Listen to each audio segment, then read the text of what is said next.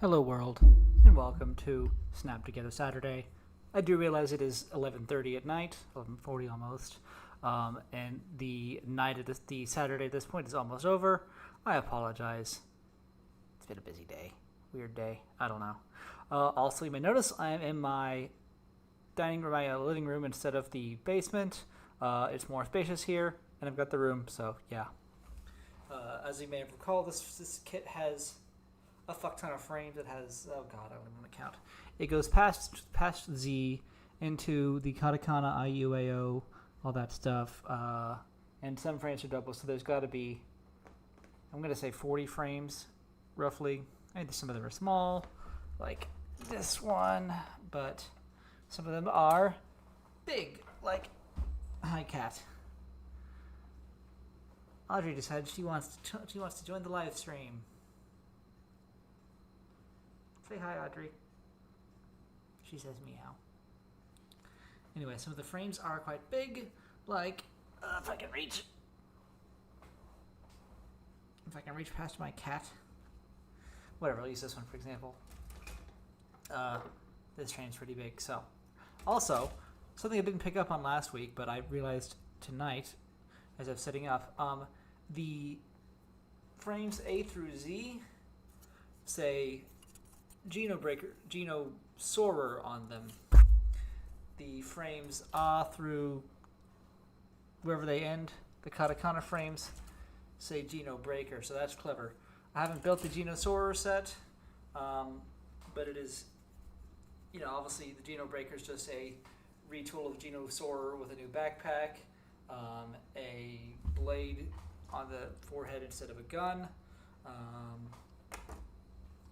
I think that's all the differences. I'd have to look at that. I haven't looked at the Geno Saurer in a while to see what differences there are. But mostly the new backpack with the claw arms, I believe, is the difference. But yeah, so anyway, it makes sense that I don't know if the Geno Saurer came out before this, or after, but obviously they had planned to make it. So in the Geno Saurer set, they have their own specialized parts, so that's pretty cool. Also, since the last time, I have acquired some new tools. I have, let me switch my views here.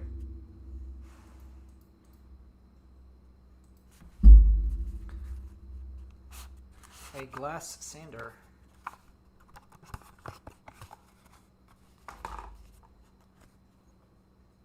I meant to clear that out. One sec, let me clean this out.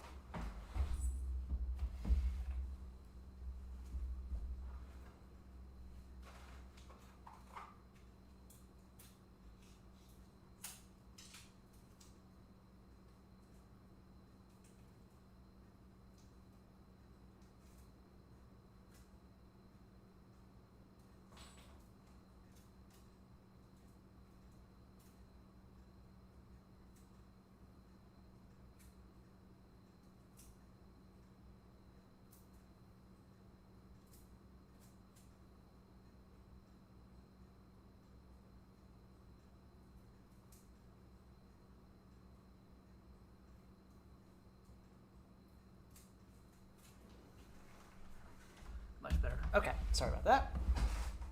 I can clean that out. Put my keyboard off to the side here. Phone as well.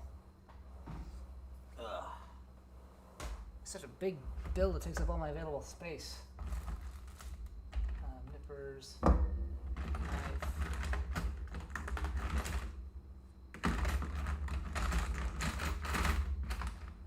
That should be all I need for tools. Tweezers just in case.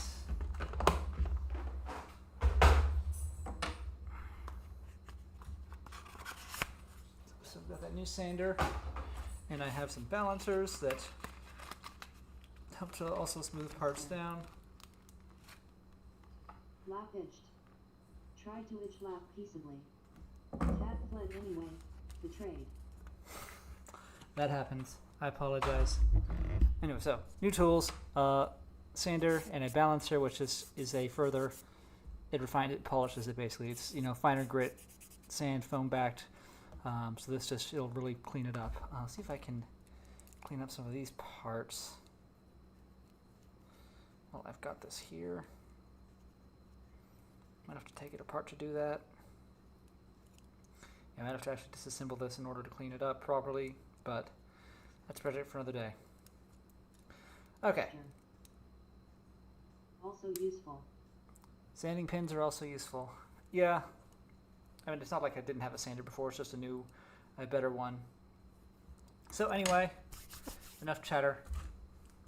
Gonna continue building the Geno Breaker.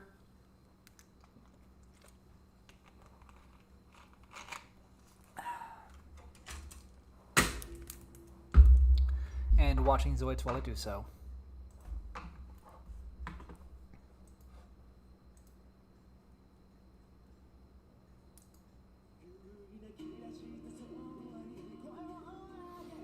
I will toss that up on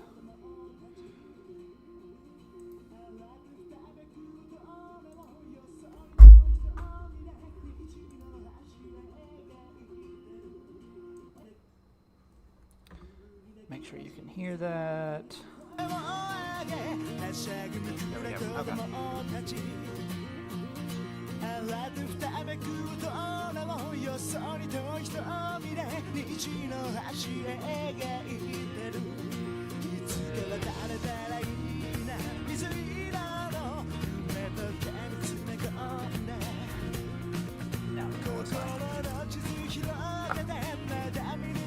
Let's look into why I didn't have the option to suggest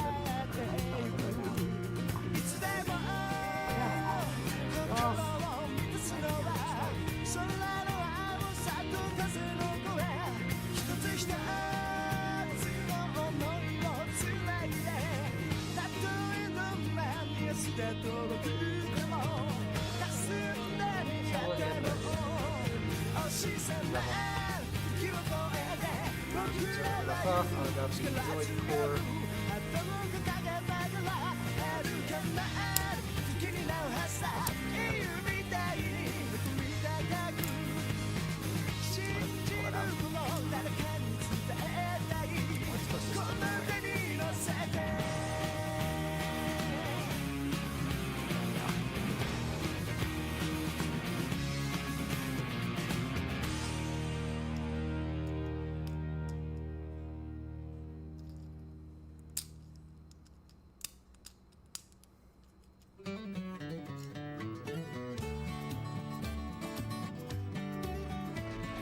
So I commented last time that there's a generic pilot figure in here. Can't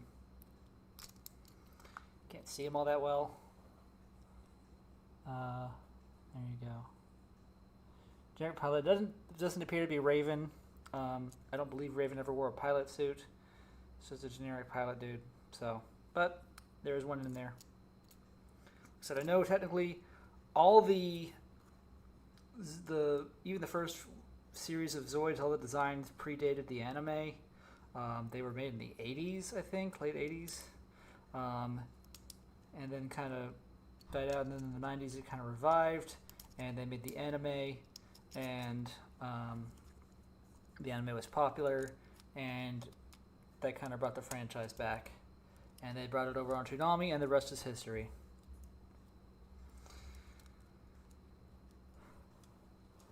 And funny, also, you may know this, the first Zoids anime that we got was not the first Zoids anime.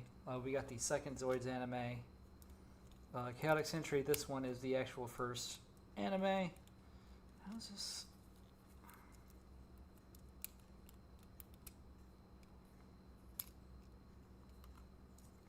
And then we got New Century Zero, which was just called Zoids, over here. And that was our first. That was supposed to actually go where?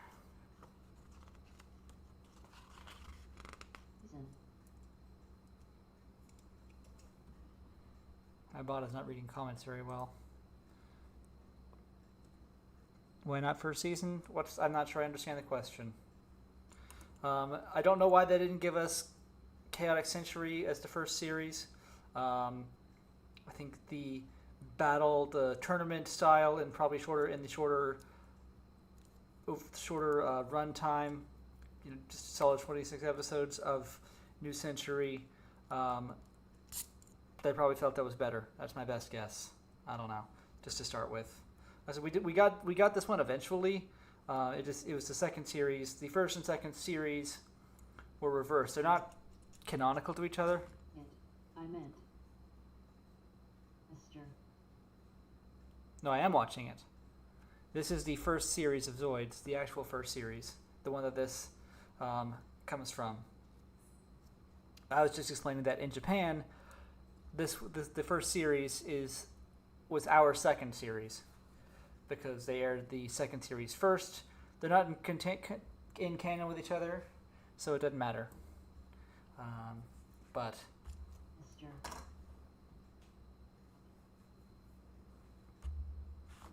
I wish this would stop doing that anyway. Let me get on with it here. I think this is all the parts that I had.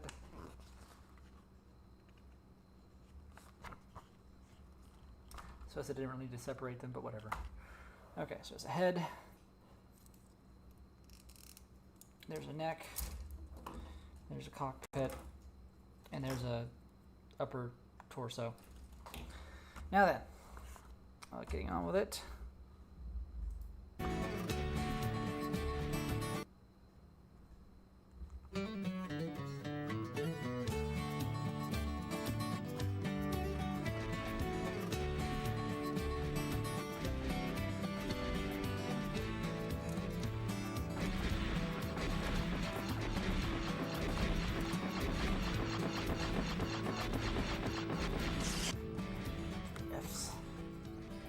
I guess it's probably gonna be a while before we're back to full strength. All right, we better find a place to camp for the night before it gets too dark. It can be dangerous in the desert at night. Huh? What? Ah! Ah! Ah! Ah! How could you do that? That was my papaya!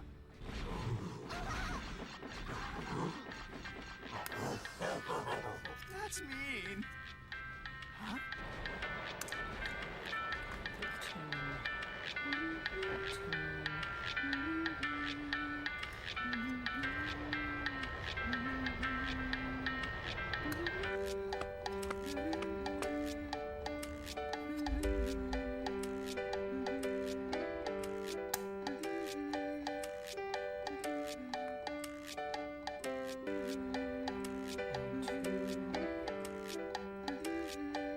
Looks like a good Zoid. Thanks. Hello. Pretty impressive equipment. Mercenary? Mercenary? Missiles must have caused this damage. Hold on! You can't just... Yeah, that's right. Hey, wait a sec! Zeke, stop that! You've gotta leave it alone. No weapons, hey? I guess he must be a wild Zoid. He can be wild, all right. I gave him the name Zeke. You're a transporter, right? Don't suppose you know a good place around here to spend the night.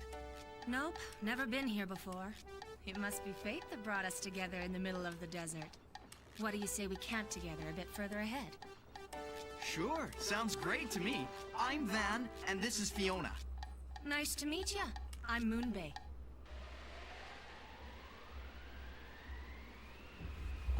There we go. Just crank up the volume of this a little bit. Daily Zombie Esther. I was thinking it might be helpful to put up a banner when you're talking BS just didn't. Because I don't always want to listen to your stuff. I guess that's fair. If I look up at the camera, it means I'm talking to you. What do you want, Badem?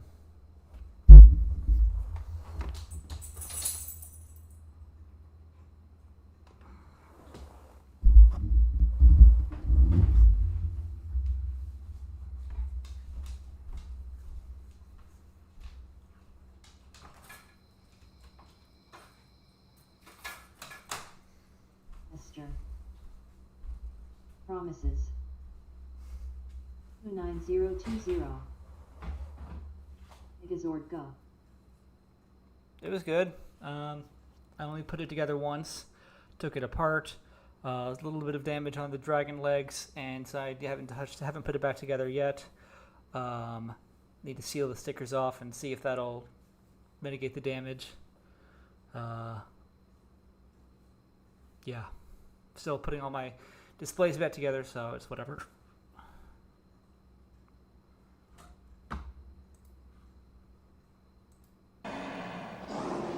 So, you don't actually earn a living from fighting then? No, I hardly have any experience in battles. Most SWAT sets I see are expensive. That's too... Yeah, this one cost me, it was like $105, I think.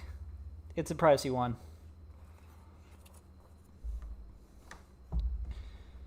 I-17. But it is big, so I think it's worth it. I think it'll be worth the cost. If not, well, I don't know. It still won't be the most expensive thing I've paid for, I guess. That honor, I believe, goes to Grand Liner right now.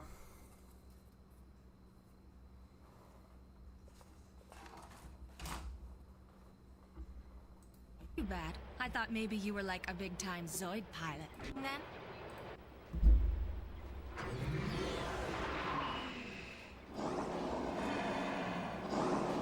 So, you don't actually earn a living from fighting then? No, I hardly have any experience in battles.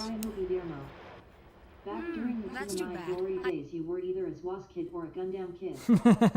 I was a Zoids kid. I didn't watch Gundam. So I watched G Gundam, but that was about it. And not even all of it, just a little bit of it. Been rewatching it recently, I got about halfway through.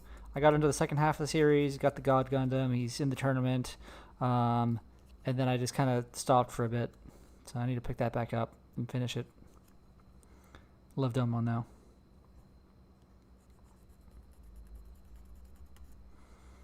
But Zoids, I was all over. I watched, I found, I want to say I got the Liger Zero even before I saw the show. I don't know.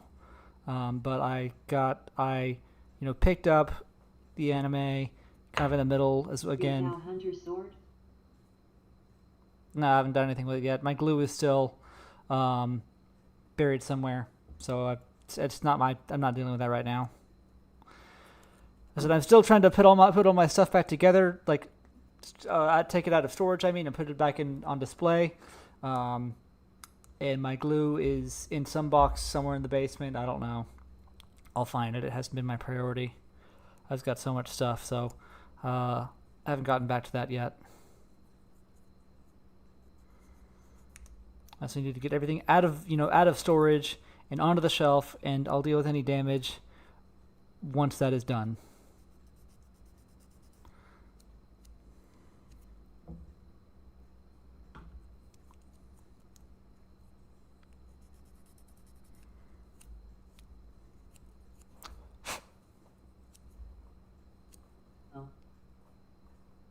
Part my Megazordo once in a while to keep them from getting stiff. Yeah, it's not a terrible idea.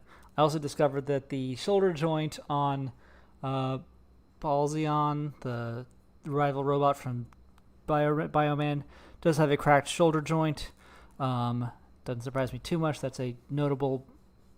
They were very stiff, and it seems to break on a lot of the figures. So this one shoulder was much looser than the others. I was like, and it looked like, yep, there's a crack.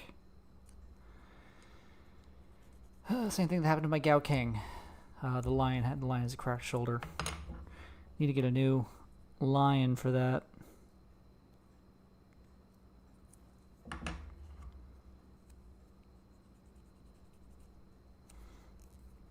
So I need to get a second Gao King set so I can build a replacement lion, and then also have the shark and the tiger to put together. I already have a second set of Gao Icarus to build a second Gao Falcon, so I can make Gao Kentaurus with the large lion. Just need to get around to that. So I just need to get a second set of Gao King. Lucky with my Megazords. Not one piece broken out of 10 sets. That is pretty lucky.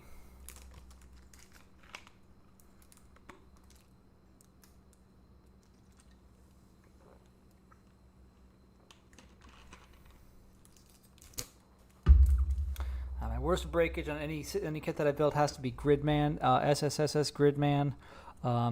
His knee joint is broken, and I have tried to glue it back so many times now that it will not stay. Anytime I try to glue it back, and then I put the leg back together, boom, it breaks again. It's just too. I sanded it down. I have done whatever I can think of to repair it. It's just not going back together. So I need to try and find another, just Gridman, not the entire set. The Dragon Zord, Delta, Astro, and Shogun Megazords all pre-built. Yeah, well.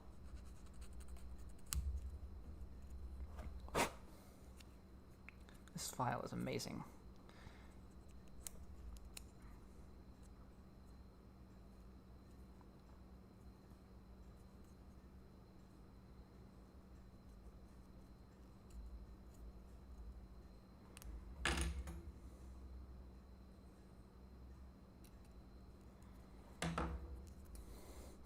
I've never bought pre-built kits. I might dabble into pre-built at some point. I don't know, but you know, half the fun of these is building them yourself.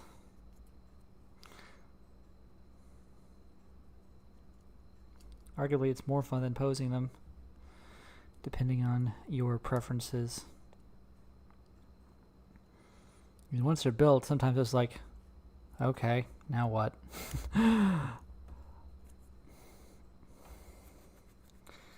I feel like Gundam's going to go that way for me.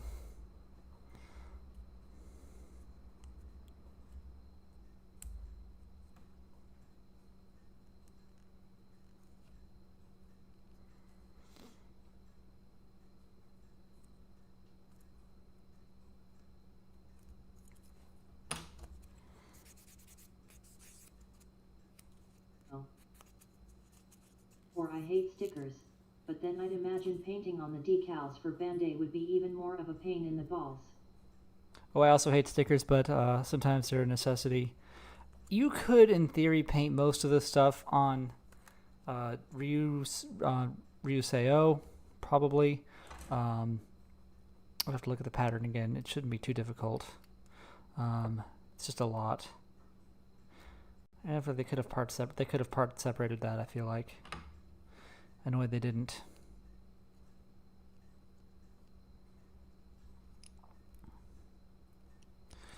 I feel like sometimes the fact that these are sold as candy toys really holds them back, because there's an expectation that they're cheaper overall and just, less. This can't be as fancy as Bandai's the Bandai Hobby kit. It's the Figure Eye Standard and the Gunpla, 30-minute missions, all that stuff.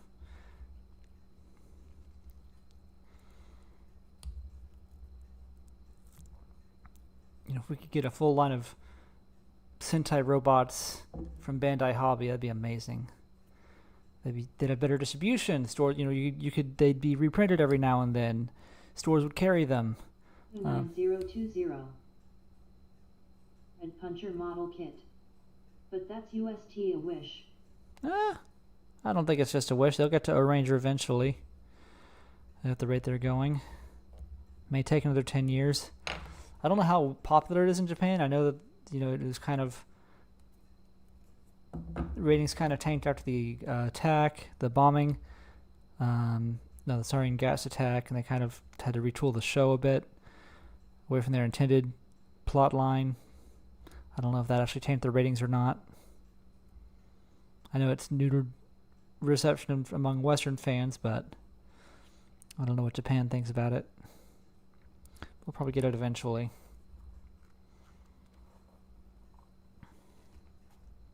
Oh.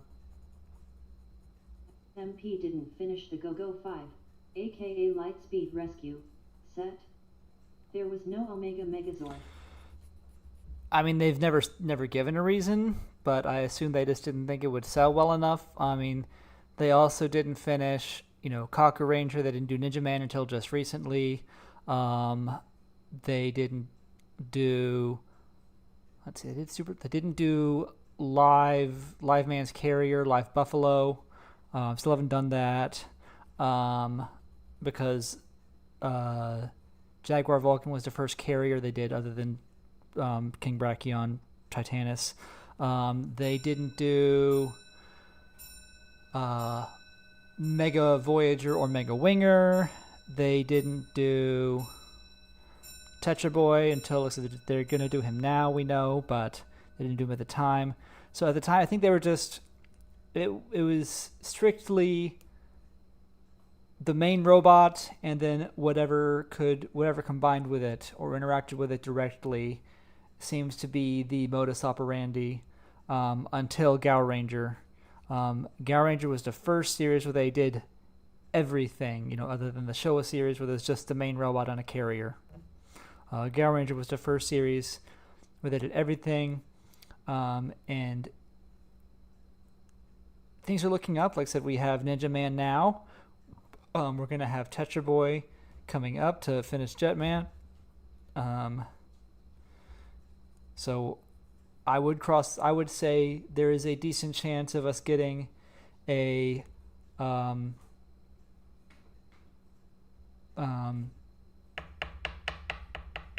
whatever they called it, Omega Megazord, Victory Mars in the future, in another year or two. I think they already did the Go-Go 5 not figurized, the Shoto Supers, but they'll find an excuse to come back to that, I'm sure. So they just got to squeeze it in with their other stuff. So now that they're committed to, they've shown an interest in revisiting the things they left unfinished. So I think they just didn't think the money would be there at the time. So there's also they haven't finished any Brave series other than Gao Gai Gar. Gao Gai Gar, they did literally everything they possibly could have done, probably, and then some. Supposed to tab that off. Okay. For Dagwan, there's so much they left on the table. Dagwan. Made. With the Turbo Megazord and Rescue Zords. The Car Ranger, aka Turbo Zords being made with the Turbo Megazord and Rescue Zords. Yep. I said they'll get to them eventually, I'm sure. Car Ranger's pretty popular. It's funny. Funny series. I've watched a little bit of it. Very zany. And I'm not a big fan of the way it looks. That robot looks, honestly, I think the Turbo Megazord is a downgrade, in my personal opinion. But the Rescue Megazord or VRV Robo is it's hella good. I got to play with that as a kid. I never owned it, but I played with other people's, and I loved that one. I thought they could turn into dudes.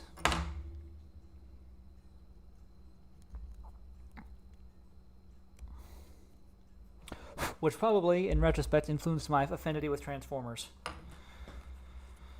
Okay, let's put this together.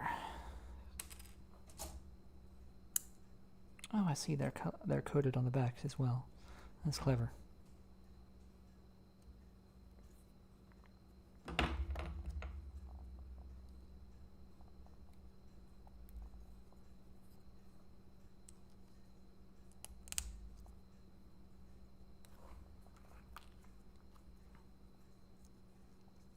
Oh, I missed a tab there.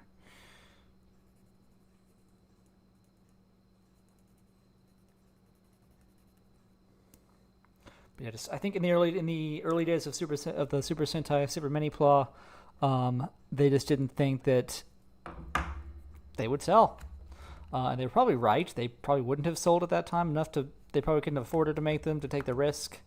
So Titanus only existed because Jew Ranger, they were able to depend on Bandai or Bluefin to distribute them to America as Power Rangers. They knew Power Rangers fans would lap that up. Was I not supposed to? Shit.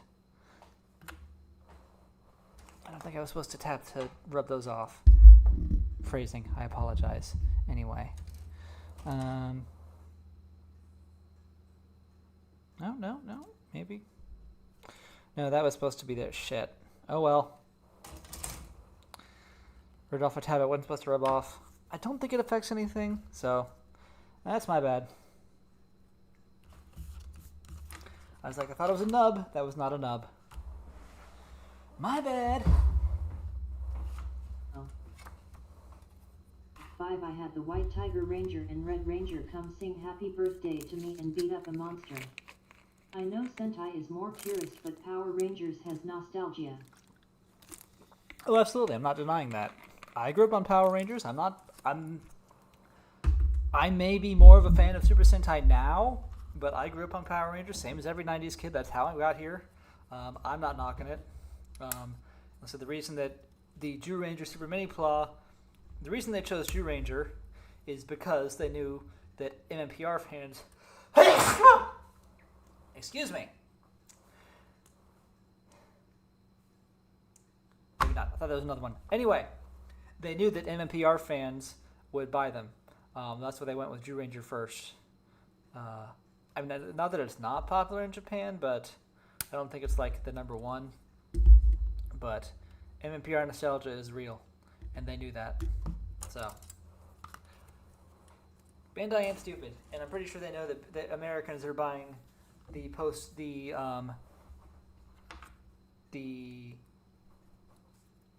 Ranger SMP kits as well, especially the ones in the Zordon era, the Kaka Ranger and now Die Ranger sets, Mega Ranger as well.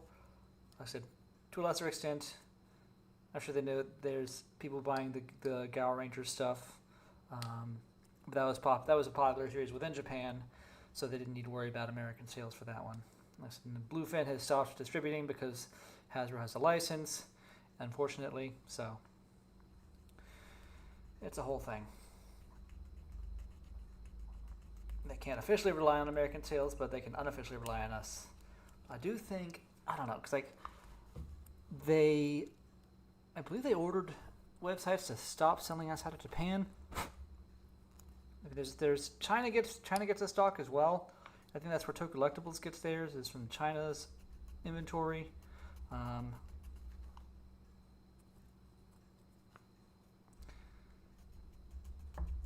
think that one is allowed to be distributed internationally, but Japan's inventory, they want to stay in Japan because they only make so much, and they told like some websites not to sell them internationally. I know they did that with Gundam, because you're able to get Gundams from Bandai Hobby International, whereas Premium Bandai doesn't sell the Shokugan kits to us, unfortunately. So it's hard to be a fan outside of Japan.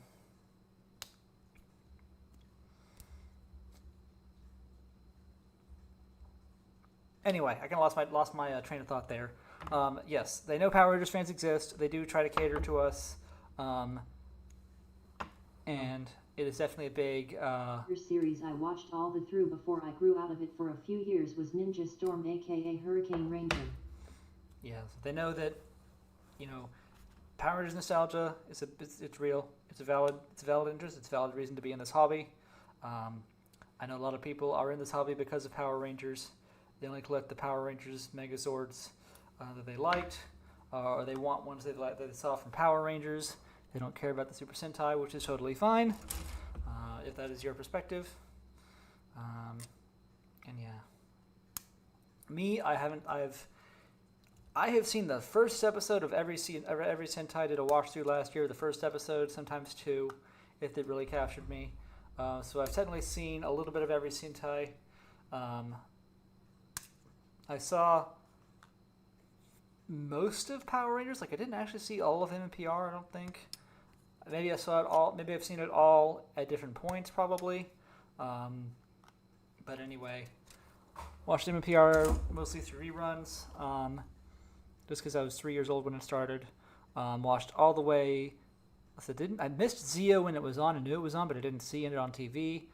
I saw MMPR replays. I saw Turbo. A little bit of Turbo on TV, and then Turbo's about when I started watching, or Space is about when I started watching live as it was airing. Yeah. And I watched through. I stopped watching in. Technically, Mystic Force was the last series I saw all the way through.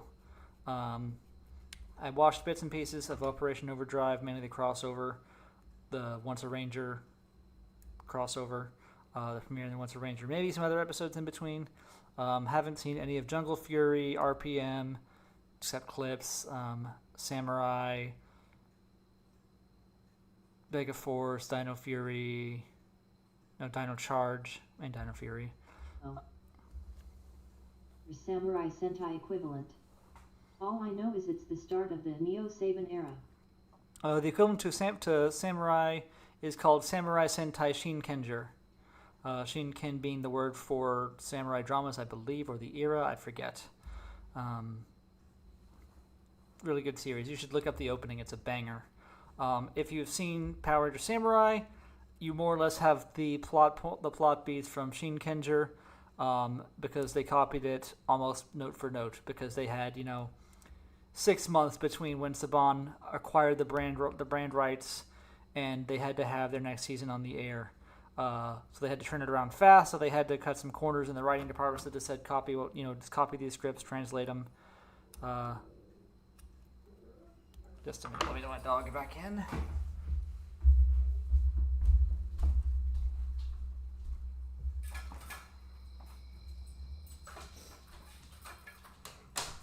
Silly dog.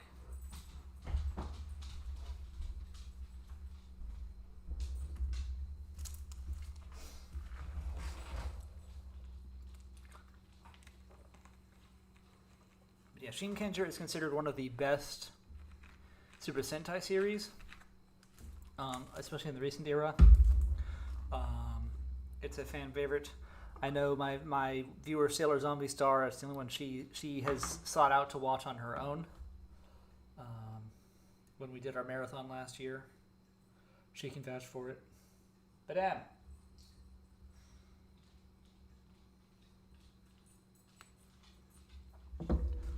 I watched a little bit of Samurai, not much. Like I said, I just haven't really watched Power Rangers since Mystic Force, because that's when I started watching. I'd watched Maji Ranger as it was airing, halfway when it was airing, and that just kind of made the jump at that point. I was watching Bokenger, I was really not feeling Power Rangers anymore, so I just made the switch. And I don't know, I want to go back and check them out again. I just haven't found the time. It is what it is.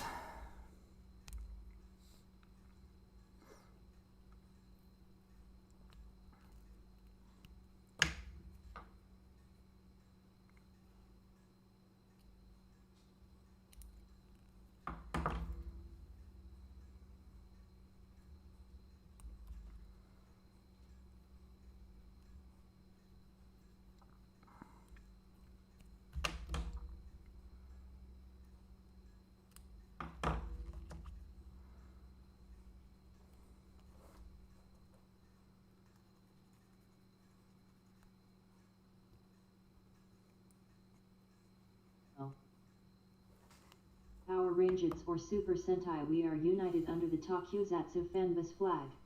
Yeah, not enough time Bennett has anything to say about it. Oh, I don't want to throw shade. I just find his remark about Power Rangers needing to move away from Tokusatsu is a bit funny, because whatever. Hi, Kat. You here to help? She says yes. I'll be a good helper. I'll be a good helper. I'll be my lovely assistant. Oh,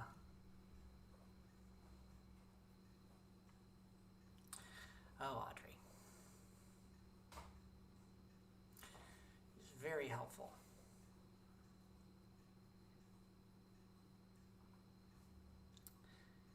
You're very helpful, not in my way at all. Oh. Be a big mistake. I think they could do better than doing. I don't know. They do. It's been 30 years. It's still seen as a joke. A lot of people are like, Power Rangers is still going, so I get that. I agree. They probably need to reinvent themselves a little bit. They just need to find a good balance that works for them. I don't mind if they go all original footage. I'm fine with that. if that's what they feel they need to do. If Hasbro gives them an adequate budget, that's gonna be the big thing, is if Hasbro gives them enough budget to do that.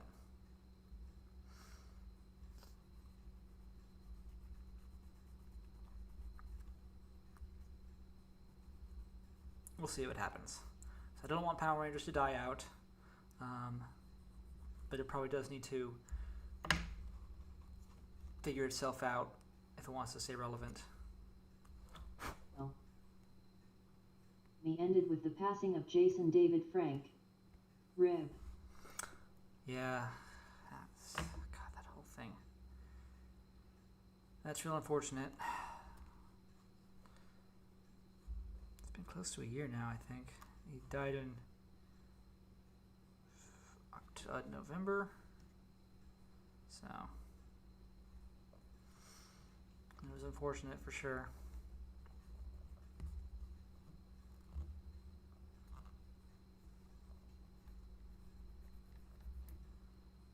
I never got the chance to meet.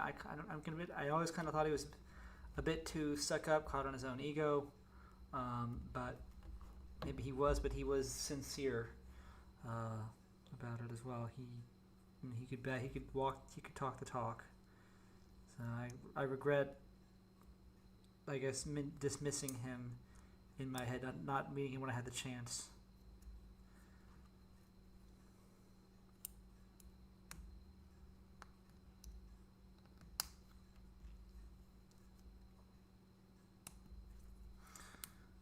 Okay, let's go there, and then piece K1, H-I-J,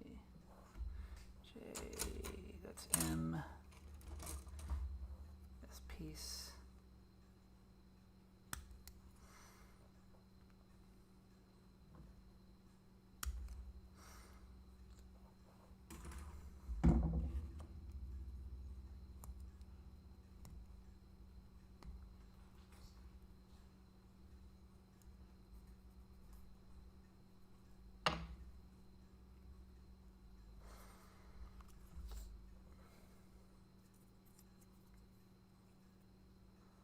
Very clever how they've got these keyed so you put them together in exactly the right spot. That's clever. They've got like an L-shaped indent in there or an I-shaped indent just so you can put things in the right spots.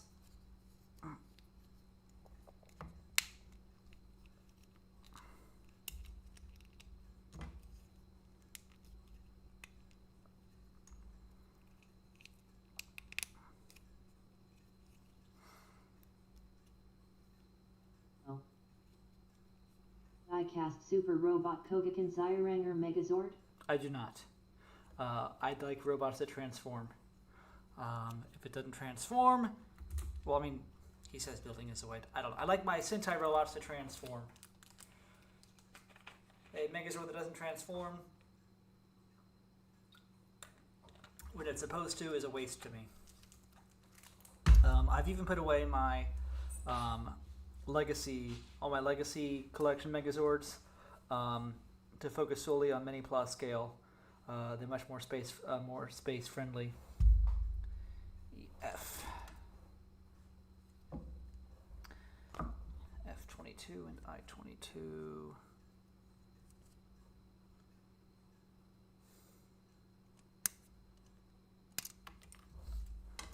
GHI. It's J.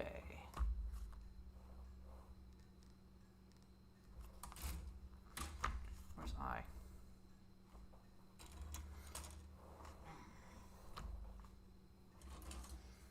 This is I. I22.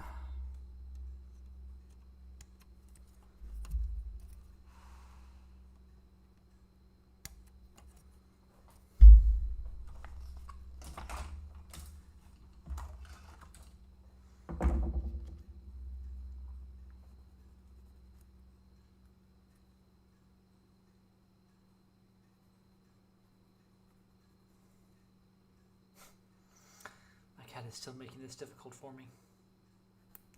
Yes, you're very helpful, Joy. Joy. You're not Joy. Audrey. Big it would be if they made a model of Serpentera. Probably would be impractical. Oh yeah, I mean, if they make Serpentera, he's going to be out of scale. He has to be, because in scale, he can literally step on Daimugen. So, assuming Daimugen is about this big, Tor Daimugen, Tor is about this big. Daimugen would be probably as high as my ceiling, which is what, 15 feet. So yeah, he'll be out of scale. They might make him, I think about a foot and a half, 11 inches is about as tall as they've made SMP kits. So he could be that big, but I don't see them going much bigger than that.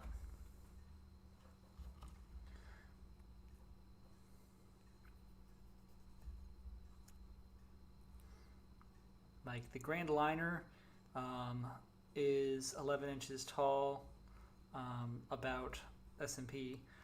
It's huge, by many plus standards. The Gao robot,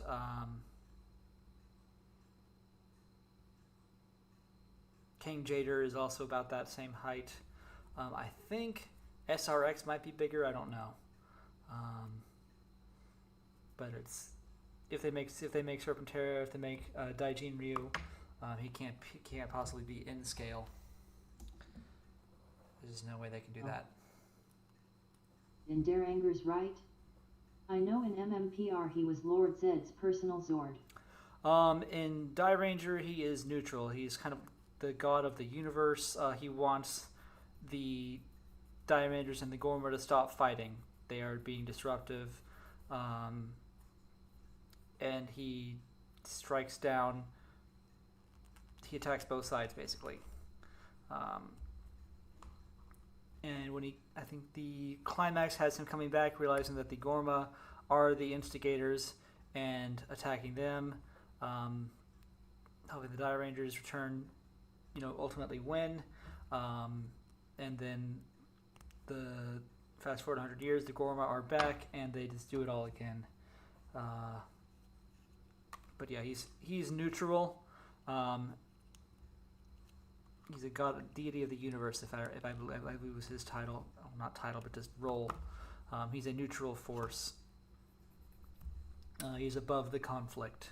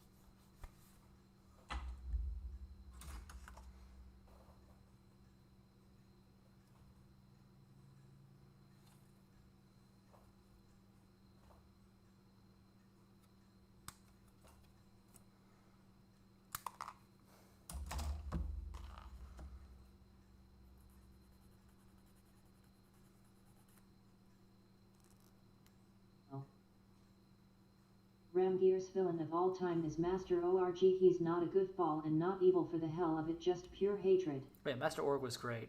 He was very fascinating villain. I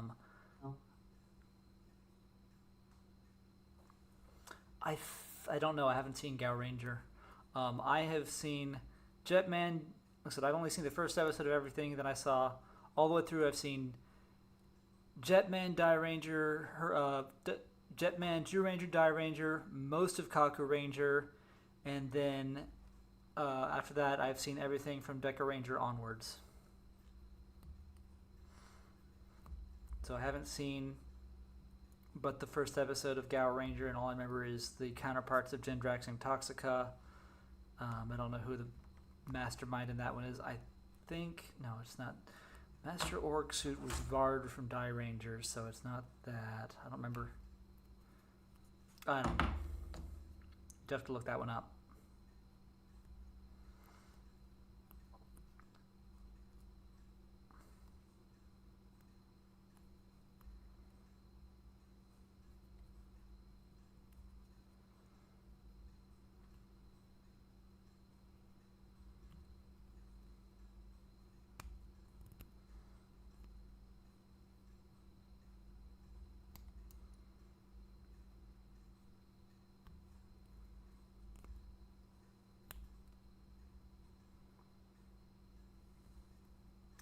My favorite villain is probably Rancic.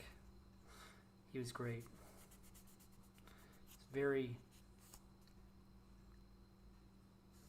vile, but you could understand kind of where he was coming from. The world had betrayed him.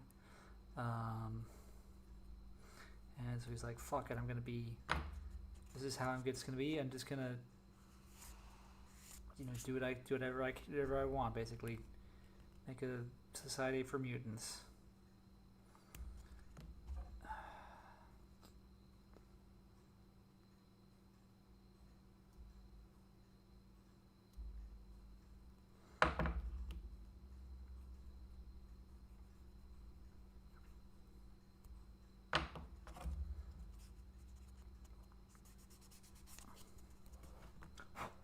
And Vernon Wells was a total badass playing him.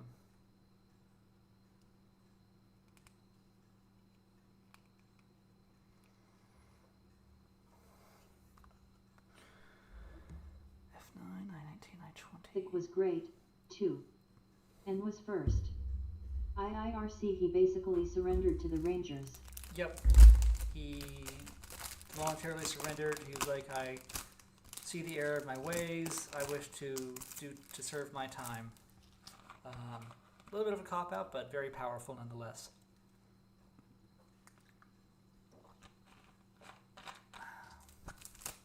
F9.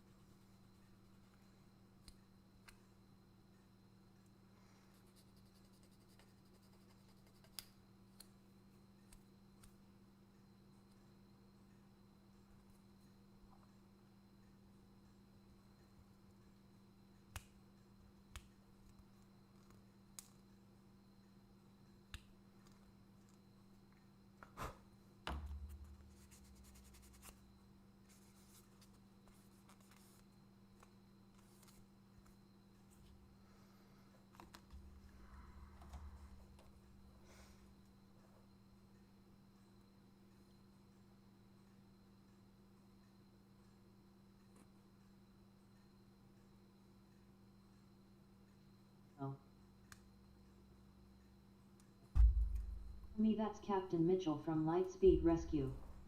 Basically Zordon, but a human, and was willing to go down with the Aqua base. He's definitely a good one. Favorite mentor?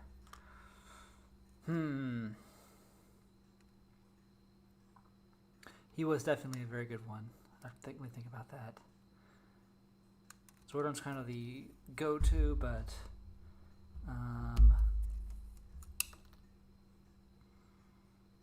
let's see. Miss Fairweather was pretty good as well in that same series.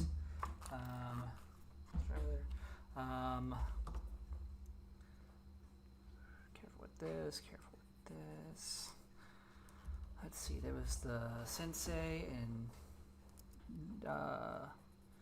Princess Shayla and Wild Force. The Sensei and Ninja Storm, Tommy and Dino Thunder, Kruger and SPD. Might have to go with Kruger. I don't know. Captain Mitchell's definitely a very, very, very strong mentor, strong character. But I think I gotta go with Dougie Kruger. Both in Japan and America, he's badass.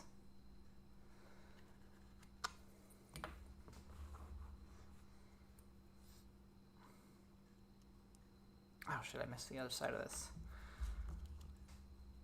You need to go out again, dog. You just want something to do. You want to run around? I'm sorry I didn't get to walk you today. It was raining.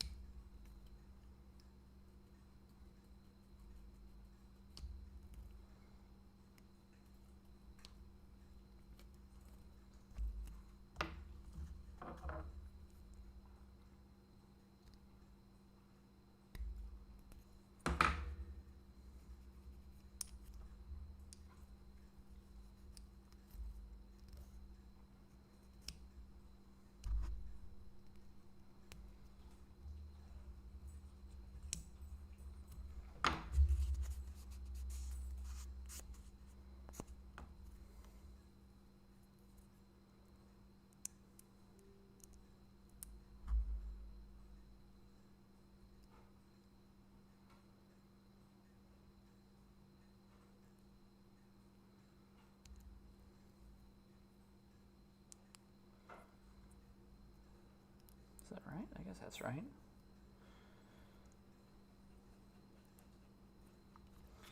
And that goes under here. Very interesting. What's that gonna do, I wonder?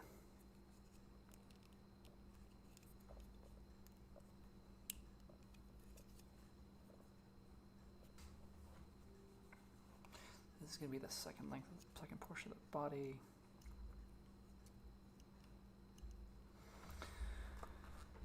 10, 11, 20, 21.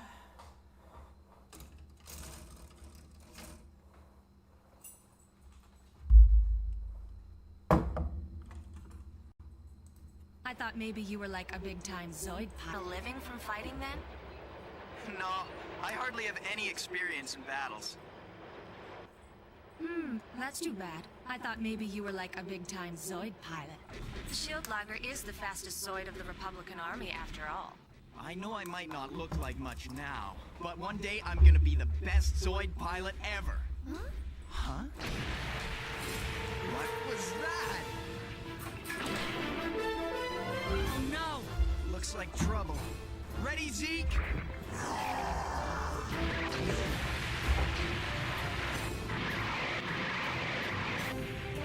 Come on! Zeke, get in the Liger!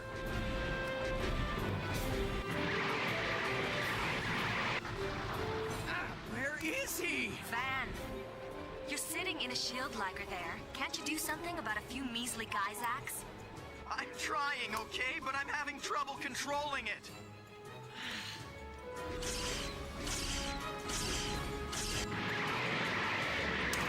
Oh boy, I need Zeke to work the combat system.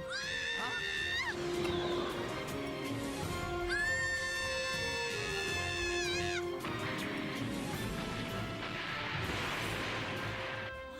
I thought I told you not to travel unarmed.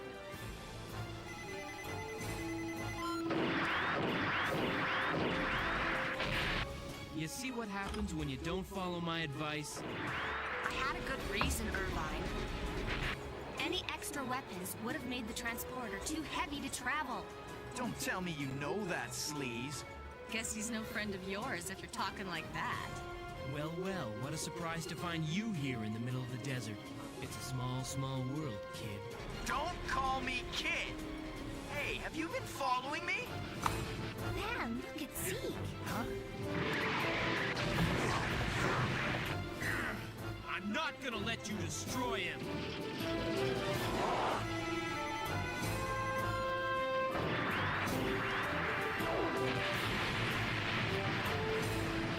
Zeke, are you okay? Way to go. Looks like he's avoided any damage.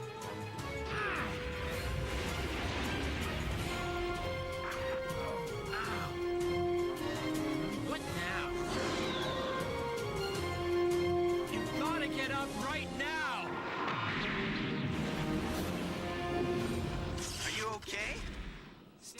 of it. Sure you don't need help? You've got a lot of damage. Hey! Huh? I found a great place to set up camp.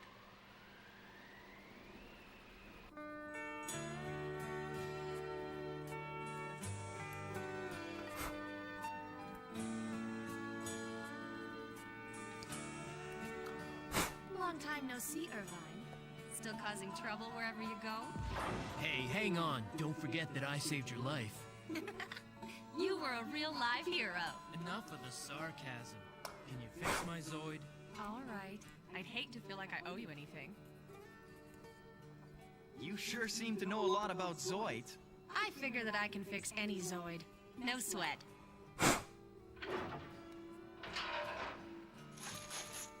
What's the point of looking in there? The damage is all on the outside. Don't worry. With any luck, I won't need to install any new parts. By modifying the system just a little, I can improve the Zoid's ability to recover by itself. It's a little trade secret I learned. Recover by itself? Wow! There we go. Moonbay? Huh? I know. You want me to look at your shield, Liger, too. Yes! You're the best, Moonbay! After I'm done, we should have some dinner. I'm a pretty hot cook. Irvine, you gonna join us? Irvine? Does he have to?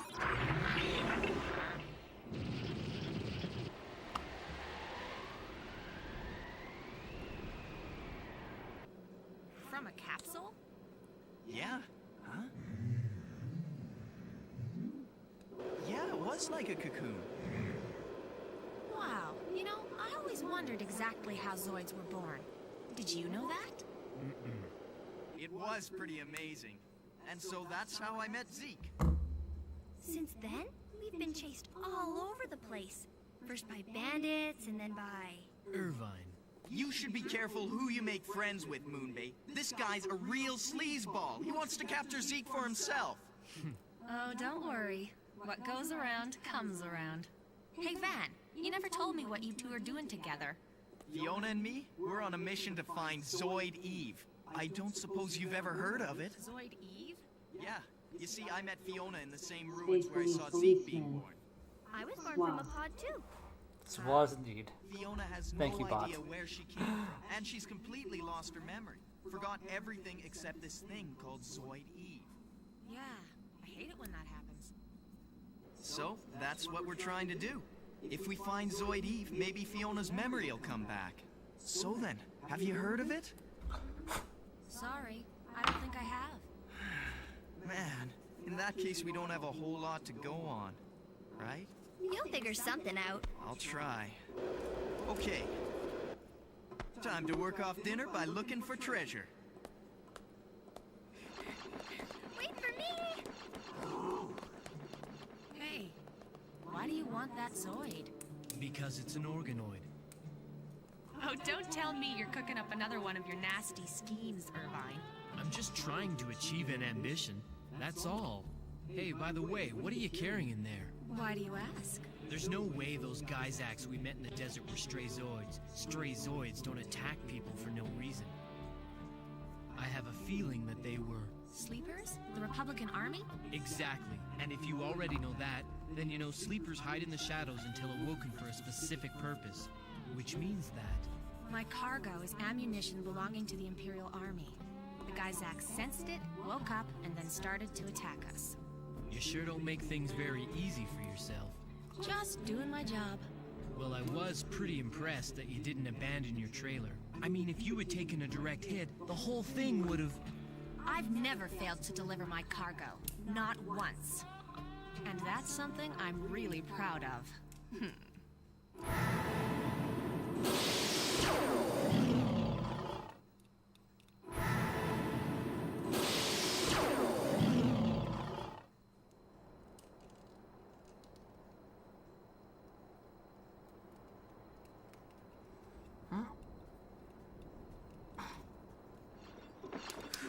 Can't find anything here worth salvaging. What's up? It's nothing. I just wondered if these ruins helped you remember anything. They're kind of like the ones where you were born. Sorry, no. No big deal. Let's go inside.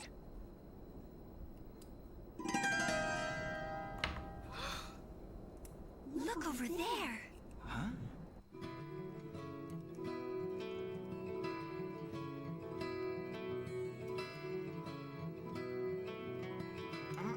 Get on there.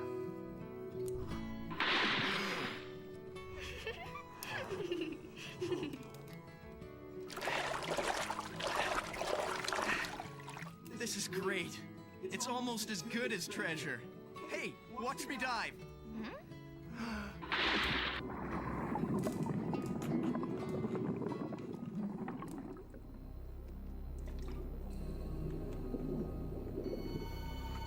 The remains of a Zoid?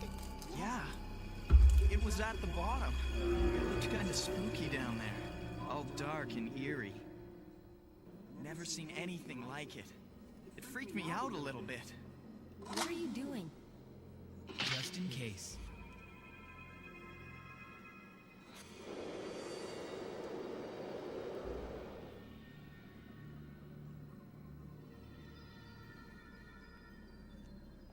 What's the matter? Something wrong, Fiona? Huh? It's nothing. Then go to sleep.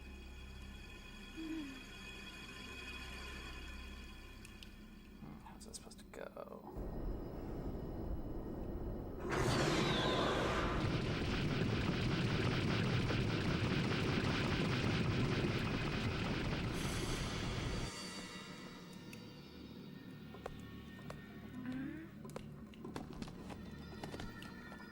It's not fitting right.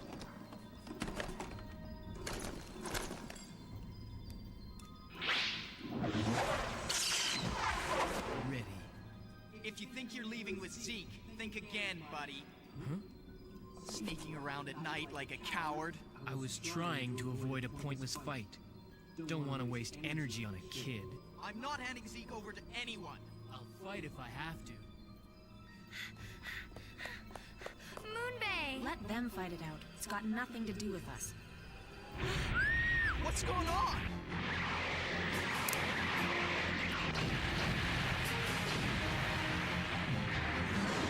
There's nothing to do. There.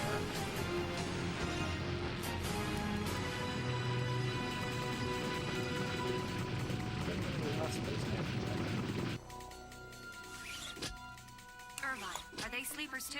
Yeah, sure looks like it. They wanted to surprise us with a dawn attack. What are you talking about? Aren't they strays? It's a sleeper trap. The Gysax we fought in the desert were just decoys. They want... Something's not fitting right here. Okay, that goes over.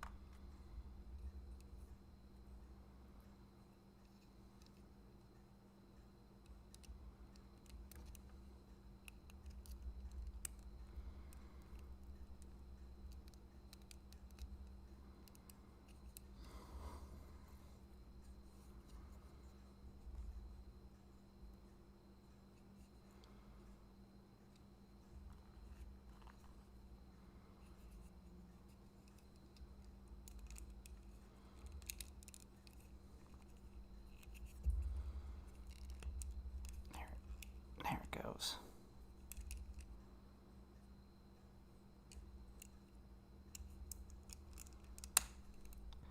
There we go. Okay. Took a little bit of finagling there. wanted to lead us into the ruins where we could be easily surrounded. The Zoid remains that you saw in the water was probably one of their victims. What? Hey, Zeke! I'm out of here. See ya! This might put an end to that little fight of theirs.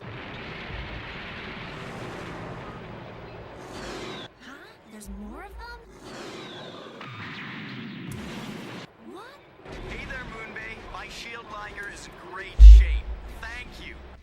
But if you go, I can't return the favor. My, the kid wants to protect his new friend. How sweet. Be quiet, Irvine. I made you that dinner, remember? And it was delicious. I think she likes me.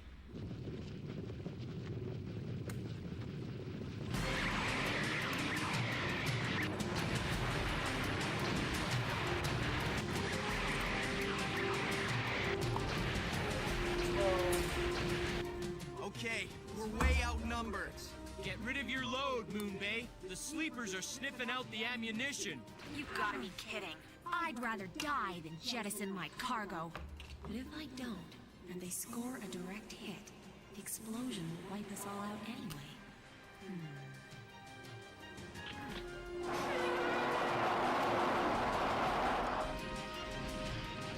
What's she? I think it's better if I do my own thing. Huh? Sorry, I don't have much faith in you guys to help me out. I should be able to manage these guys on my own. See ya! Moonbay! Hey, don't be a hero! Come on, guys. You know that this is what you want.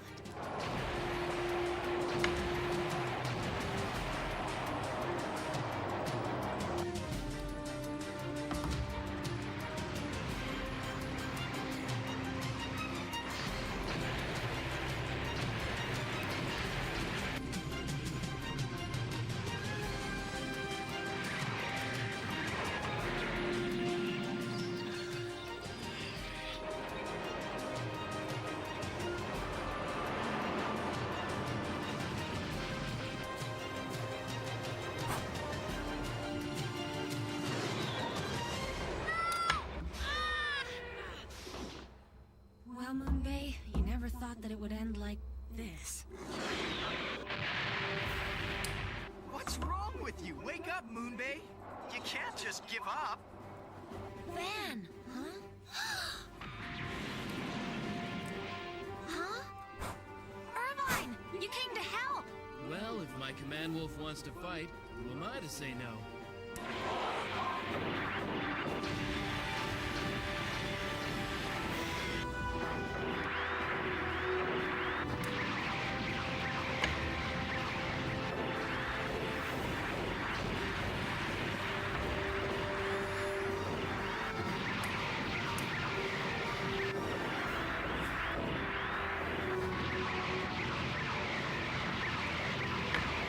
You're doing well, but I hope we have enough missiles. If you run out, you can still use your teeth and claws. Hey, I don't need you to tell me that.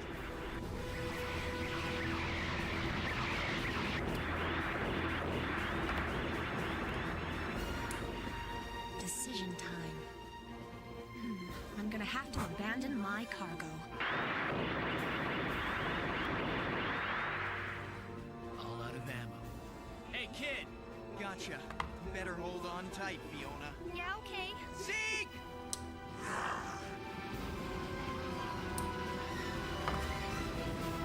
Right. Are you two still alive? Moonbay? Turn around and run as fast as you can, okay?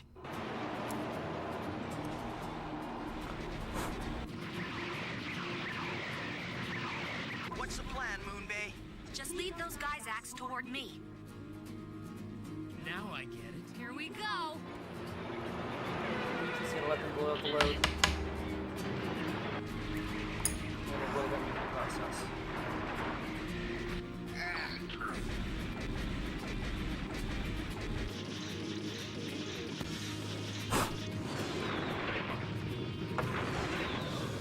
Yes, now just get out of here fast.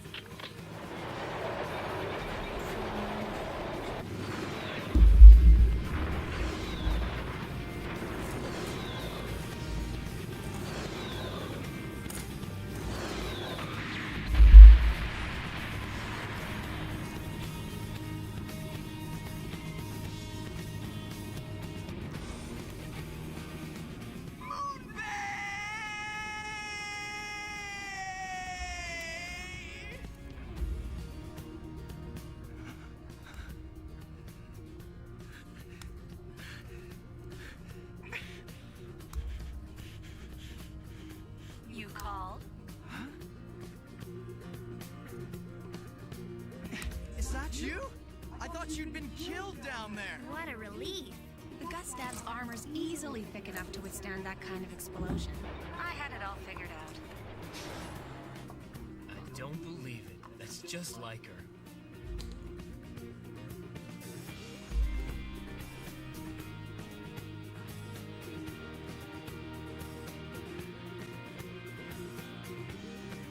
Hey kid, you did pretty good. I was almost impressed with you out there. But that doesn't mean that I've given up on taking your friend Zeke. I'm not a kid! I told you my name is Van, and I'm never gonna let you have Zeke. We'll see, kid. What? And don't come back, you maggot! Well, I suppose we should get going too. Not so fast. This is gonna cost you quite a bit. Huh? What do you mean, huh? I had to sacrifice all that valuable cargo in order to save you, let alone all the repairs I've got to make to the Gustav. You don't look like you've got any money. How about you pay me some other way? But what can I do? From this point on, you can be my protector. Hope that's okay. It doesn't sound like I have much of a choice, but I guess we owe you big time, Moonbay. Maybe she can help us in the search for Zoid Eve. Okay, I'll take the job. How about I make some breakfast? Sounds great!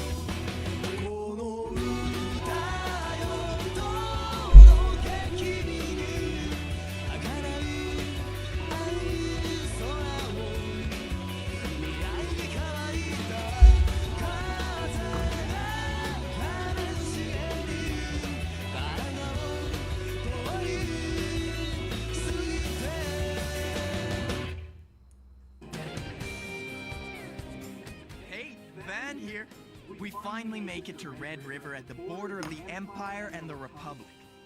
But we end up getting captured by a Republican officer called Herman. He thinks we're spies. I mean, do we look like spies to you? You gotta be kidding. Zeke, you gotta help us break out of here. Next time on Zoids, jump, Zeke! See you on the battlefield.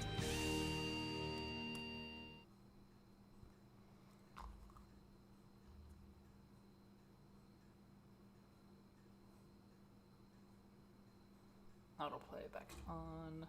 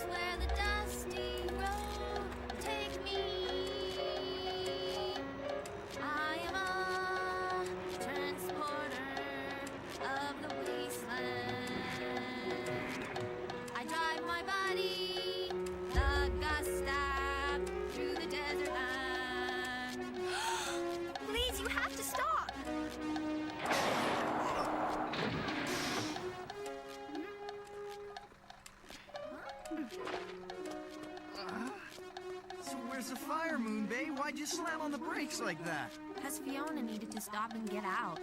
Maybe a certain someone's snoring was starting to get to the poor girl. My snoring's not bad. It was probably more like your singing. Thank goodness. You almost got yourself squished. Tobe, Jiku.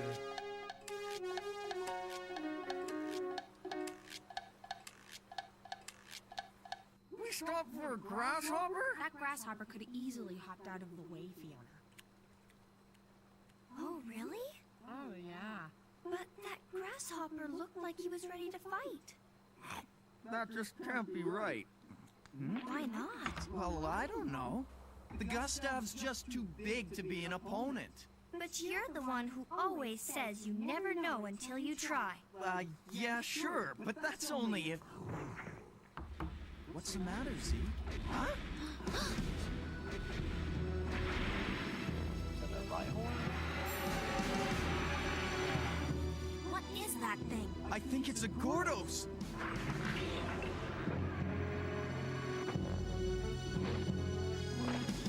Check their load, men. Sir. おっと動くな。無駄な抵抗はするもんじゃない。ずいぶんと大げさな強盗だね。ゴルドスで人の晩飯を狙うなんてさ。笑えん冗談だ。俺は共和国軍レッドリガー戦線の第一中隊隊長。Stay right where you are. So what's the deal? What does a Republic... Can I turn on?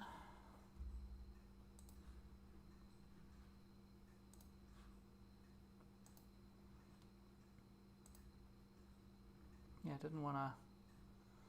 An army captain want with us? There were some serious explosions over by the ruins up ahead. Our vital sleeper Gysax were completely wiped out.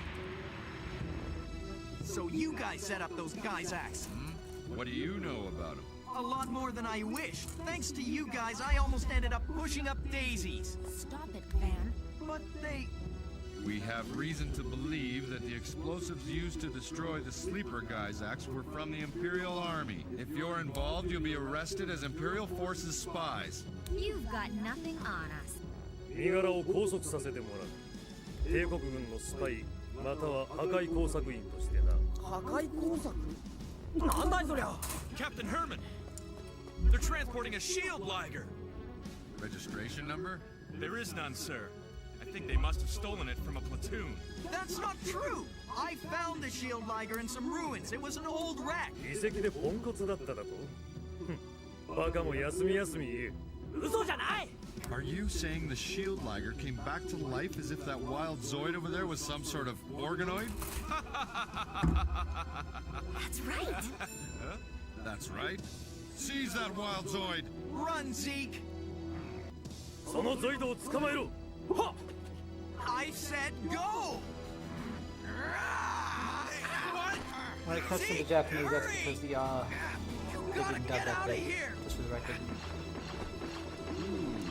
You risk your life so your Zoid can get away from us. I had to cut a few minutes of each episode for Konami. Just for time, I think. Settle down! That's enough. Okay, sir. Place them all under arrest and send them back to the base. Sir! You're getting very sleepy, all right? Good. There's no talking our way out of this. Yeah, but don't worry, Moonbay. At least Zeke got away. Look at the size of this place. The Republican Army has more Zoids than I would have figured. Check out all the guards. We're not gonna have an easy time busting out of here. Yeah, no kidding. If we're gonna have any chance of escaping, we're gonna need some help.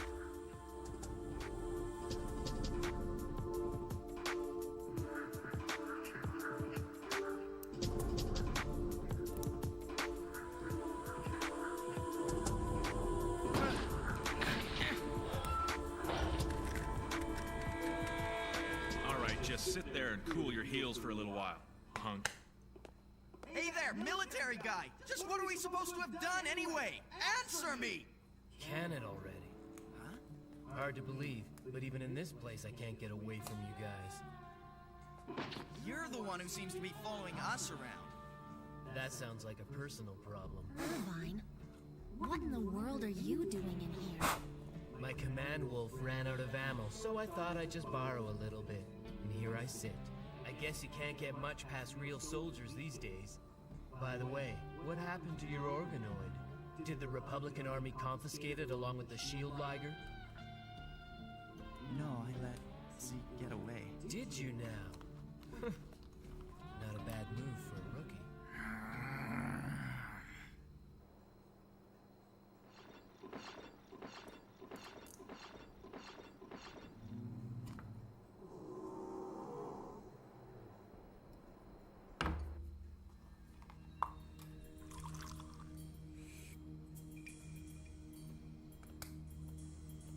Excuse me, Captain Herman?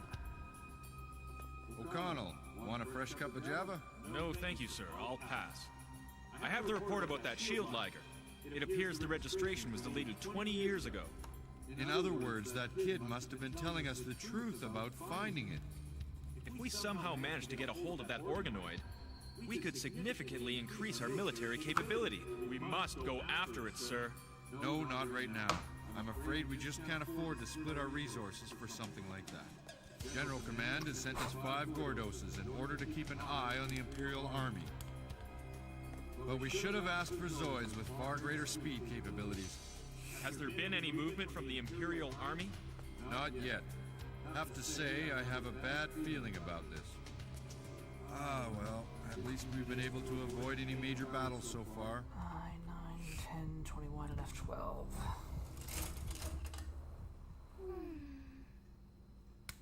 Irvine, don't you think the soldiers here are acting kind of strange? Oh yeah, they're way more keyed up than usual.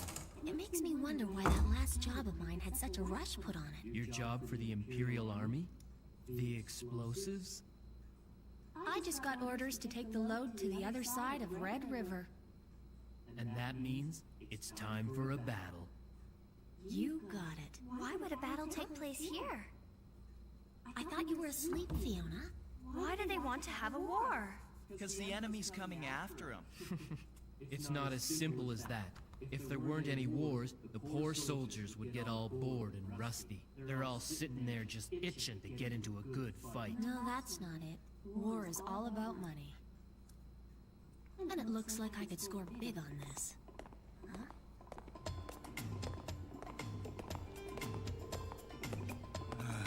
Well, kid, that story of yours checks out.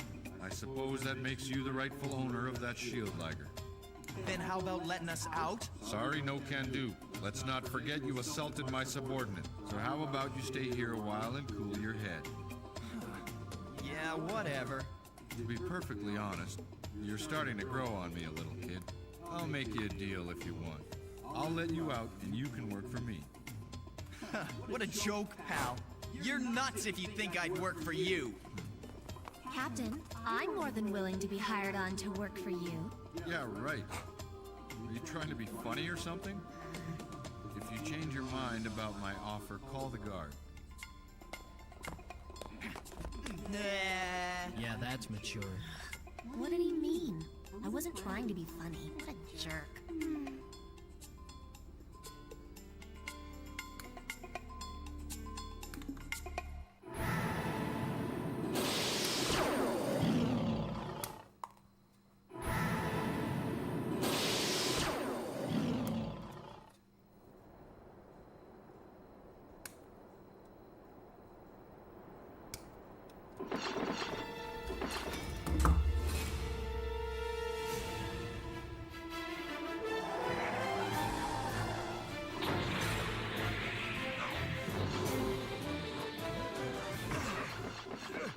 Stop where you are! No, wait!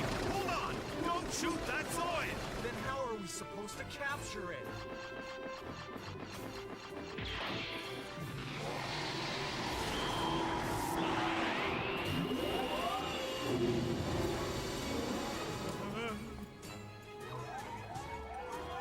Report! Are we under enemy attack? That kid Zoid has just shown up. It's running amok all over the base in the Shield Liger. What? Stand by for combat. Prepare to mobilize the terraces. Yes, sir. Did he come to rescue his master? That's one awfully loyal Zoid. Impressive. What's all the noise at this time of night? This is our big chance, kid. Say what? What do you mean? Stand back. What is that? Irvine?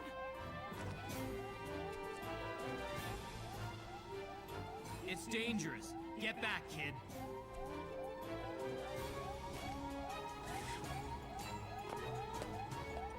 This should do it.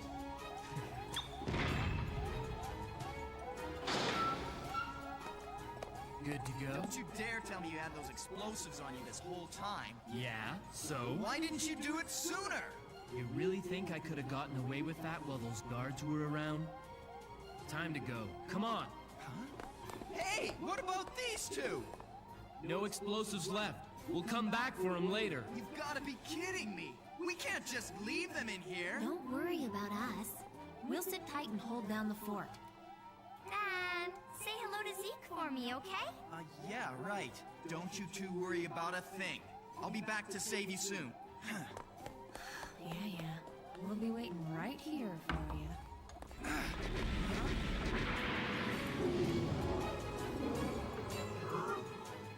Zeke! You came to rescue me! All right. Good luck getting out of here,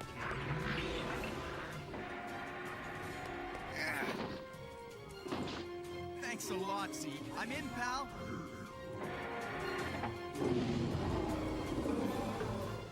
All right. I'd say I've more than outstayed my welcome here.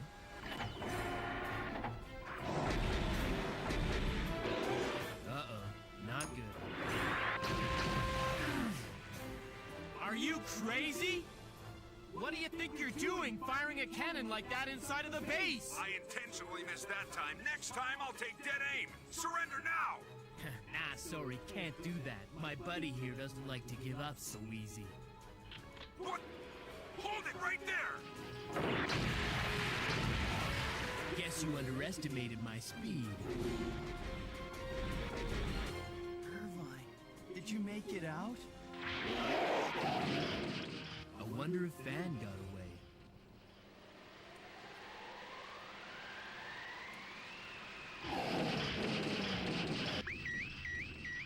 Terraces? Are those for us? Those guys sure put together a pretty serious battle group here. This is Wing 1.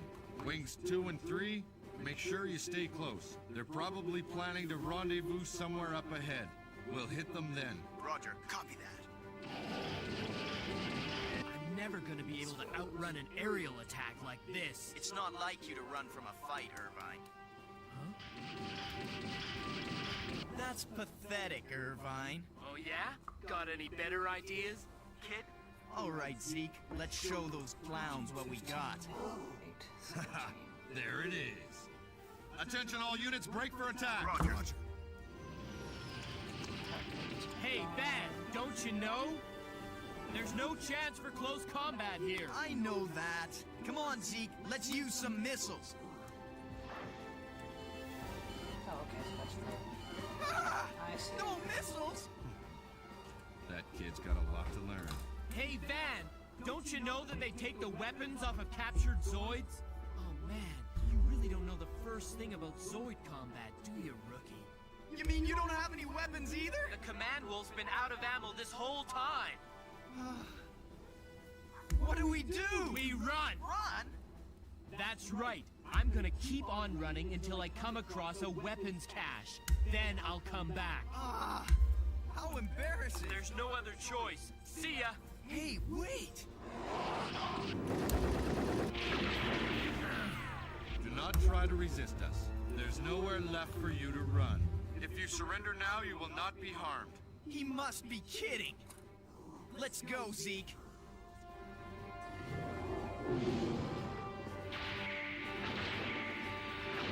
What on earth are you up to, you crazy kid? What? How can a shield Liger move like that? No way! Impossible! Let's get him, Zeke!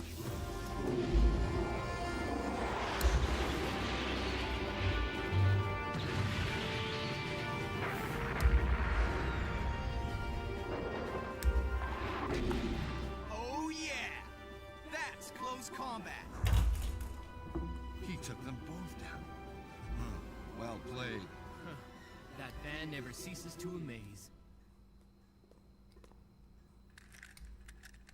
Out! So, you plan on taking us hostage and getting it Van that way, do you? I told you to get out, and no stupid stuff. How rude. A tough guy, pointing a gun at girls. That's enough, funny girl. あんまりお手入れしてませんね、この銃。うるさい Fiona, quick! Grab the gun! Do you really think you can get away with pulling something like this? Actually, I have a proposition for you. You're planning on attacking the Imperial Army, aren't you? That's nuts. What are you talking about? Like you don't know. I promise you I won't say anything. I just want to make a deal. A deal? A deal?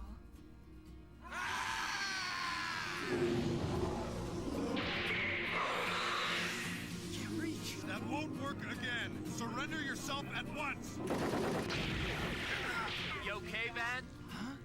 Irvine? I have an idea. Leap up again. Why? What's your idea? Just do what I say! All right then. Okay, go, Zeke!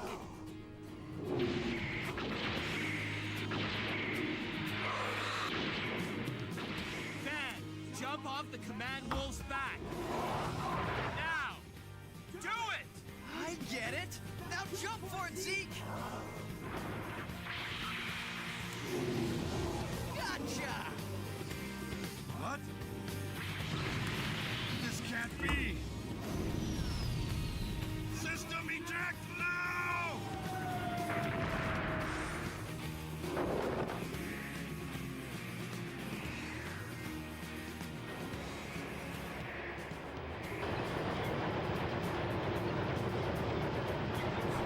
That's the Imperial Army's forces.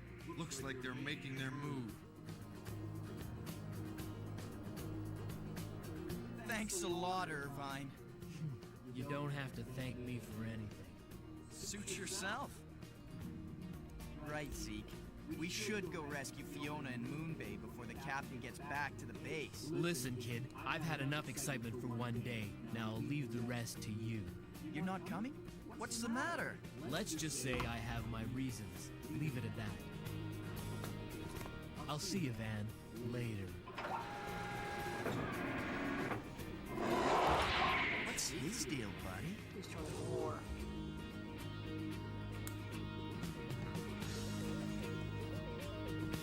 There, so we have a deal. Later, I'll get the other two as well. You're sure? You think you can do this? The Imperial Army's forces are 3 times more powerful than our own. Well, I'm sure it'll work out. How can you act so casual? Our forces are on the verge of being decimated. You never know until you give it a shot, right? What? Hey, look, you're just gonna have to trust us. If it doesn't work, then you won't have to pay us a thing, okay? Who exactly are you people supposed to be, anyway? I am a transporter of the wasteland. Huh?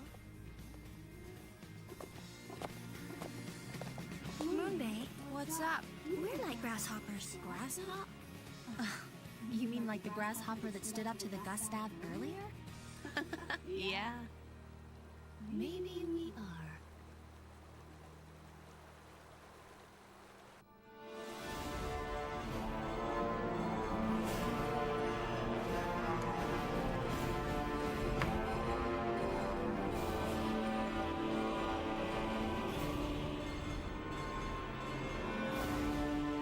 Attention men, company salute!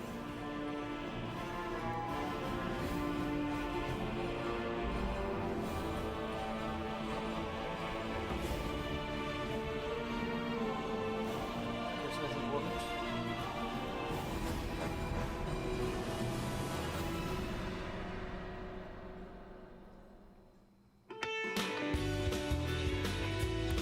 Not if I can.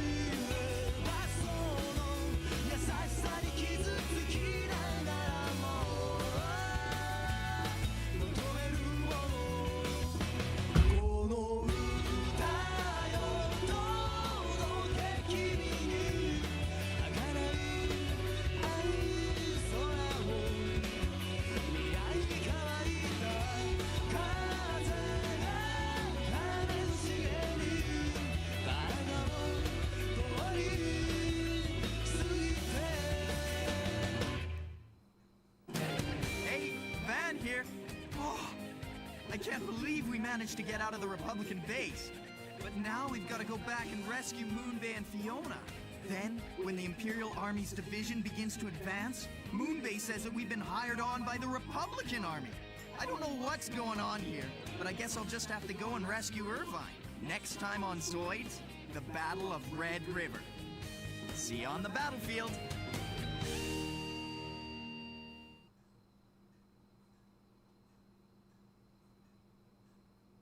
Sailor Zombie Esther.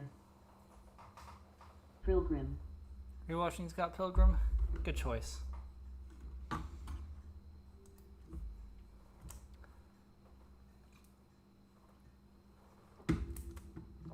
Say hi to Alan. I mean Michael Sarah.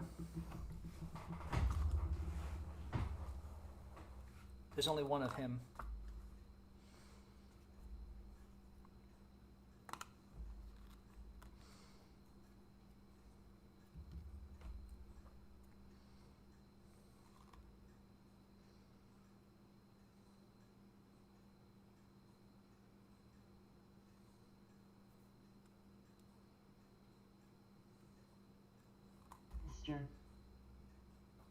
Wallace / Key Ryan Cullen. Fair.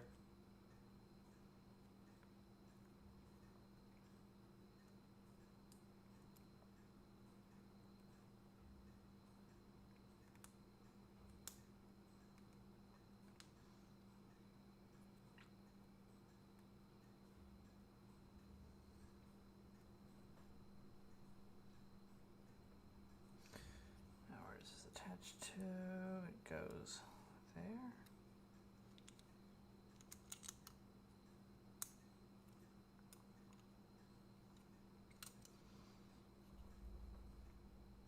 Oh, there, okay. I see, okay.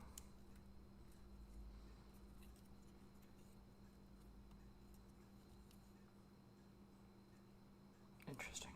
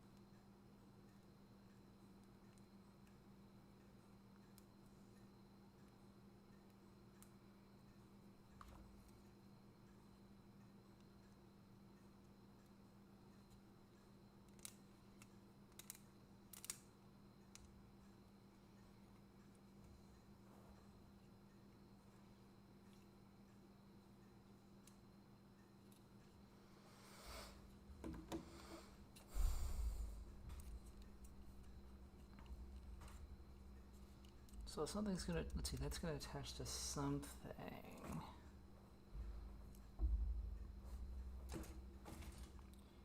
Oh, I see, that's gonna go there, okay. That'll attach to that. Okay, so we're making progress here.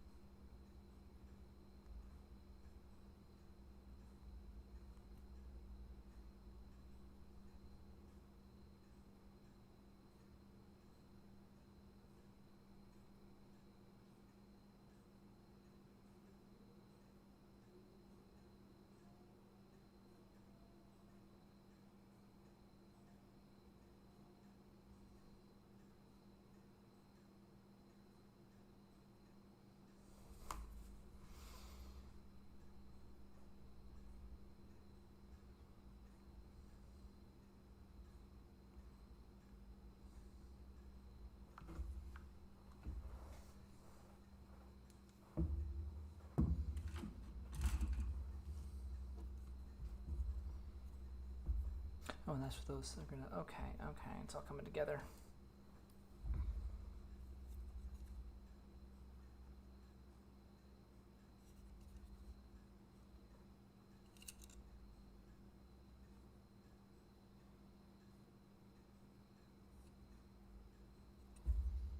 That'll probably go in there.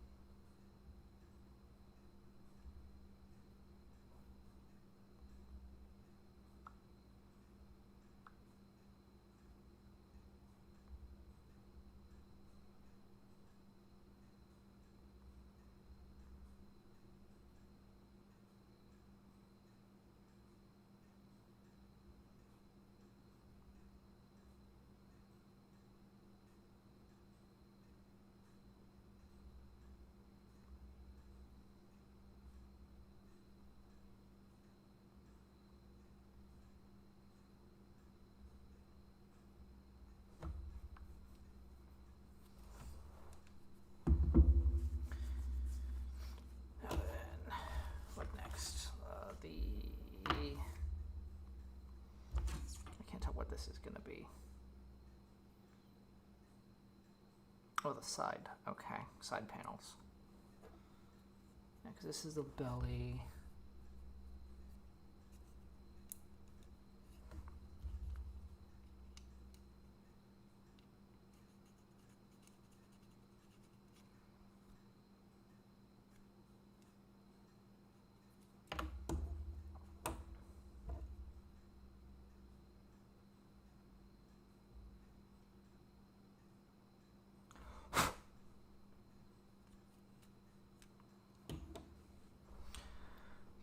H20G407.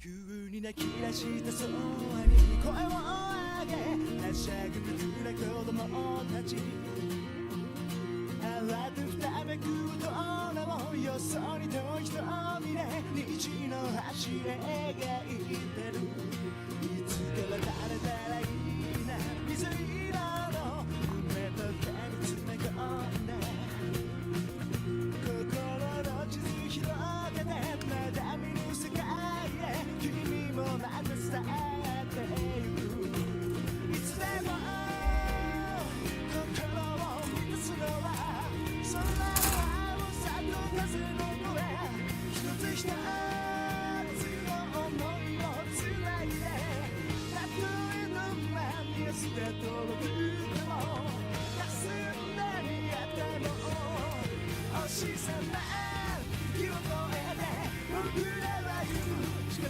強く頭を掲げながら遥かなる敵になるはずさ英雄みたいに振り長く信じるも誰かに伝えたいこの手に乗せて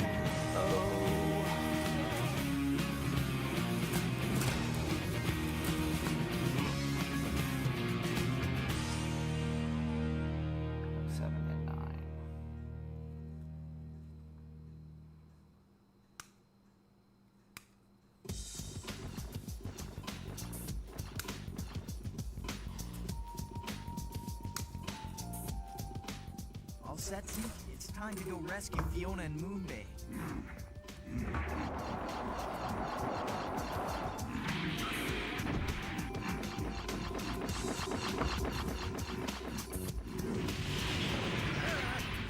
Fiona! Moonbay!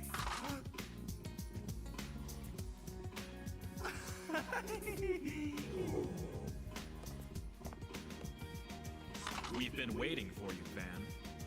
For me? That's right. Huh? Moonbay, Fiona! You okay? Nothing to worry about, Van. We've just signed up to be workers for the Republic. What?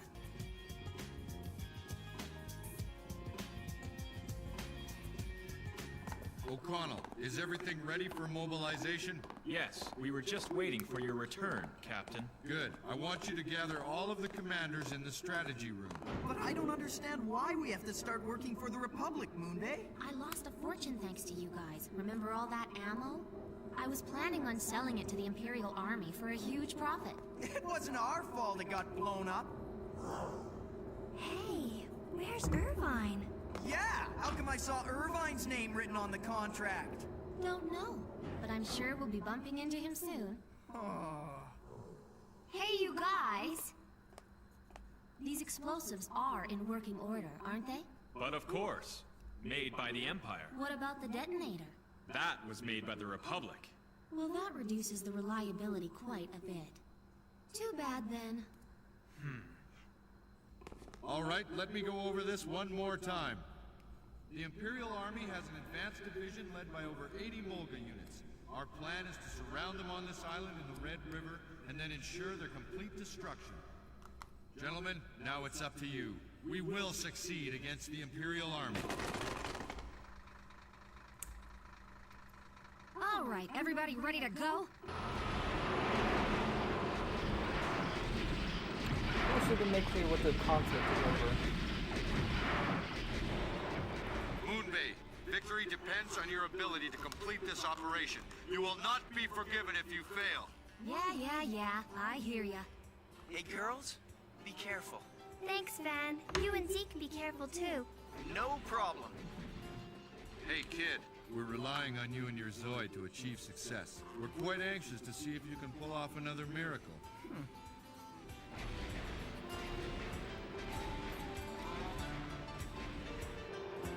Hey, Moonbay, how come you're taking the long way around? How do you know it isn't a shortcut, huh?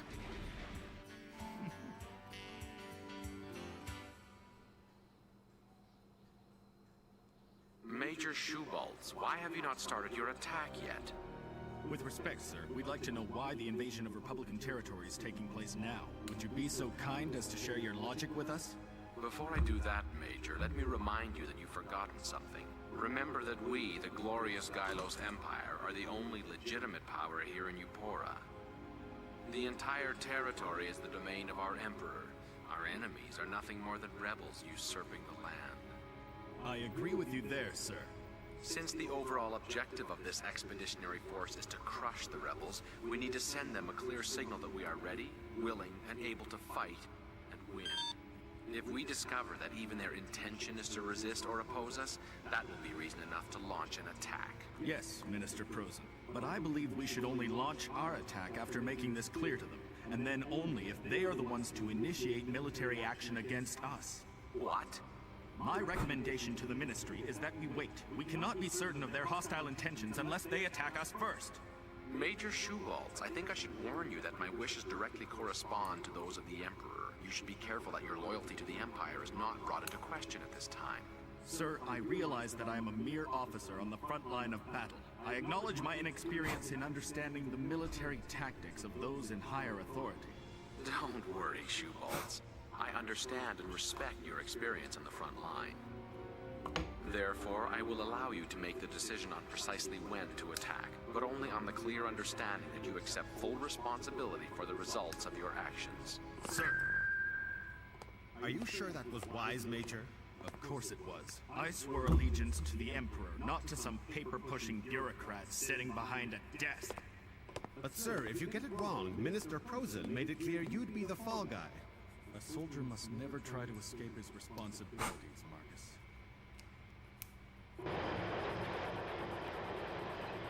Where are we going? We're heading along the Red River. There's a bridge a bit further up where we can cross to the Imperial side. You're gonna change sides again? No, we'll just make it look that way. Once we're in Imperial territory, we need to go to the bridge at Dragonhead called, what's it called?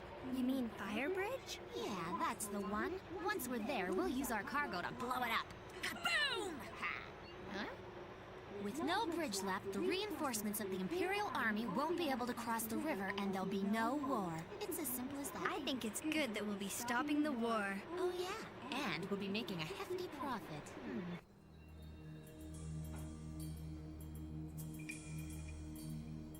Ha! This is just like a showdown at high noon. Showdown? I thought this was a war. It's just an expression, kid. Whatever. Why are they sitting there? I mean, when are they gonna attack? Captain Herman, it appears that our reinforcement units will not be able to make it until the morning. Yeah, roger that. Well, it looks like we'll have to deal with this all by ourselves. Huh? There's a Rhyhorn. All units to remain in position until ordered. Major, get inside! They might shoot you! Then let them. At least if I were to get myself shot, then we could get this battle underway just like the Minister wanted, without all the waiting.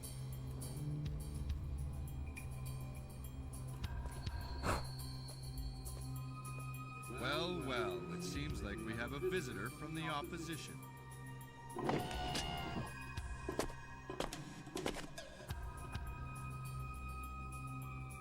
What do you want?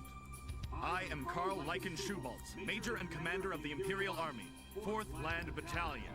And I am Rob Herman, Captain and Commander of the Republican Army, 1st Platoon Red River Line. Captain Herman, I have a little question for you.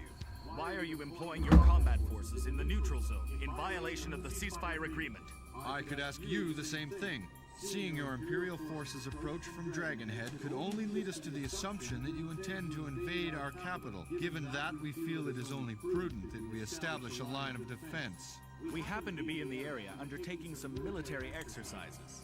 We have no intention whatsoever of attacking your capital. I see. I presume you will be leaving as soon as you've finished your exercises? All right, we'll just stick around until then, Commander. Captain. Captain, are you certain about this? Yeah, a little standoff could be fun. Captain Rob Herman, quite a challenge. I find it interesting that a successful officer like Schubaltz doesn't obey orders very readily. Oh, what was your name again? Yes, my name's Marcus, Minister Prosen. Marcus.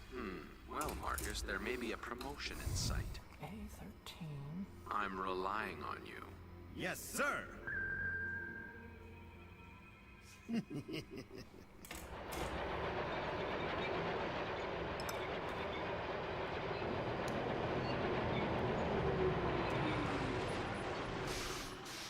Hey there, I'm here with a delivery of goods for the Imperial Army's Dragonhead forces. You're a bit late according to this.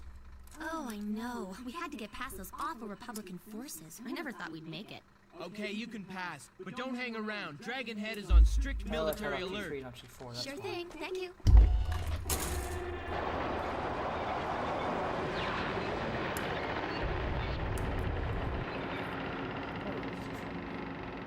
They really should have warned us about the bridge being weak.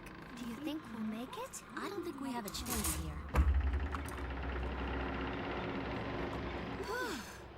Wow, we made it, Moonbay. Hey, don't sound so surprised.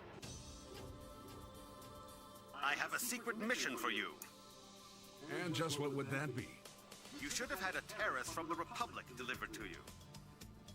Yes, we have. Use it to attack our forces. You want us to attack our own side?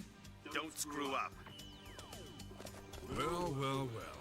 It looks like they want to use us to rally the troops. I don't mind going. We can't trust anyone else if they happen to get shot down. Thanks very much, Viola. If a major war breaks out, we can always return to the Empire. Not a bad plan, huh?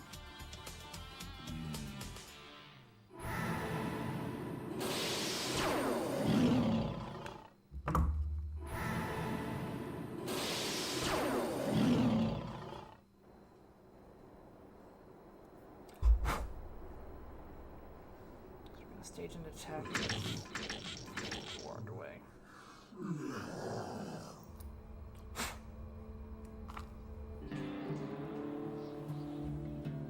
At this rate, even when the Republican reinforcements arrive, they won't have anything to do except sit there and watch each other until it's time to leave. It looks like the commanders on both sides intend to do nothing but wait and observe. Didn't even like hit the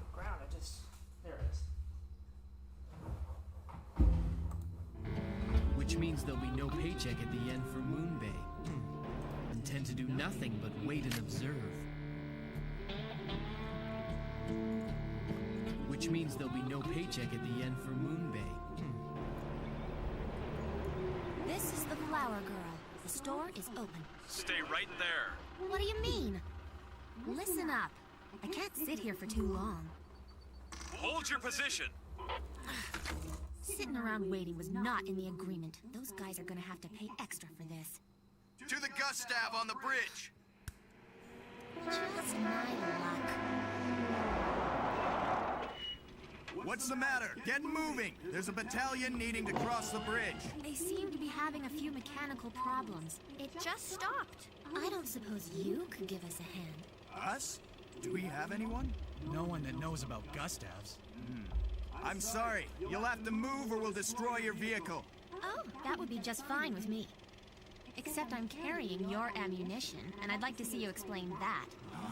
Just get it fixed, okay?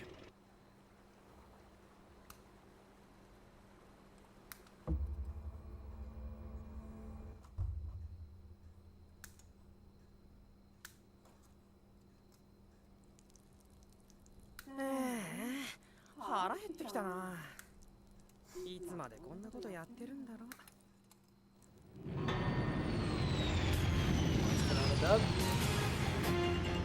terrace? Who's the pilot? I don't think it's ours, unless that's the support force. Support force? I don't think so. Enough of this standoff. Time for action. The rebels have started to attack! We await your orders, sir. You're kidding.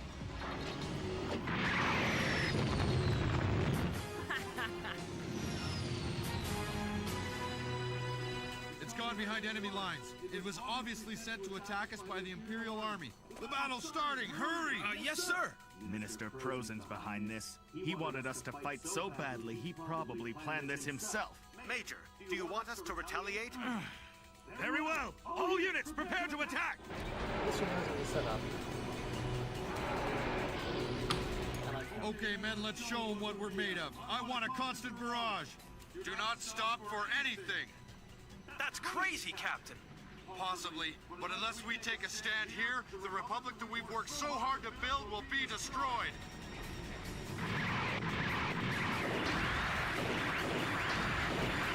There's not that many of them. All units focus carefully and just take them out one Zoid at a time. Wow, they didn't hang around once they got started. Come on, let's go, Zeke!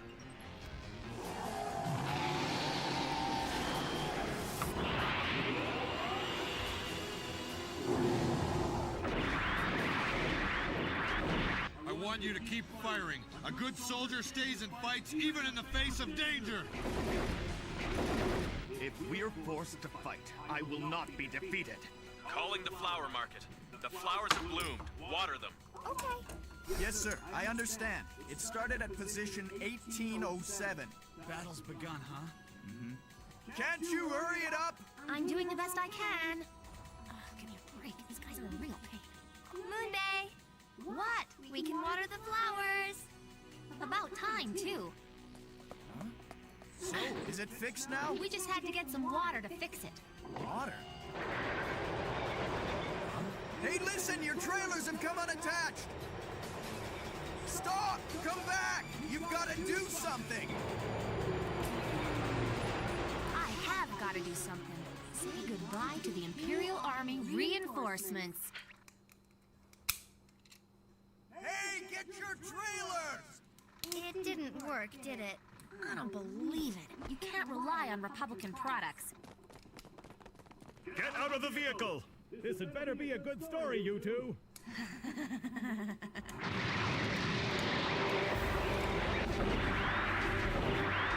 Ah!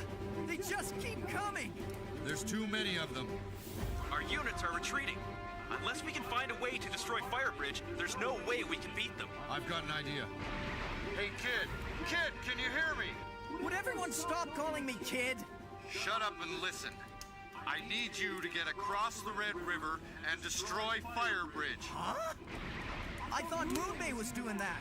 We've lost contact with her. There's no way I can cross the river. I have faith in you, kid. I'll transmit the map to you. There's a lot of overhangs above the narrow gorge there. You can just jump across. You're kidding me, right? That's more than 300 meters across. Use a terrace. We have none left. You destroyed them all, remember? Now get going. Okay, I'll try it. I'm on my way. We don't have any choice, Zeke. It'll feel better if we think of it as rescuing Fiona and Moonbay, right?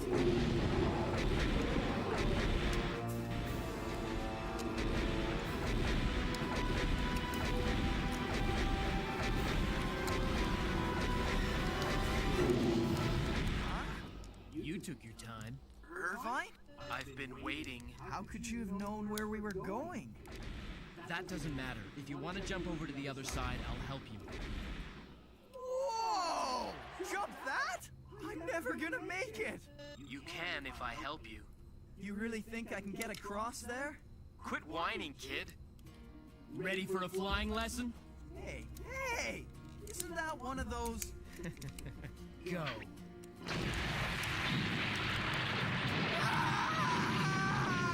That'll give you a good head start. Then you can jump the rest of it on your own. Come on, Zeke! It's either that or we plunge straight to the bottom! We did it! We actually made it! All right, now to Fire Bridge. Now that's impressive. I'll ask you one more time. Are you a demolition team working for the rebels? I told you. We're just flower peddlers. Oh. Don't you mess with me!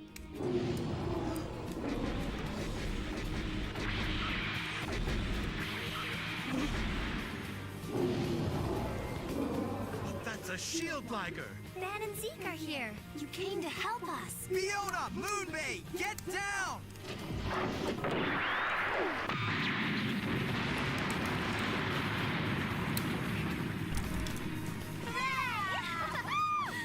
Come on, girls, it's time to get out of here. Oh yeah, right behind you. We're gonna blast through the front line and head straight for the Republican base. Yeah, okay. So, Firebridge has been destroyed. Yes, we believe it's the work of an enemy demolition team.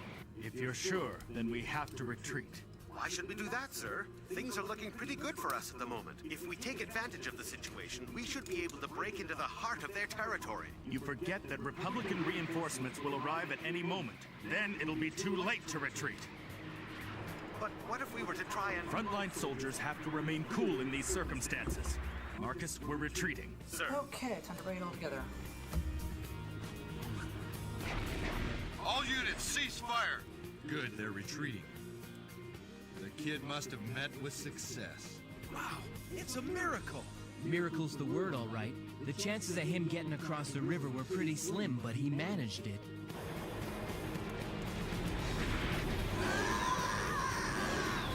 Out of my way! Like I always say, everything's gonna be fine.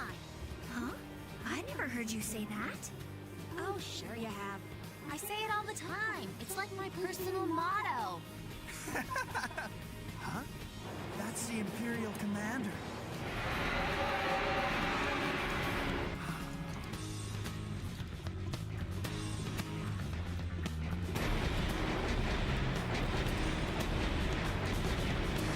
The last time we see each other.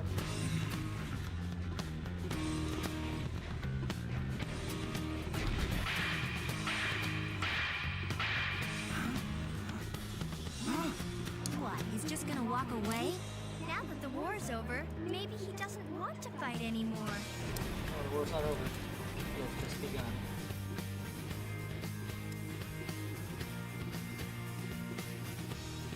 As long as that bridge is out, it'll be a while before the Imperial Army causes any more trouble. Yeah, I guess we're gonna have some peace and quiet around here for a while. Sounds good. I suppose I should thank you, Shield Liger pilot. But next time we meet, I'd like to fight you fair and square. Oh, I'm starving. As soon as we get back, I'll cook you a big meal. Yeah! Okay, and then... Yeah.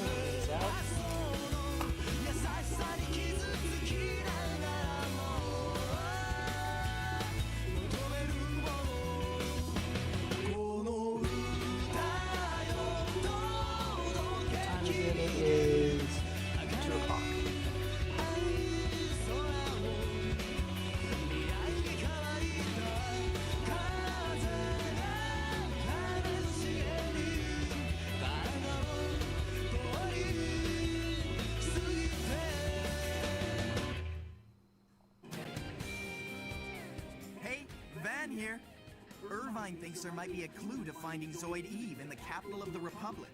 Well, we'd better get going. Then Rosso and his gang of bandits come after us. Give me a break! There's no way they're gonna steal Zeke from me. Wait, the Imperial Army is after them too? Next time on Zoids, the road to the Republic. See you on the battlefield.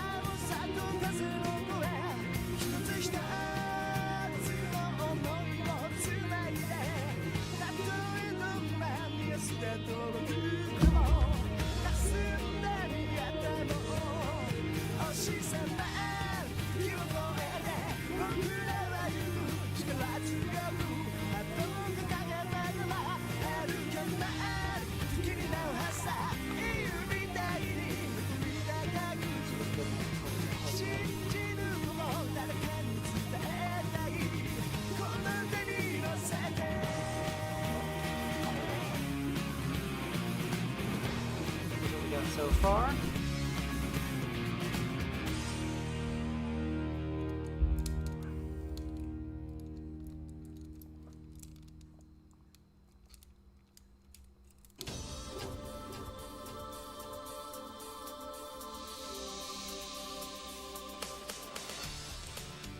You want to join the army again? Don't make me laugh. Why on earth would I let you do that, Rosso? Considering you people attacked our forces using an enemy terrace. But we were only following orders. Orders? From whom? Listen. All I know is that I never issued such an order. Why, you lousy...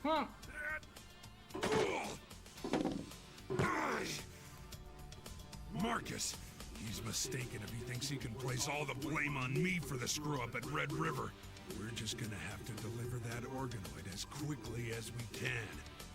Viola, mobilize the troops. On the double. We can't move out yet. Our Zoids are still being repaired from the last battle. That's right. Besides, even if we were in top form, how could we beat them? Who said anything about a Zoid battle? Then what exactly is the plan, sir? You'll hit the enemy while they're at their weakest.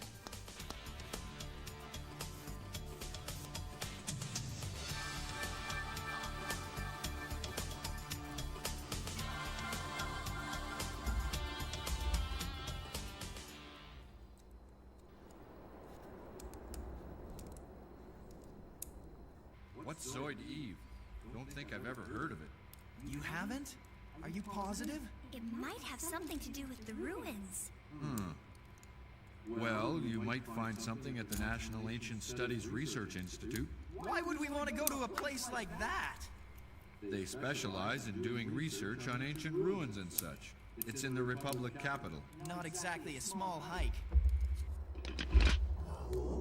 Don't you put up a fight. If you do, you'll get an electric shock. Kinda like this. Irvine, what do you think you're doing? Trying to take Zeke. Is that it? Ha! Well, you're the one that gave me an opening. Irvine! Give it to him! Come on, man! And Irvine! Woo! Oh, man. I am a transporter of the wasteland. I never know just where dusty road will take me to, yeah. Captain Herman turned out to be quite a nice guy, wouldn't you say? And he gave us a nice fat bonus to boot. Ain't it the truth? And we should be able to get a lead on Zoid Eve, too. I don't know if you should be so optimistic, kid. Hey, what do you mean by that? Just remember the old saying, there's always a downside, right?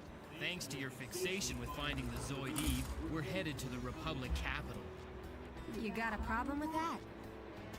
I just don't think it's a good idea to get too involved. Besides, you really think a letter of introduction from some captain on the front lines will make a difference? Yeah, you might have a point there. Anyway, we'll find out once we get there. You're right, why worry? Because you see, I'm a woman, I'm on the ball.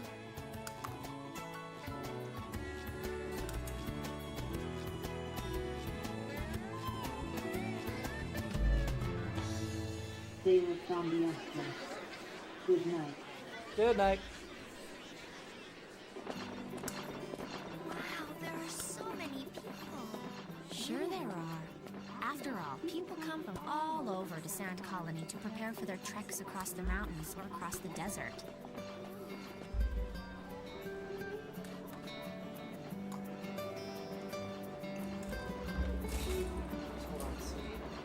Okay, how about we stay here? What? A hotel? Hey, you sure about this, Moonbay? It's a bit extravagant. It's taken us a week to get here from Red River. And considering how many nights we'll have to camp out for the... Let me look up the cast of this.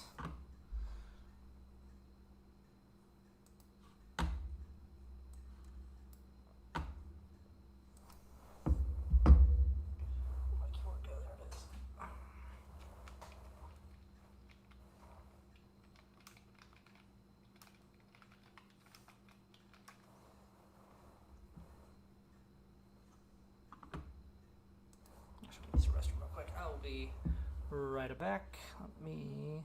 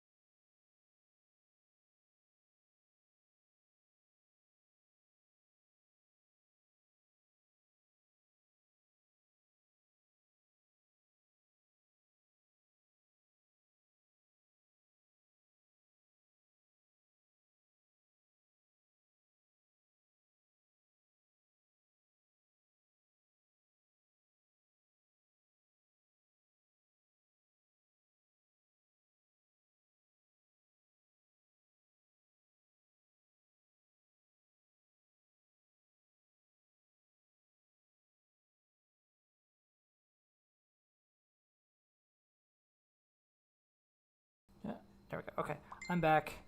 Real quick, I was going to look up the voice cast of the Zoids dub, because everybody in particular sounds familiar. Let me see. When was Matthew Erickson?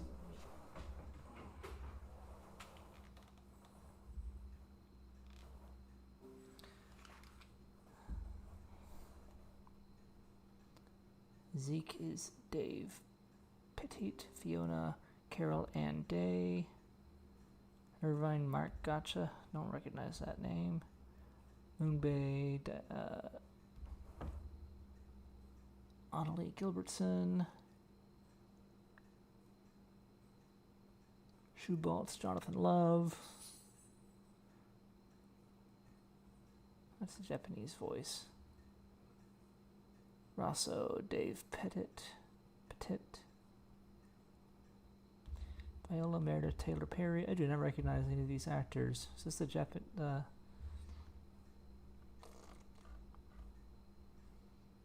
is all over the place. That's half Japanese, half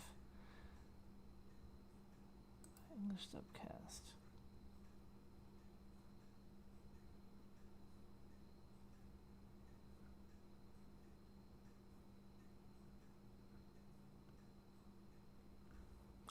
Let me find a better source.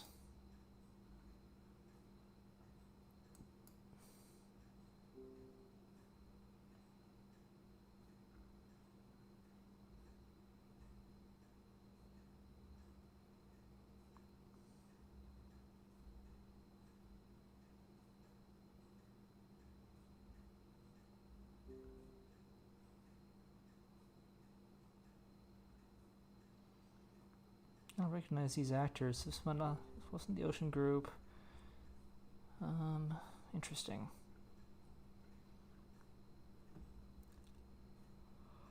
So who dubbed Zoids then?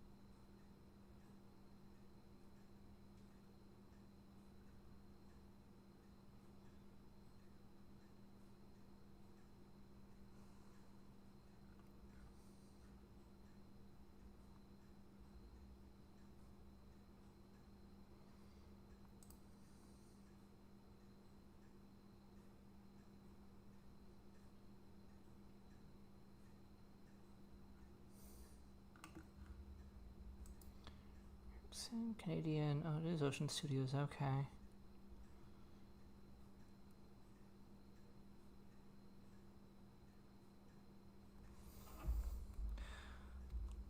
Maybe if I'd seen some of the Gundam shows, I'd recognize him more.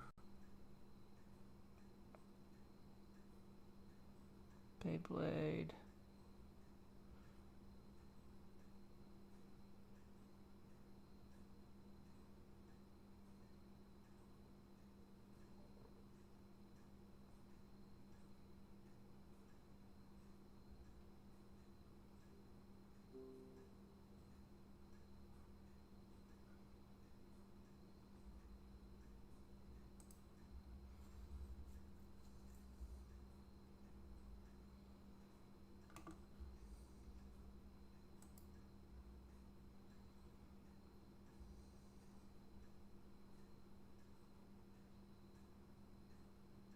Oh, well, she was an actual teenager when this was recorded. Carol Ann Day, who plays Fiona, was born in 1986.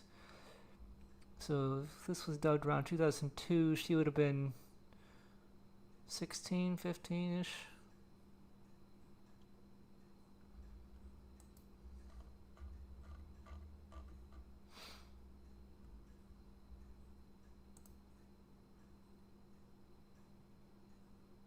Started in 02 in the dub, so it probably was recording was in 2001, so she would have been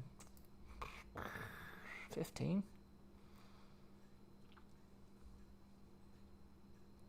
Wow.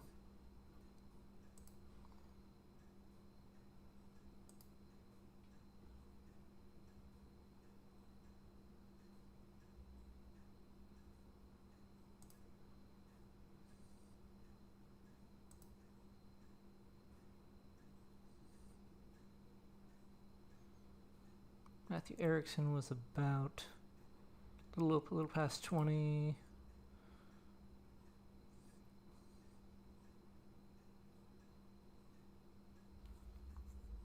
Riverman's only 18? What?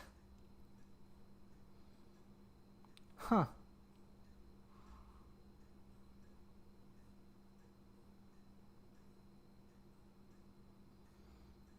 Gatha. Oh, Blue Water Studios. Oh shit. He's Domon. I can't hear it.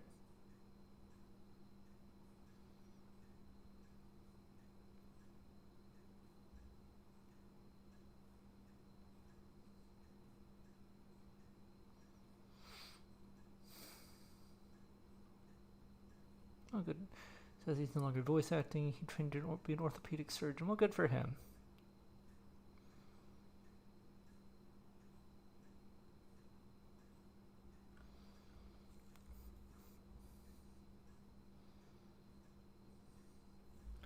Birth date is not given, but years active from 96 to 06, so he had to be, you know, in the 80s.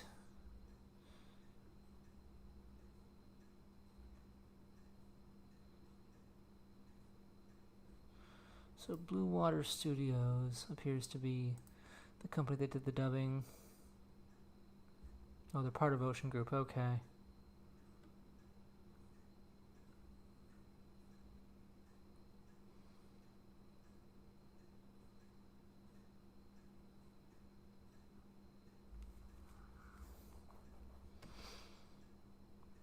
I'm going down a bit of a path here.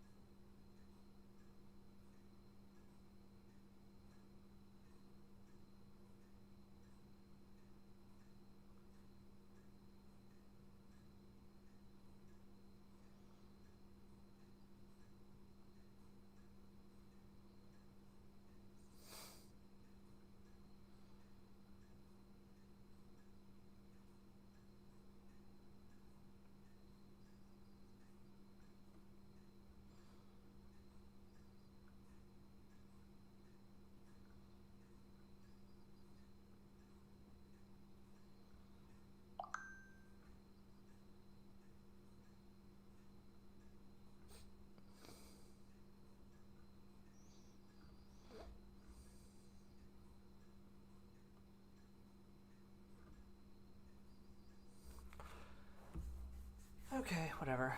I got the information I was after. I don't really recognize any of the actors so far. Raven, who plays Raven? Scott Hendrickson, who has no other credits. Interesting.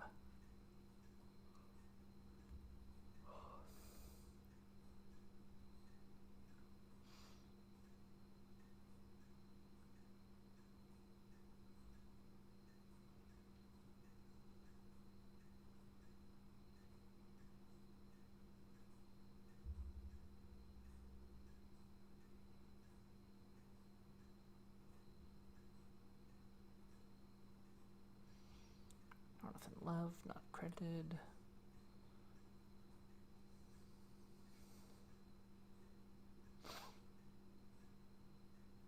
Curtis Sandheim plays Herman.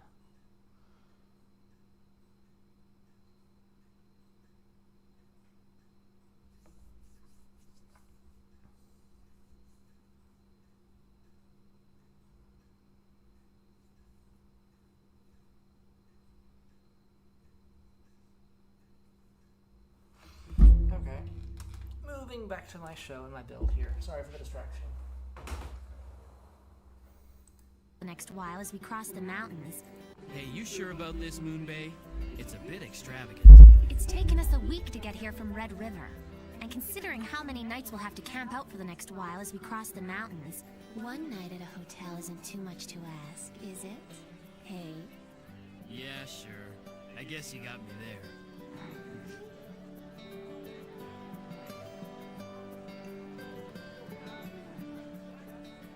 there. Irvine? What is it? Isn't it time you quit trying to steal Zeke? You think so? Hey, what do you mean by that? It all depends on you. Depends on me? I'm not following. This organoid thing is all pretty new to me, but I'm starting to realize that they're a lot more intelligent than your ordinary Zoid. Right now, Zeke's pretty loyal to you. But who knows what'll happen in the future? There's even a chance that he'll leave you one day. Are you saying that Zeke might abandon me? That's why I say it all depends on you. Hate to disappoint you, but it'll never happen. That doofus doesn't know what he's talking about. Zeke and I have never even been in a fight. He'd never think of leaving me. Ooh, shower scene. Saucy. I never know just where. Fiona, could you tell the boys to get ready? We need to go out and get some supplies. Okay. Hi.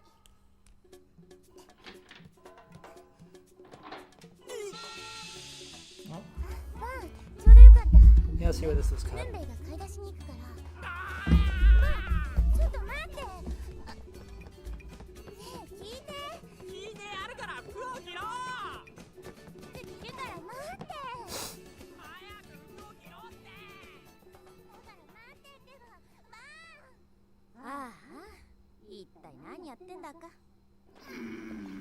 That whole scene was cut from the dub. Why are you angry? I am not angry. That's right. Van's not mad, Fiona. He's just fuming, right? Moonbay! So then, what are you fuming about, Van? Did they recontextualize this somehow into him being angry? Very curious.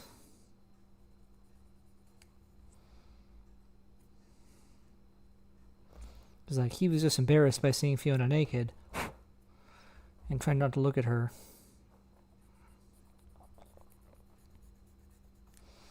She had no shame.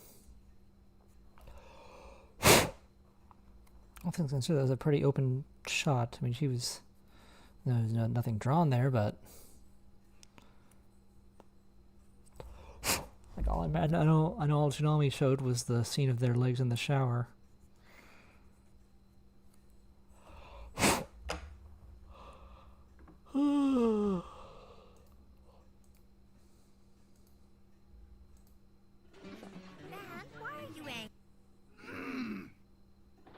Hate to disappoint you, but it'll never happen. That doofus doesn't know what he's talking about. Zeke and I have never...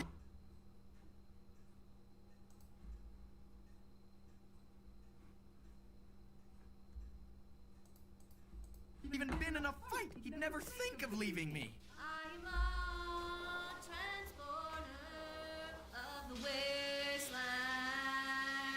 I never know just where. Fiona, could you tell the boys to get ready? We need to go out and get some supplies. Okay. Hi.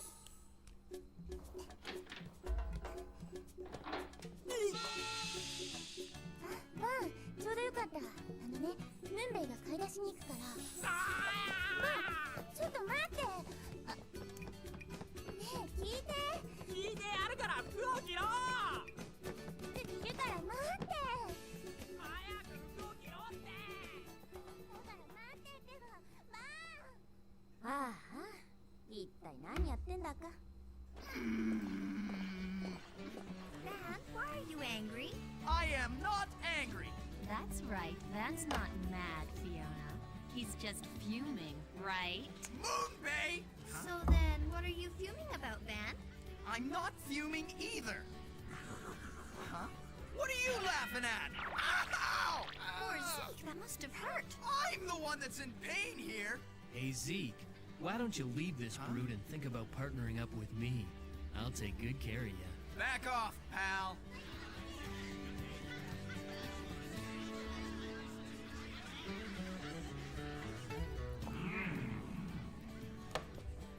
Hello there, young lady. Now, what can I get for you? I'll take that.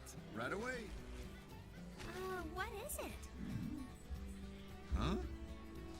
That's a melon. Come on, Moonbay. It can't be that difficult. Just a second. You've got to be a little picky about these things. Let's just hurry and get this shopping over. I want to check out the town. Hey, listen to me carefully, Van. This is a big journey we're gonna make. I know that. You don't have to tell me. No, Van. I really think I do have to tell ya. Just think about it. It's gonna take at least a few days of travel to get to a village where we can resupply. We have to stock up on the cheapest and freshest supplies. If we run out of food in the middle of nowhere, there'll be no one around to help us out, you know. Come on, now let's try the next shop. Slow down, where's the fire? We've already lost Zeke and Fiona. You must be this girl's guardian. Hey up. Who, me? You want me to pay? Yeah, that's the one. Thanks. And that too. Sure. Here. Great. Thanks a lot. Hello. Why'd you buy from here? This place wasn't any cheaper. That's okay. The man here gave me a little extra something, so I decided to buy from him. Meaning? Look. It's a map. It looks like the Isolina Mountains is the defensive line of the Republic. This map's gonna come in very handy. Now, let's go and stock up on food for real this time. Hey, where's Zeke and the others? Huh? Zeke! Fiona! Man, now you're gonna have to carry all the bags for me. That bites. I bet I know what happened. Irvine must have forced Zeke to go with him. Come on, you can't be serious. Ha! Come to think of it, you did hit Zeke in the head. Maybe that made him decide to run away. Huh. No way. Fiona would never let him. Weren't you all upset with her as well? I hate you! Now Zeke belongs to me. Man! I knew I couldn't trust him. I'm gonna go find them. See you later. Hang on a second, Van. Oh, brother. I guess I can't blame him for not wanting to trust Irvine. Wonder where they could have gotten to. They're probably slacking off in some coffee shop or something. Hey, Fiona, don't you think this is going overboard? Hello.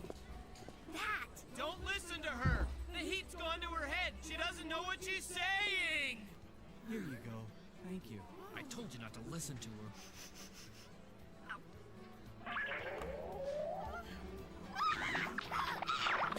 She ate a pepper.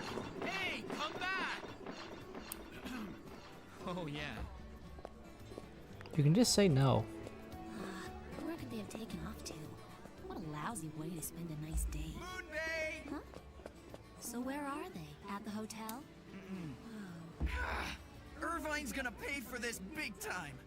That jerk better not have taken Zeke. Well, if you're that worried, how about we go and see if his command wolf is still around?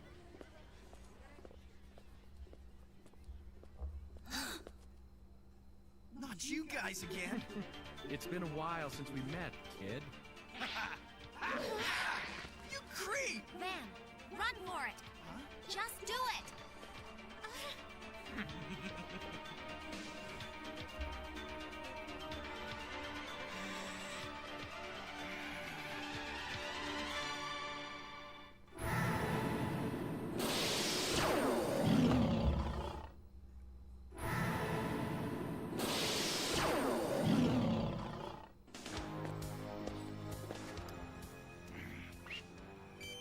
This is Bianco.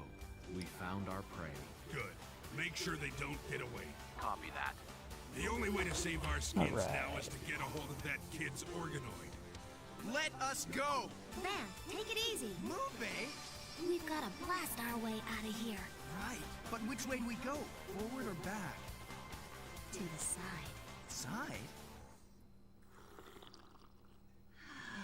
Passing through! Over there! They're not getting away! Hold it! You're not getting away, you low lives.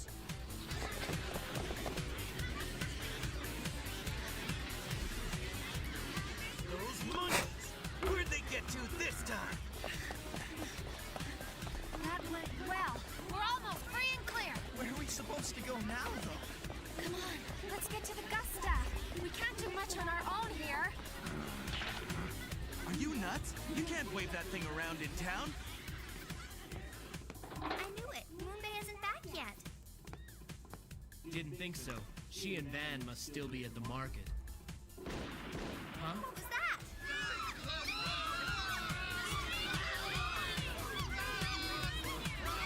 There they are! They spotted us. After them! Hurry!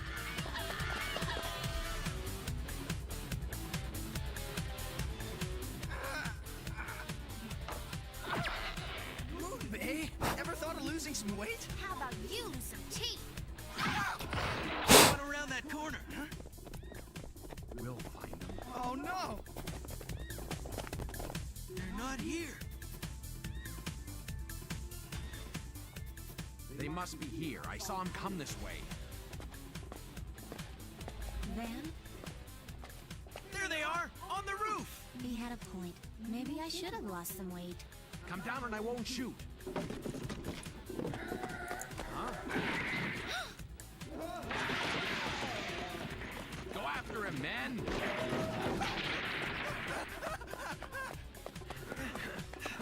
Let's go! Hey, look out!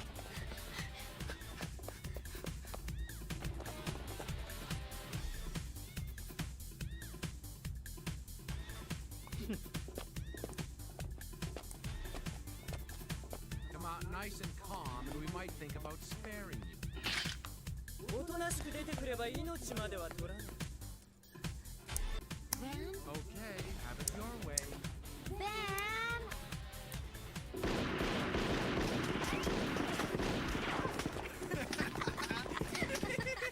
They're still at it back there.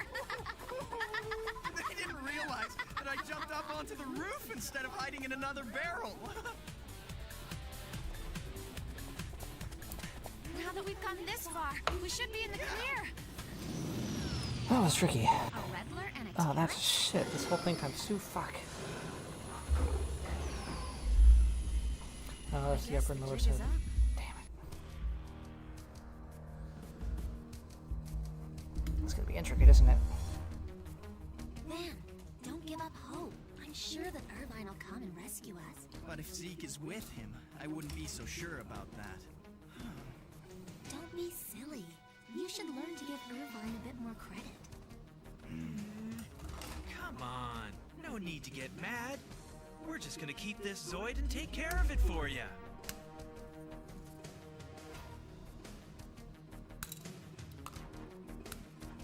I think the Redler and Terrace that flew by before must be standing by somewhere around here. Found them. They've got Van and Moonbay. They're not hurt, are they? They're fine for the time being. Too bad, Zeke. This would be so easy if you could just get into that shield, Liger. But I guess you can't do much as long as those two are bound to its leg. Well then, we'll just have to untie them. Yeah, sure. I'll go ahead and take care of that. You'll what? You wait here, okay, Zeke? Wait a sec. Hey, Fiona! Huh? I'm here to untie you. This'll just take a second, Don't okay? think so, girly. Go! I gotta save my friends! Got a live one! Fiona? She's unbelievable. What was she thinking? Where'd you come from? Hey, how's it going? That's the girl that was with the kid at the market. Nice. You're gonna be a real knockout in a few years, little lady. Huh? Gross. Hey, who are you? Stop! Get back here! Hold it! Now's a chance.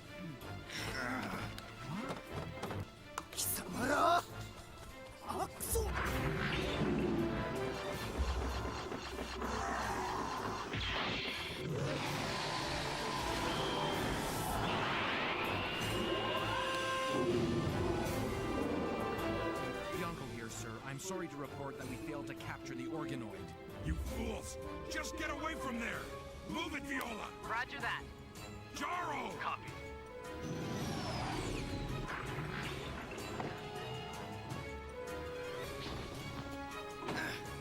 Let's go, Zeke! Do your thing!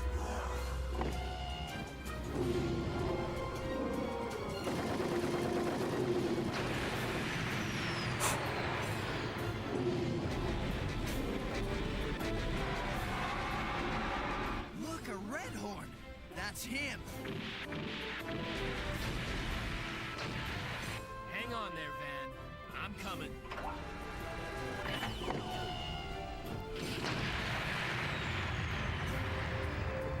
You're gonna have your hands full with me, little soldier.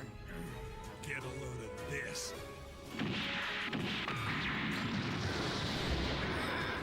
Kid, this is sandy plain with no water or cliffs. This time you won't be so lucky. This red horn is second to no, Zoid. You don't stand a chance. No use. Looks like I'm gonna have to bring him into close combat. You only wish. Not on my watch. So sorry, kid.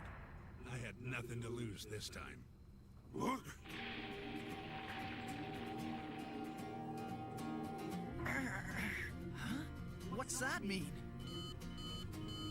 It's a shield liger. He's got a shield! We can handle this. Go for it, Zeke!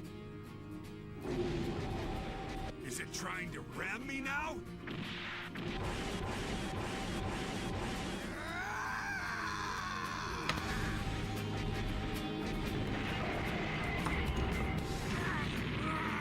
That's nothing! Who are they? See that? But that's... It's the Empire.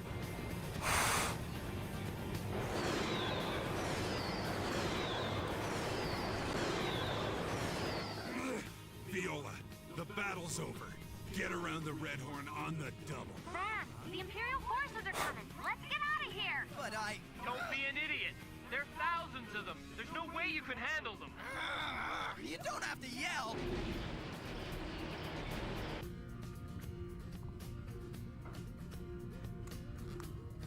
As of this moment, consider the Desert Alcavalino gang disbanded.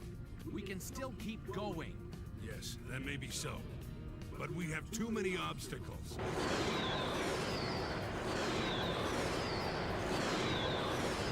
The Imperial forces are here to capture me. They want to make me responsible for what happened at Red River. I doubt they'd want to go after you, so escape while you can. Rosso?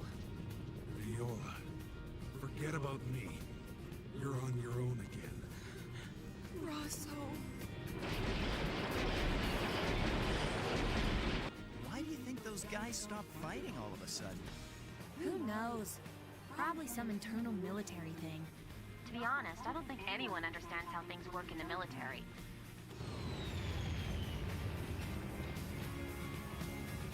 Hey kid, don't you dare get captured by the Imperial forces. Remember, you managed to defeat the Desert Alcavalino gang.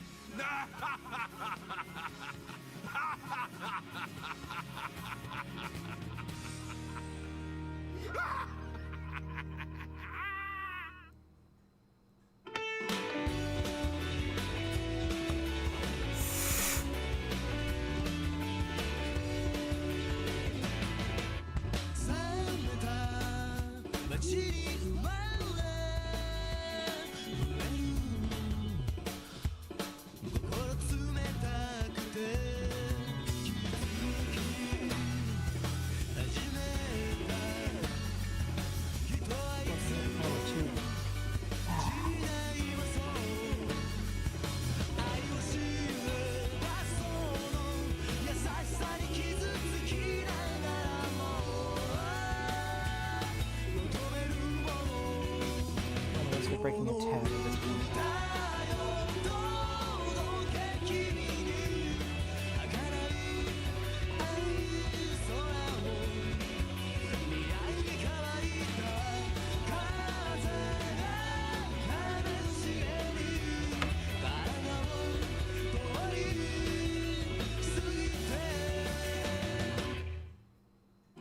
Hey, Van here. That bite. The shield liger isn't working too well. What's that? There's some kind of pulse emitted in this valley that causes Zoids to go out of control? Zeke, are you alright? Where are you going? Calm down, bud. Don't worry. Even if you turn into some kind of monster, I'll find a way to get you back to normal somehow. Next time on Zoids, the Valley of the Monster. See you on the battlefield.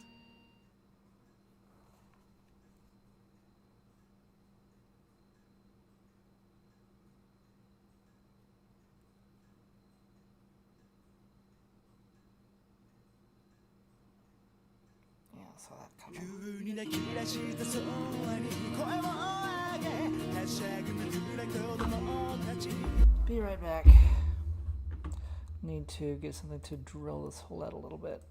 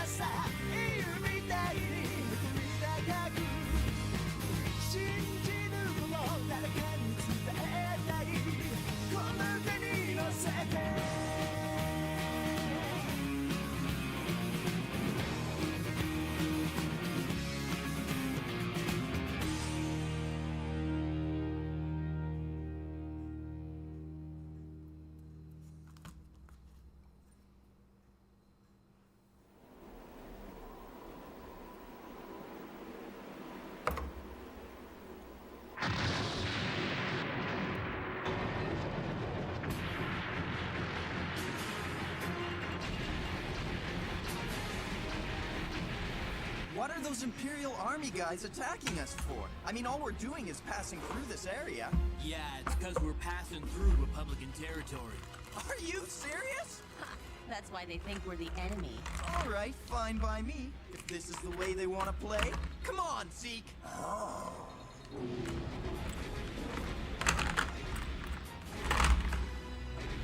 Let's go! They say that a good offense is the best defense, I guess. Are you all right on your own? As long as you guys can manage to keep them off my back.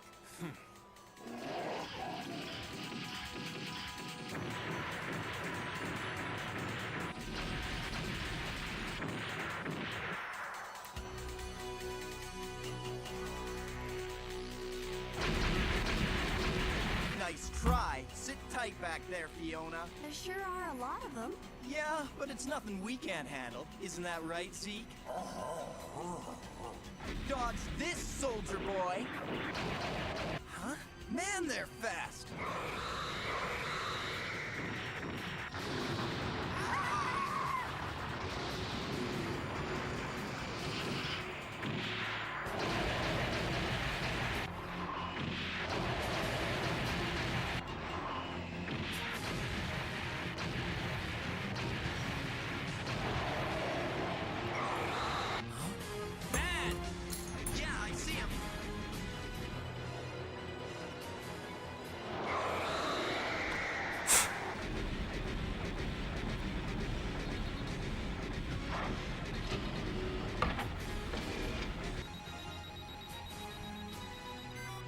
I got you now. No way! Are my sights out of alignment? Okay then, how about this? Oh yeah! Now who's next? Huh? Huh? Huh?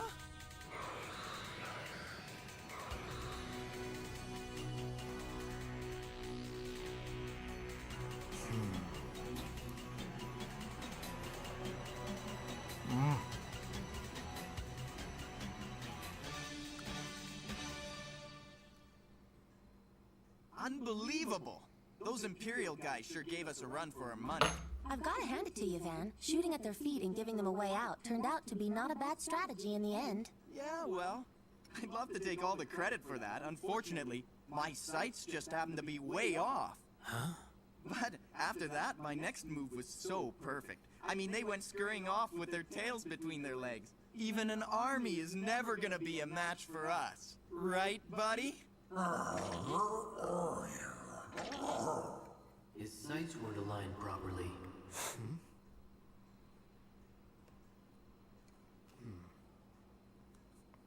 Oh well, we should start heading along. Let's move out. Hey, what's going on, you guys? I've never seen anything like this. Whatever it is, it's happening here, too. None of the systems are responding. Van, Moonbase, initialize the pulse guard. What is this, Irvine? Just trust me.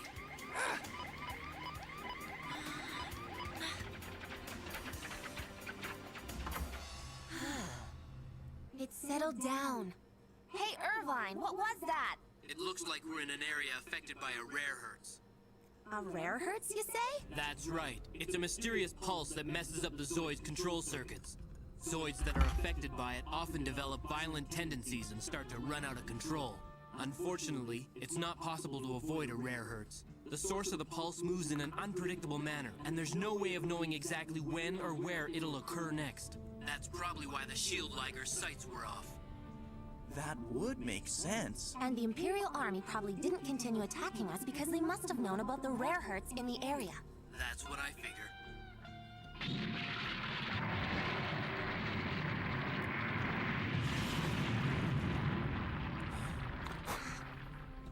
Oh.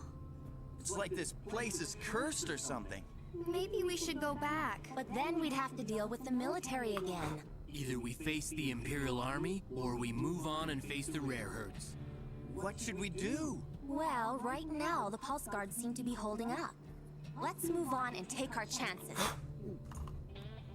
Very good choice, I'd say. Zeke! I'm coming, buddy! Come on, Zeke. What's the matter? Can you hear me? Come on! Do something! Zeke? Well, we sure can't fight now. We'll just have to go forward.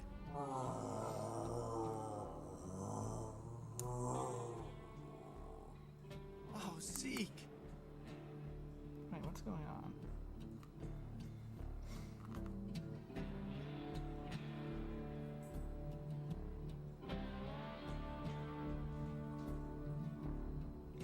Poor guy. Will he be okay? If we can get out of here, he'll be able to recover. Are you sure about that? Because Zeke doesn't have a pulse guard. But he's an organoid, not a regular Zoid. I'm sure he'll be fine.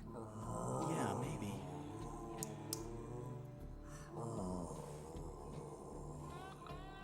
Something seems off about this.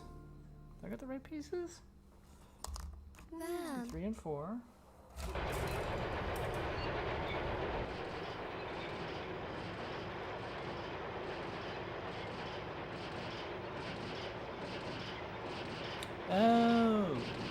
Oh, okay, I see the problem.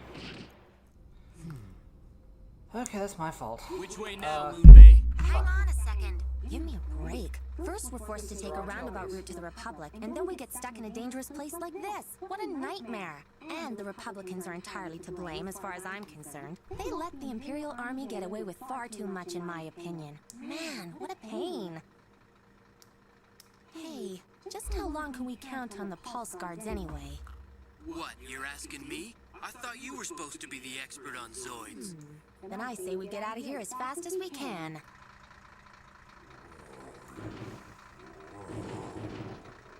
Huh? Hey, Zeke! You're okay!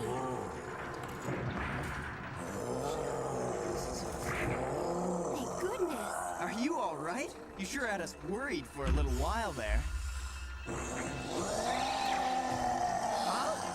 Hey!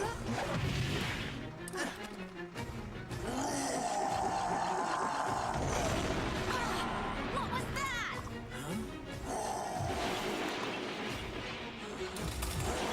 Zeke! What's wrong with him, Van?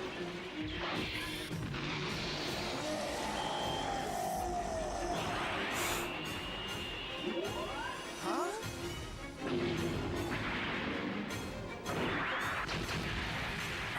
He's running out of control. Don't do it! Stop, Irvine! He's gone. Irvine, above you! What?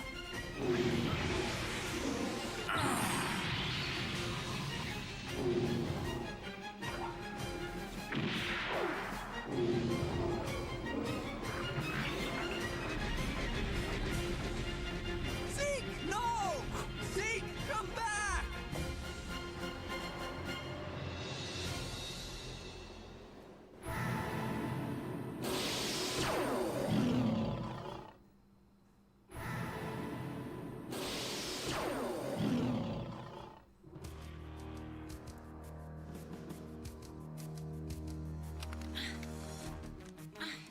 I'm begging you, Irvine, please let me borrow your command wolf. It's the only way now. I'll only be able to stop the Shield Liger and Zeke if I go after them in your command wolf. Not a chance. But Irvine! The command wolf is like a part of my body, and you want me to just lend it to you? You've gotta be kidding. If you really want it, you'll have to try taking it from me by force. Just like I tried to take Zeke. Huh? Your move. Irvine, I don't want to, but if I have to, I will.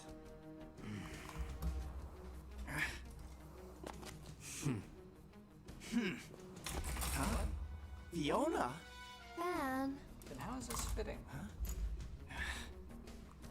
Why didn't it fit? I'm so confused. Van, I know how you feel, but once the rare hertz takes hold, there's nothing you can do to stop it. If we can get Zeke out of this area, he'll recover. You know, Van, I hate to say it, but Irvine's right. What are you talking about? You're the one who said all we had to do was get him out of this area. Yeah, I did. But that was before it took hold like that. Moonbay? You'll have to give it up. The Zeke you used to know is gone, and he won't remember you anymore. Ah! You're saying I should just let it go? There's nothing you can do to stop it.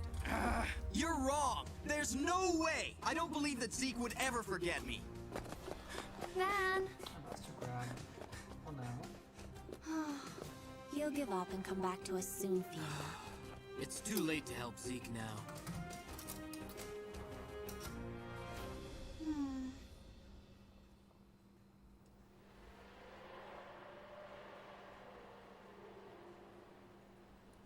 I'm confused what part I grabbed. 32, 33? The Shield Liger was here. I'm on the right track, Zeke. I'm coming for you, buddy.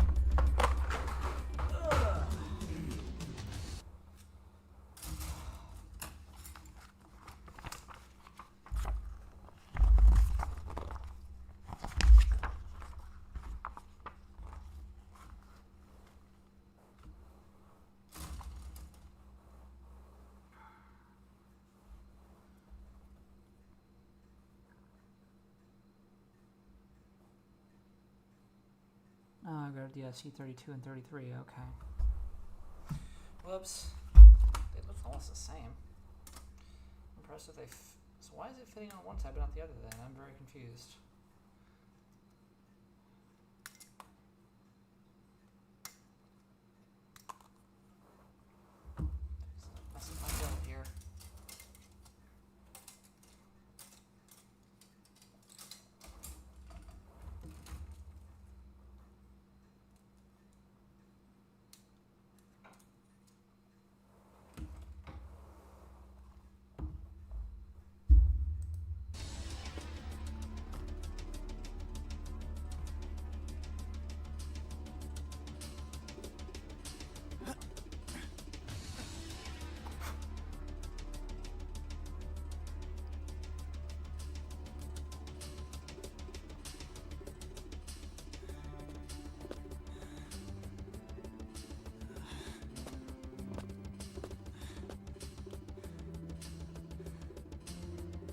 There's no way Zeke would forget me.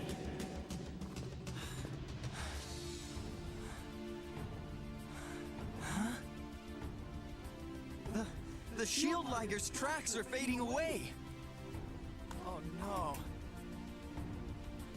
Hey, Zeke! Hey, Zeke! Hey, Zeke! Hey, Zeke!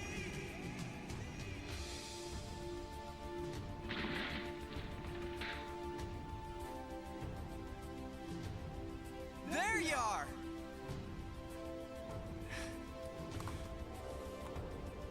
Just sit tight. I'm on my way, buddy.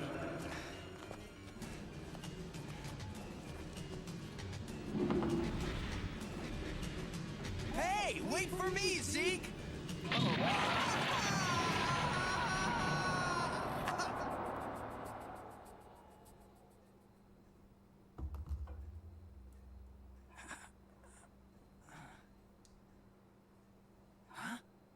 Wait, Zeke!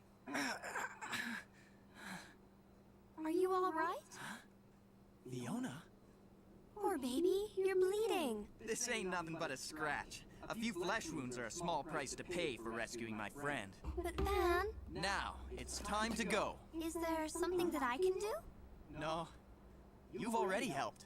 Thanks a lot. Good. Now let's go and rescue Zeke. We can't just leave him that way. Right. Let's go.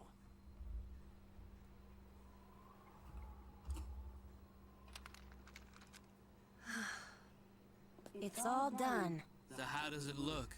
Your performance is going to be down about 30%. That's the best I can do with the tools I have on hand. Now we have to wait for it to self-recover. That's fine. I can still keep up with the Gustav's slow pace. Aren't we waiting for Van and Fiona? It's not like we have to. It'll be a good lesson for him. That sometimes you have to give up and move on. Well, yeah, but you don't like to give up so easy. If you want to make it out here, you gotta learn to roll with the punches. I suppose. It is possible for a person's hopes to affect their ability to make... Be right back.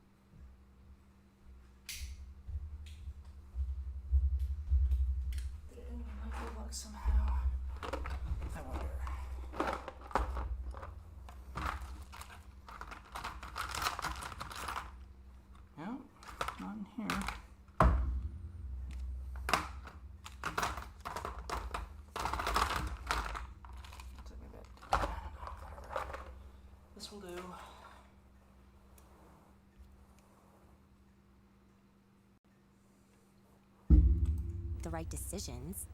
Like when I got my first Zoid, I didn't consider any of the consequences. I just charged right ahead.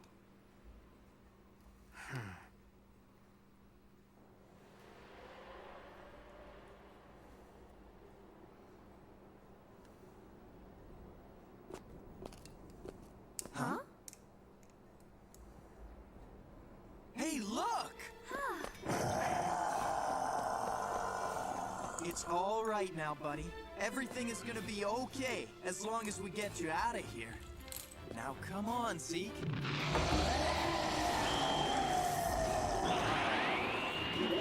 Hey, calm down!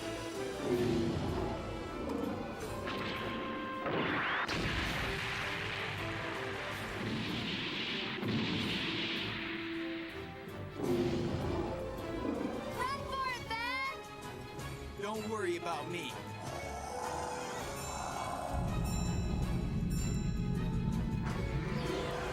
Van!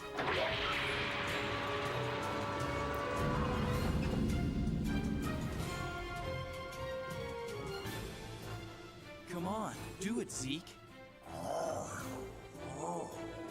What's the matter? If you're gonna do it, then do it. Okay, now let's get out of here. Come with me, bud.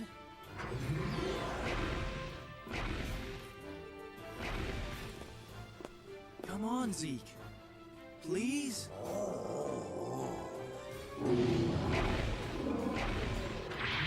Don't run off, Zeke!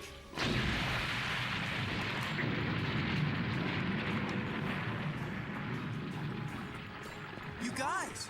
Don't just stand there, Van. Zeke is getting away. Huh? Wait! Come back here! Van, catch! Thanks, Moonbay! Ah.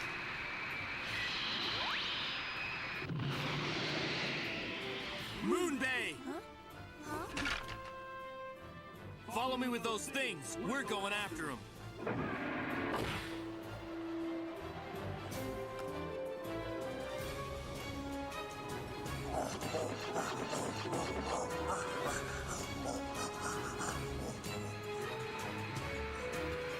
I'm coming for you. Things are gonna be okay.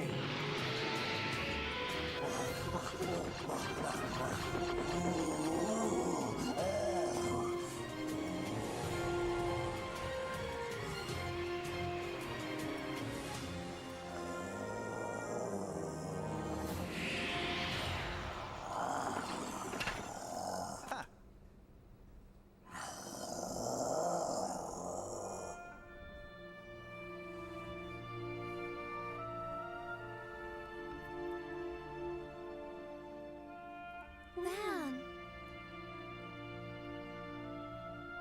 All right. What do you say we stop playing hide and seek, eh, pal?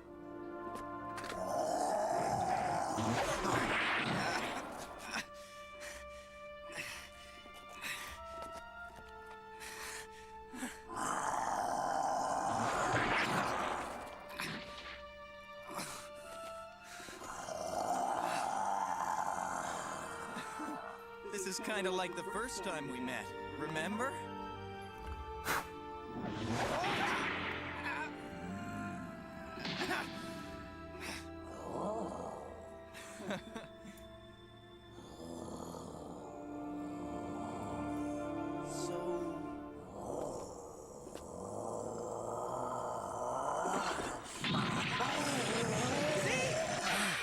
Van!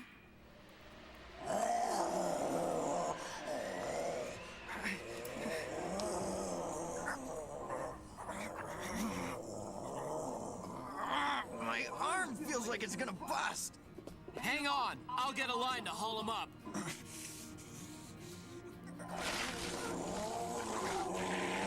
Stop squirming around, Zeke!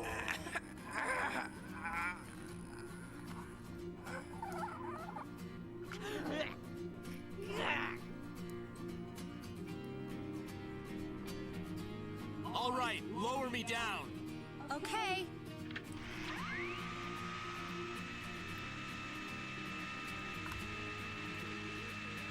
He's almost there, Van! Please hold on!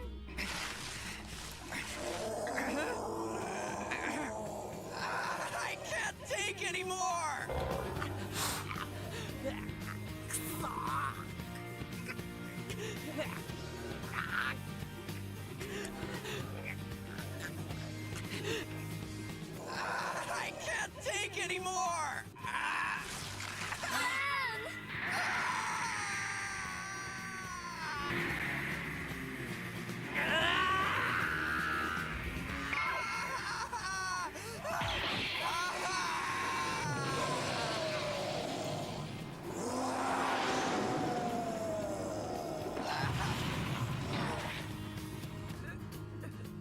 Zeke! Zeke, Hey, Zeke! Oh, thank goodness you're all right, Zeke. You had me worried. いっぱいさせやがっていいか気合が足りないからあんなことになったんだぞジークじゃねえ気合だ気合分かったかアリスンだよミーレこういうの気合が足りないっていうよジークお前な Sure is amazing that he recovered from the rare herds. Maybe Van's feelings actually got through to him. That's ridiculous. It's just because he's an organoid. Okay, Zeke. Starting first thing tomorrow, I'm gonna give you some special training. Sound good? I'm glad to hear it. Did you understand that? Good enough for me. Van, where's the shield, Liger? Uh-oh.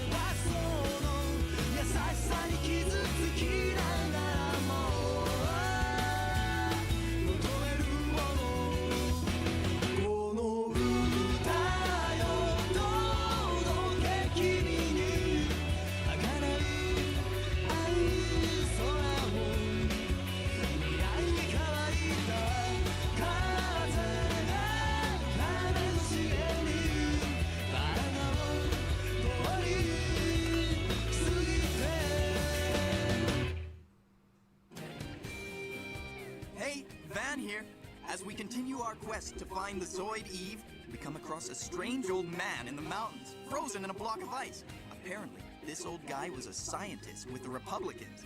He sure is feisty, pulling all sorts of tricks on us and bossing us around. What's that? The project is his life's ambition? If that's what this is all about, then count me in. Next time on Zoids, the Mountain of Dreams. See you on the battlefield.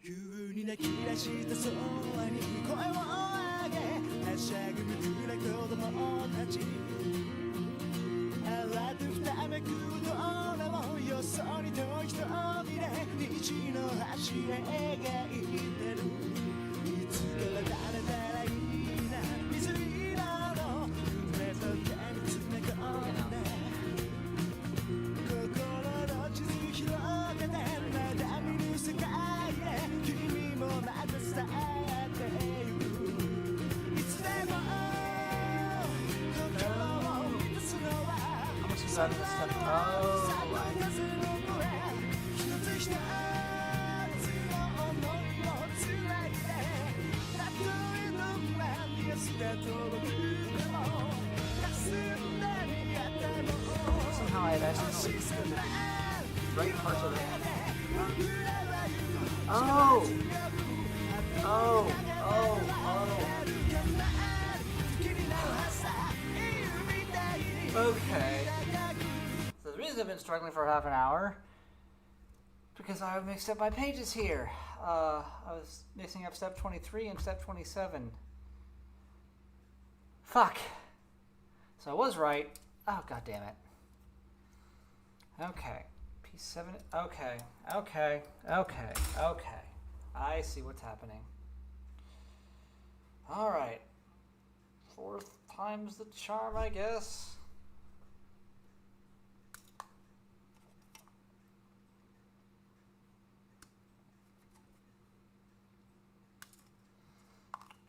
Hopefully I didn't damage the pieces too much.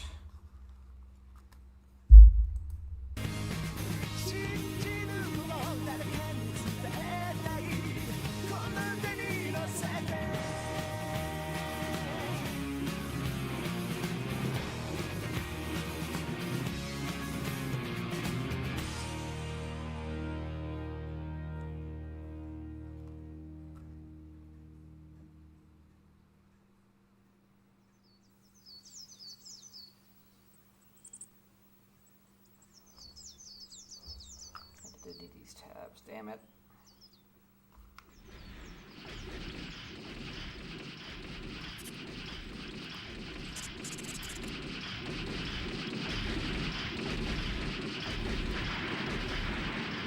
I heard that this scientist is pretty old, but I also heard that a long time ago he was really important in the Republican Army. What's his name? Dr. C. Or was it G? It's Dr. D, Van. Oh, yeah. Anyway, seeing as he's been around for a while, he probably knows something about Zoids. Hope it's not too much further. This guy's a hermit, not a scientist. Maybe I should have stayed in town with Moonbay instead of wandering around in the wilderness like this. Huh? What was that? I don't know, but I think we should check it out. I'm with you.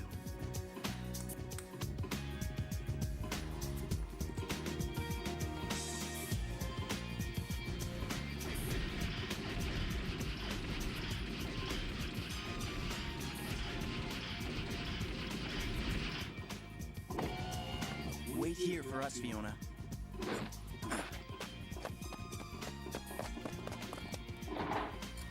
It's freezing in this place. Like a giant deep freeze. Huh? Oh, hey, look at this.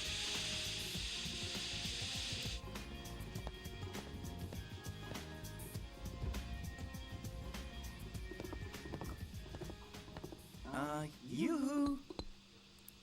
He's frozen.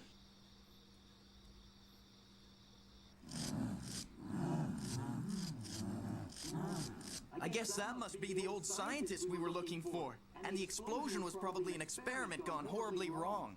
He didn't mean to freeze himself? No, he was probably trying out some amazing new invention. Thank you. You know, the old guy doesn't look all that brilliant to me. You can't judge a book by its cover. When he wakes up, let's ask him about Zoid Eve. Fine by me. We still have time before we have to leave. I usually just take my coffee black. Yeah, I could use a few cubes of sugar. Well, I like my coffee salty like this. Delicious, isn't it? I'm glad you like it so much. I'll make another pot first thing in the morning. Okay, C1, C14 times 2.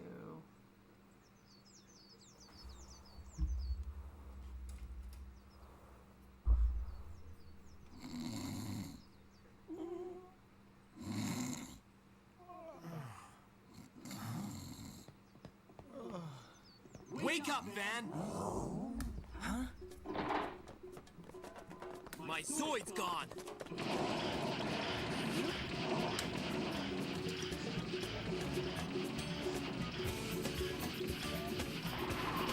Hey! Get out of my command wolf, old man! Get down from there! Who gave you permission to use my Zoid? Huh?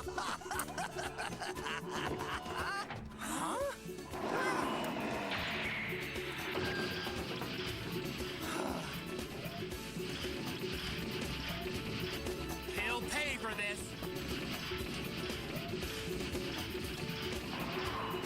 Okay, I've had enough, old man! What a good Zoid. What fun. Now look! Don't you ever touch my Zoid again! I'm touching it, I'm touching it! Why you? The sight on the main gun is off by exactly 3 degrees to the right. It's what? I've had enough of this. Get out of my way! Doctor? Good morning, young lady. Hello. Hello, Organoid. Nice to meet you. Wait, Doc!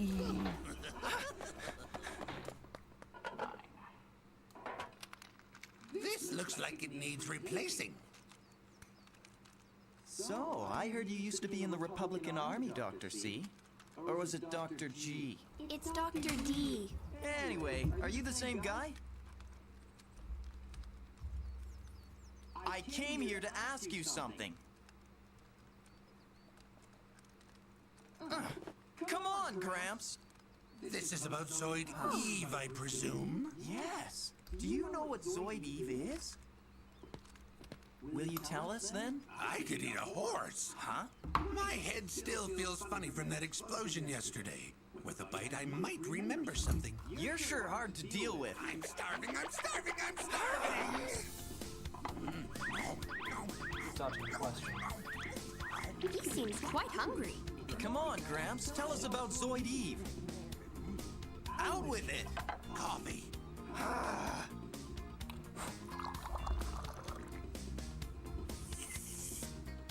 Nice and salty, just the way I like it. Now let's see. You mean you remembered?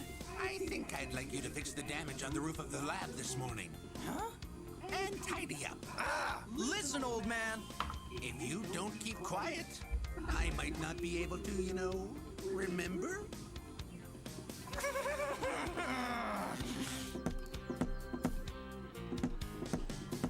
How dare the old man take advantage of me? Why, he's just a...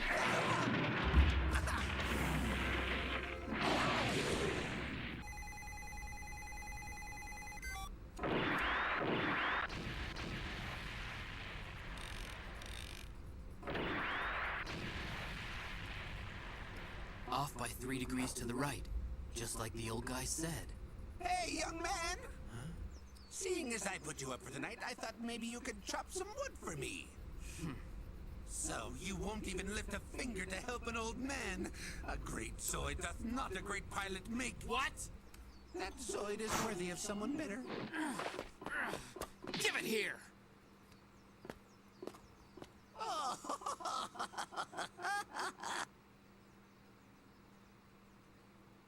Where's that, Dr. D? Snow Mountain, my dear. Snow Mountain? Correct. That's snow. Cold white and it looks like cotton. Really? Hmm?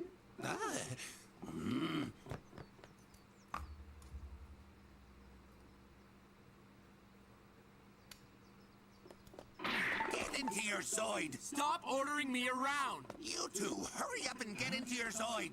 Now what's your problem? The enemy. Enemy?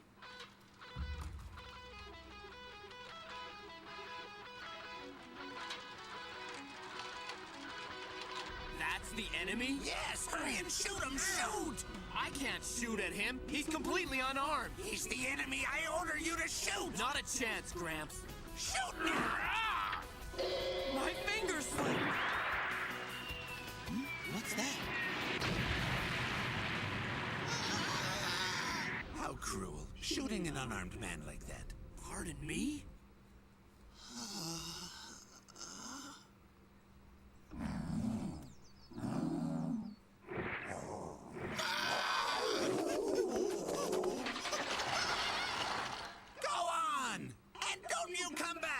What was that all about? Probably just a guy with a collection agency or something. Kind of like that, yes. Now, Gramps, it's about time you told us what you know about Zoid Eve. Time to go.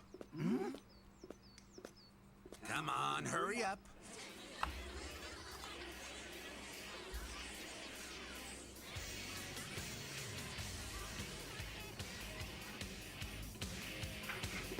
Hey, Kelly.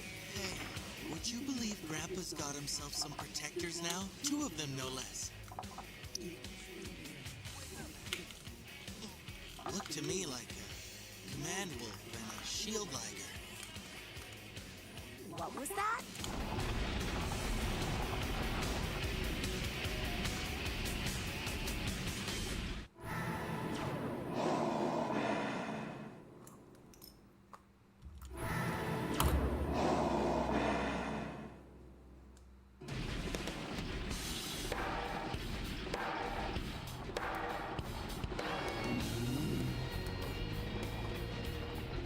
Not much longer. You think Zoid Eve's really there? You two go ahead. I'll catch up with you in a bit. What's the matter with him? Irvine? Don't mind him. He's a strange old fossil. See you later, Gramps.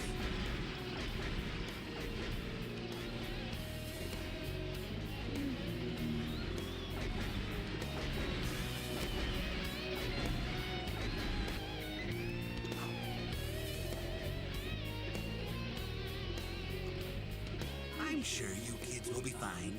Think of this as a test.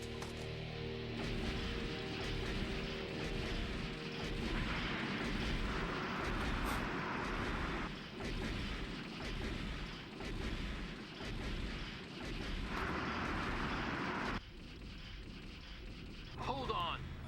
Something's not right. Guyzak's ahead. That's why he stayed behind.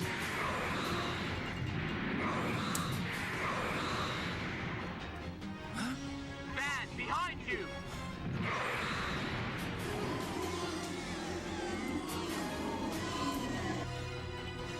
These aren't ordinary Guyzaks. I think they're sleepers. That building must belong to the Republican Army. It's an unmanned supply base.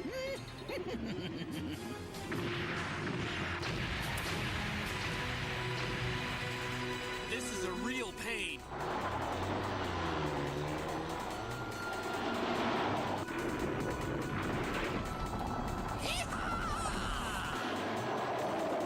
Hey, Grandpa, what about Zoid Eve? Never heard of it, Sonny.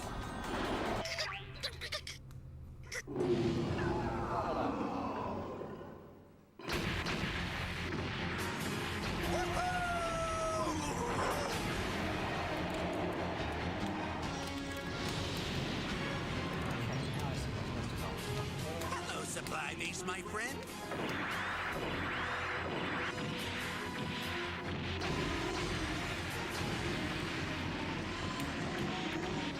They just keep coming.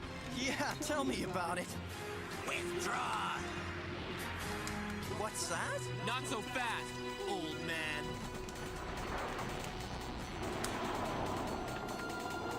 The creep! He set us up just so he could steal some equipment. Gramps, you're not gonna get away with this! Why aren't Van and Irvine back yet? They've probably taken the scenic route to get back here. No need to worry about them. What is that machine supposed to do? Make snow. Man-made snow? It's always been my dream to make it snow here on our mountain. And now my research is nearly complete. Ooh. Oh, sounds like they're back. That didn't take them very long.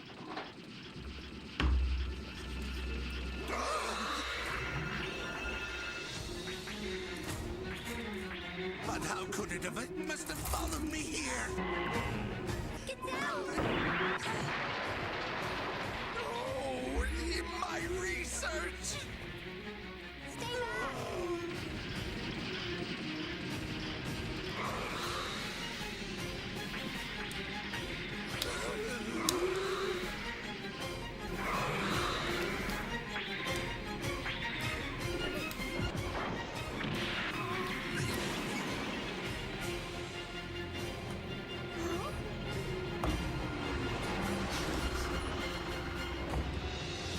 Here, just in time. It's Moon Bay! Grandpa, you okay? Grandpa. What's going on here? Man!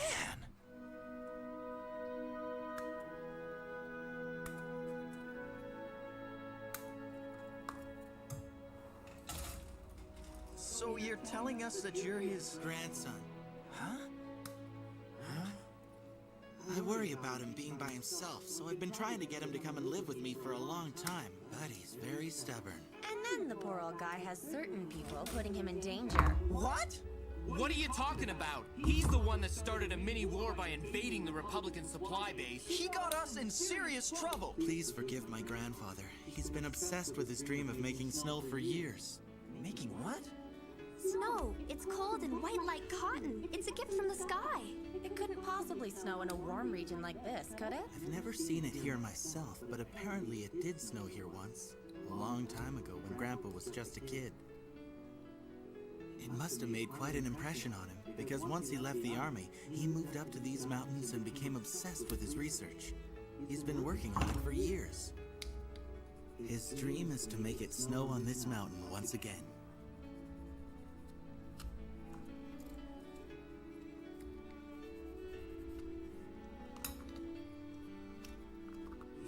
man must have been listening to us talk last night. Overheard us. So that's how he knew. And here I really thought he might be able to help us find Zoid Eve.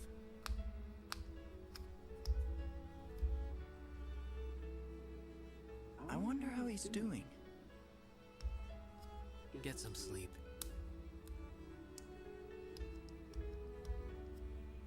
Snow, huh?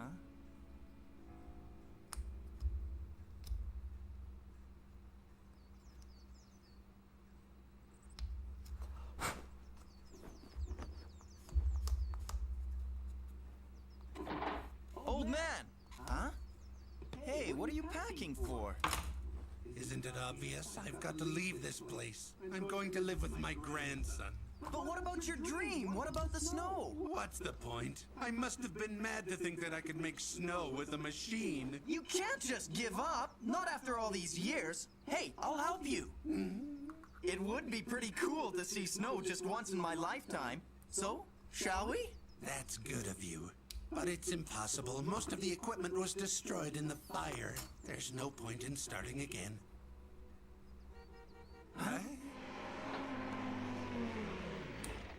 Look what I found just lying around. What are you doing, Irvine? Can you use it?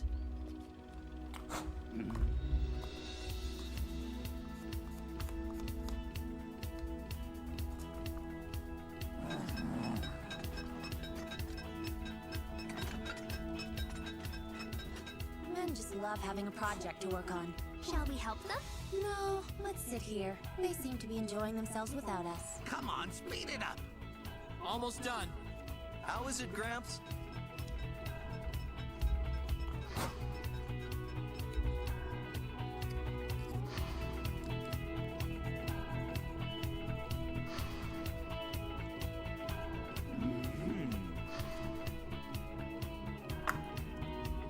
Seconds. 9, 8, 7, 6, 5, 4, 3, 2, 1. Lift off!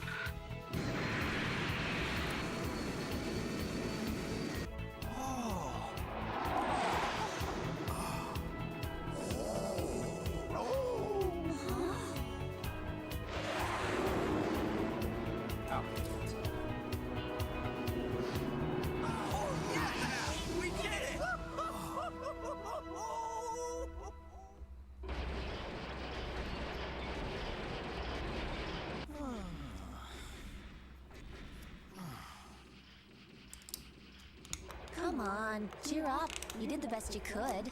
I think it's great you tried to make his dream come true.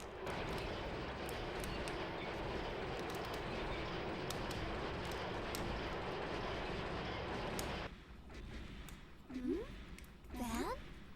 What's that? Huh?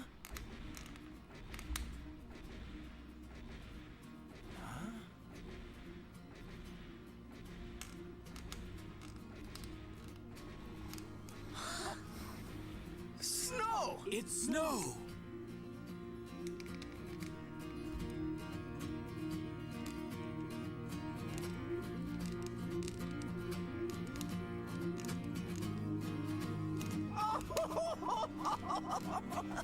It's snowing! It's snowing! It's snowing!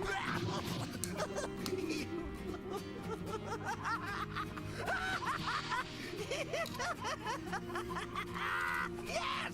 It's snowing!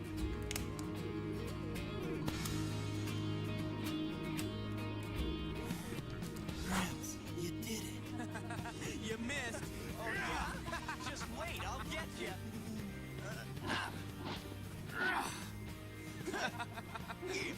Nice throw. I'll never understand Okay, that's men. one. They're always fighting. I got you. Moonbay? Huh? Okay, but... What do you suppose this thing is? Oh, I can get you now. Okay, now But I'm if gonna this get you. is... It doesn't look like it went off, does it? That means the experiment didn't... Okay, Don't say you anything. look over there and then... You wouldn't want to spoil the boy's fun.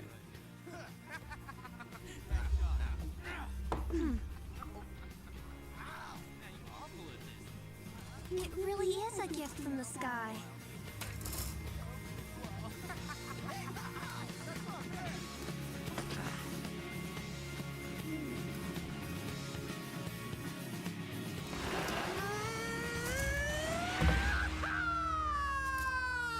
You call this a black diamond?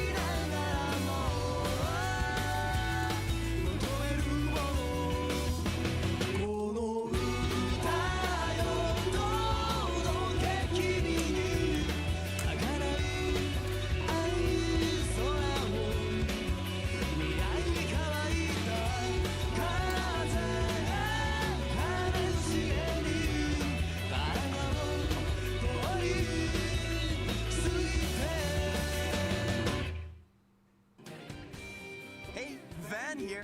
As soon as we get over Mount Isolina, we'll be pretty near the capital of the Republic. But the fog here is so thick that Zeke and I get ourselves lost and manage to lose the others. But then this girl called Rosa comes along to help us. Uh-oh. Her sister fights in the Imperial Army. This could get messy. Next time on Zoids, the fog at Isolina. See you on the battlefield.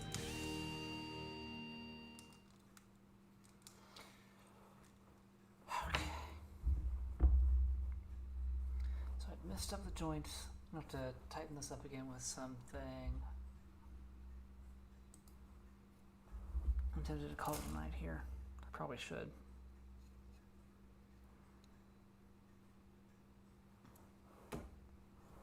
Oh, let me keep building. Just because I made those bits.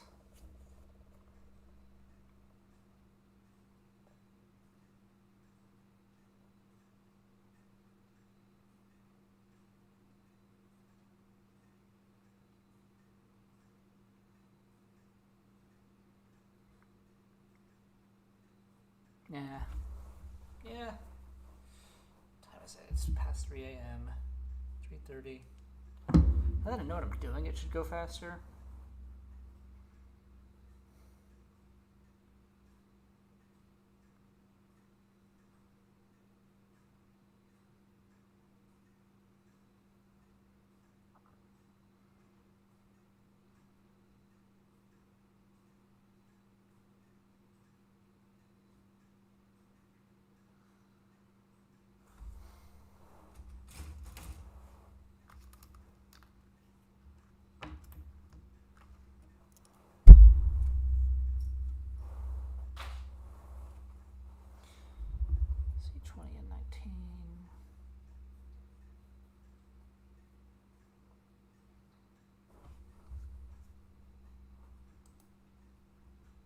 急に泣き出した空に声を上げはしゃぐくら子供たち慌てふためく大人もよそに遠い瞳で道の端へ描いて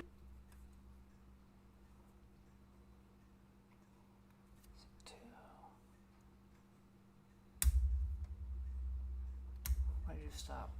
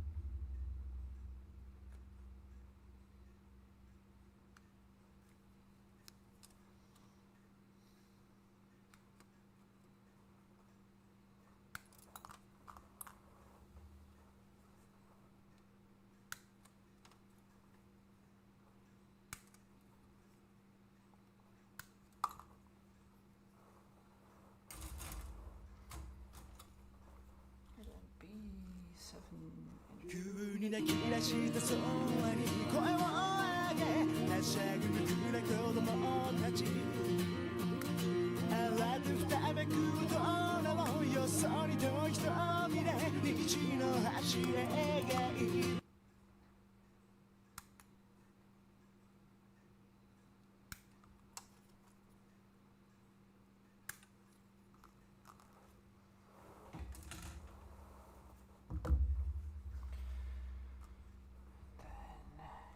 E7.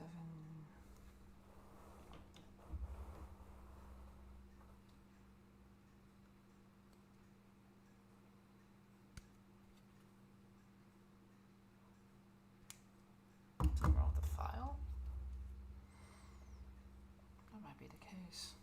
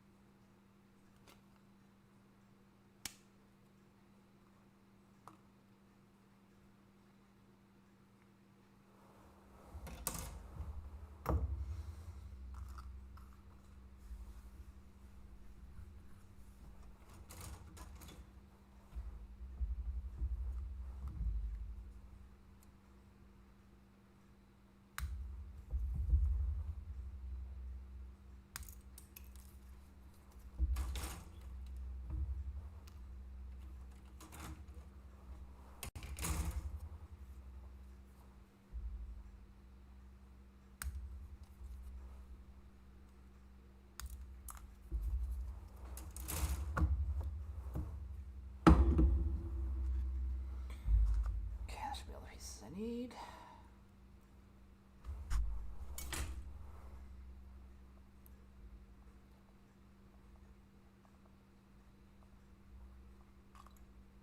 What is going on here?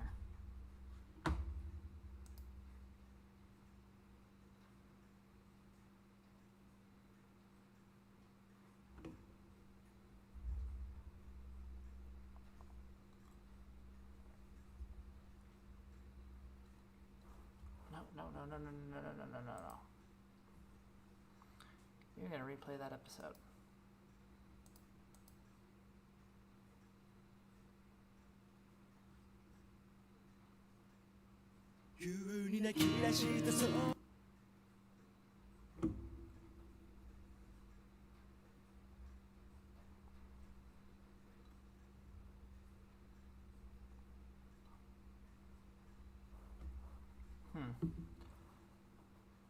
Episode 12 is glitching.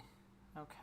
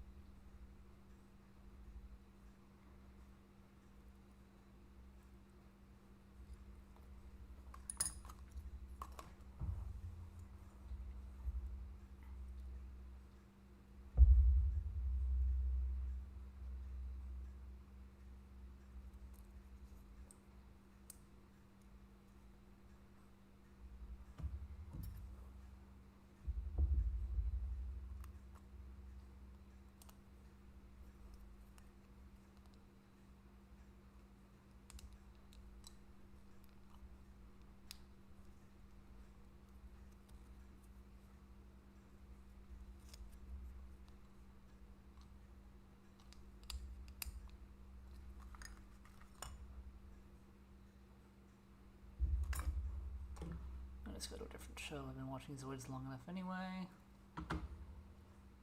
Oh, let's just watch some YouTube.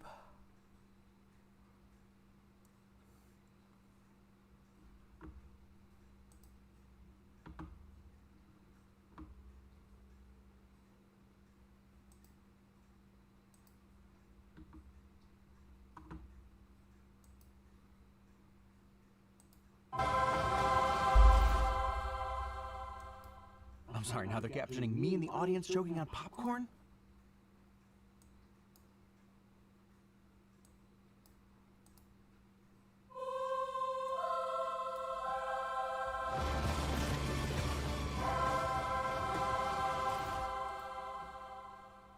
I'm sorry, now they're captioning me and the audience choking on popcorn? I feel seen. Obviously, all of the crazy alternating universe production logos are Spider-Verse style opening credits, but Lord Miller has one of the greatest alternate universe logos. Also, is that Hobie's skull in one of the alts? Let's do things differently this time. Like, so differently. Alright, let's be objective here. Remove emotion. Yes, let's judge this movie on its merits. Yes, thank you. Oh my gosh, starting on Gwen this time with the score being drums because she's a drummer. And also this entire intro is just her drum solo and inner monologue, and this is her story even though she's talking about Miles giving us a new perspective on the first movie, and it starts out slow and builds to this incessant pace that puts you on edge in a way that you'd never expect in the first 3 minutes, but the story goes there and she's letting us know right up front. Perfect objectivity. He was bitten by a radioactive spider. And he's not the only one. Also, not the only one is the polar opposite of the opening to the first film that was all about the one and only Spider-Man. The one and only Spider-Man. Also, letting us view events we've already seen reinterpreted through Gwen's universe, Earth 65, that has a much more abstract and emotionally driven style with smudged pastels that, honestly, when I saw it in Into the Spider-Verse, my first thought was, boy, I hope we don't spend a lot of time here. It hurts my brain. And dang it, was I wrong to have that fear, because it's dope and can convey things that the more realistic, or let's say beholden to our version of reality type worlds can't. And yeah, I totally skipped over the reoccurring 42s in the first movie because I noticed them, but they just didn't seem important. Oh, you sweet summer child, you. I won't do that this time. I didn't want to hurt him, but I did. And the timeline is wonky right now because it's what the movie is about. Sure, plenty of movies jump to the end of the prologue, but we're listening to Gwen discuss a disruption in the canon. Or maybe she's just recounting the canon? Who could say yes? Yo, Def Leppard! Def Leppard's drummer Rick Allen famously lost an arm in a car accident but overcame what seemed like insurmountable odds, especially in 1984, to not only continue as the drummer, but do it during arguably their most successful era. Anyway, not sure what overcoming absurd odds has to do with this film. Huh. And you don't want to talk. I didn't join a band so I could talk about my feelings. Well, I did. Honesty. You gotta find those connections where you can, Betty. I play adult rec soccer to see my brothers more. We do what we can. You always wind up a solo act. So much music in this one to talk about, like so many songs of note, which is crazy because the first movie also had a killer soundtrack and score, and I think by bringing in Metro Boomin, they outdid themselves. Self-love captures the mood. Did Gwen go as VLC player for Halloween? Tight costume. Also Pete in his lizard self, whatever. Each frame also reinforces that even Gwen's hair color changes depending on the moods or seasons or vibes. Plus it's that something took a picture every day for 10 years and now I'm a hottie but clearly slipped into depression as the crushing weight of adulthood came down on me. You know the what's. There's a very monitor lizard design for this version of the lizard that makes him less sympathetic than others, making the switch back to Peter even more jarring for us and Gwen. Wanted to be special. Like you. Gwen. But getting Huey to be the saddest and most pitiable Peter Parker was an inspired choice. No offense, Jack. Stacy leads the manhunt for Spider-Woman. Who is she? J.K.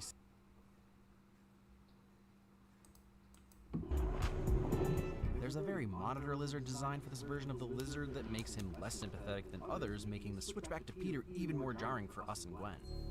Wanted to be special. Like you. Gwen. But getting Huey to be the saddest and most pitiable Peter Parker was an inspired choice. No offense, Jack. Stacy leads the manhunt for Spider-Woman. Who is she? J.K. Simmons is going to be playing J. Jonah from his deathbed, and J.K. Simmons is always a win. Does that banner just say social media? Classic, want it. Do punk rock to give your old man a hug.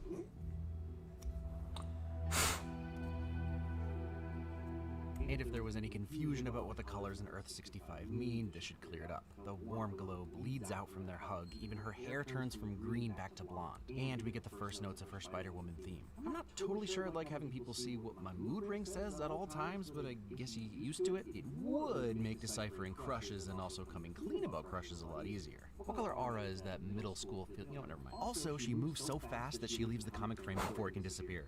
And then when her dad is called to a superhuman event, her hair turns back to green and her skin gets an even darker blue as he leaves. Ha! Spider-Gwen has her radio inside a penguin. Oh yeah, it does say social media. Also protect trans kids, good ally Gwen. Have I mentioned mention that Gwen's Spider-Woman theme is my new absolute favorite theme, and I don't think I've ever truly liked a motif before I heard this one? I mean, yeah, it's cool. How's the manhunt for me going? Good to know! And I kind of love that both Gwen and Miles, Thank you for your bravery tonight. and live-action Holland Man actually, all do their interpretation of tough guy New Yorker to cover their voices. It's a rough borough, but hey, it's home. Why are you narrating in that voice? Because it's fun. By the way, amazing design for the DeVulture. Get it? It's like Da Vinci, but it's DeVulture. We have fun here. And obviously you're not watching this without having seen Into the Spider-Verse, but in case you are, Gwen showcases her skill set and the way she heroes inside 40 seconds. Webbing up people in the background, utilizing her ballet skills, and being nonchalant about arrows flying at her, cause Spidey sense. Kind of a meta commentary on what we call art, but it's also art. Don't sell yourself short, this movie is art. Oh, Jeff Koons, his stuff is art too. Parchment paper subtitles. Miguel's theme is also sick, but he knows it's sick if you get my drift, which is why I prefer Gwen's. Still dope. Also, he has claws and a retractable cape, so he's not left wanting to be cool. Although I'm starting to see why he and Peter don't get along that well. Take that off. It's disrespectful. Spider-Man doesn't wear a cape. Oh, Dark Garfield. Now that's a multiverse movie I need to see. Okay, knock yourself out. Why are you saying it like that? She got him so good her theme kicks back in. What are you guys talking about? None of your business, nosy. And Espanol, just in case Vulture didn't get it. Don't even get me started on Doctor Strange, you little nerd back on Earth 1999-99. That's fair, they were idiots about it. The thing my brain kept doing in theaters, both times actually, was thinking, haha, the references and dialogue are so funny. Oh, holy crap, I forgot this is also an awesome action movie with a crap ton of new Spideys doing Spidey stuff. No joke, happened a bunch. Okay. But who's Ed? Education department? I feel like I should know. Bags of holding are dope though, especially when they're named for something applicable to Spider-Ham. It'll fit in your pocket. Oh, it's editorial. It's been a long time. I know I asked for an Andrew Garfield Spidey film with Jessica Drew as his mentee, and I stand by that request. This is also pretty good. Spider-Woman. Me too. Although that said, I will gladly take a live-action Jessica Drew Spider-Woman film starring Issa Rae. Honestly, I'd pretty much back anything starring Issa Rae. My husband wants it to be a surprise. He's really corny. But so hot. Priorities. Is it because she called you Dark Garfield? No. Do you say anything but no? No. Yes. She Bugs Bunnied him.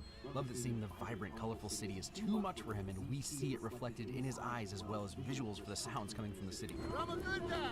You don't look like a good guy. Clairvoyance. Good stuff. A visual handoff inside a split second. Don't understand.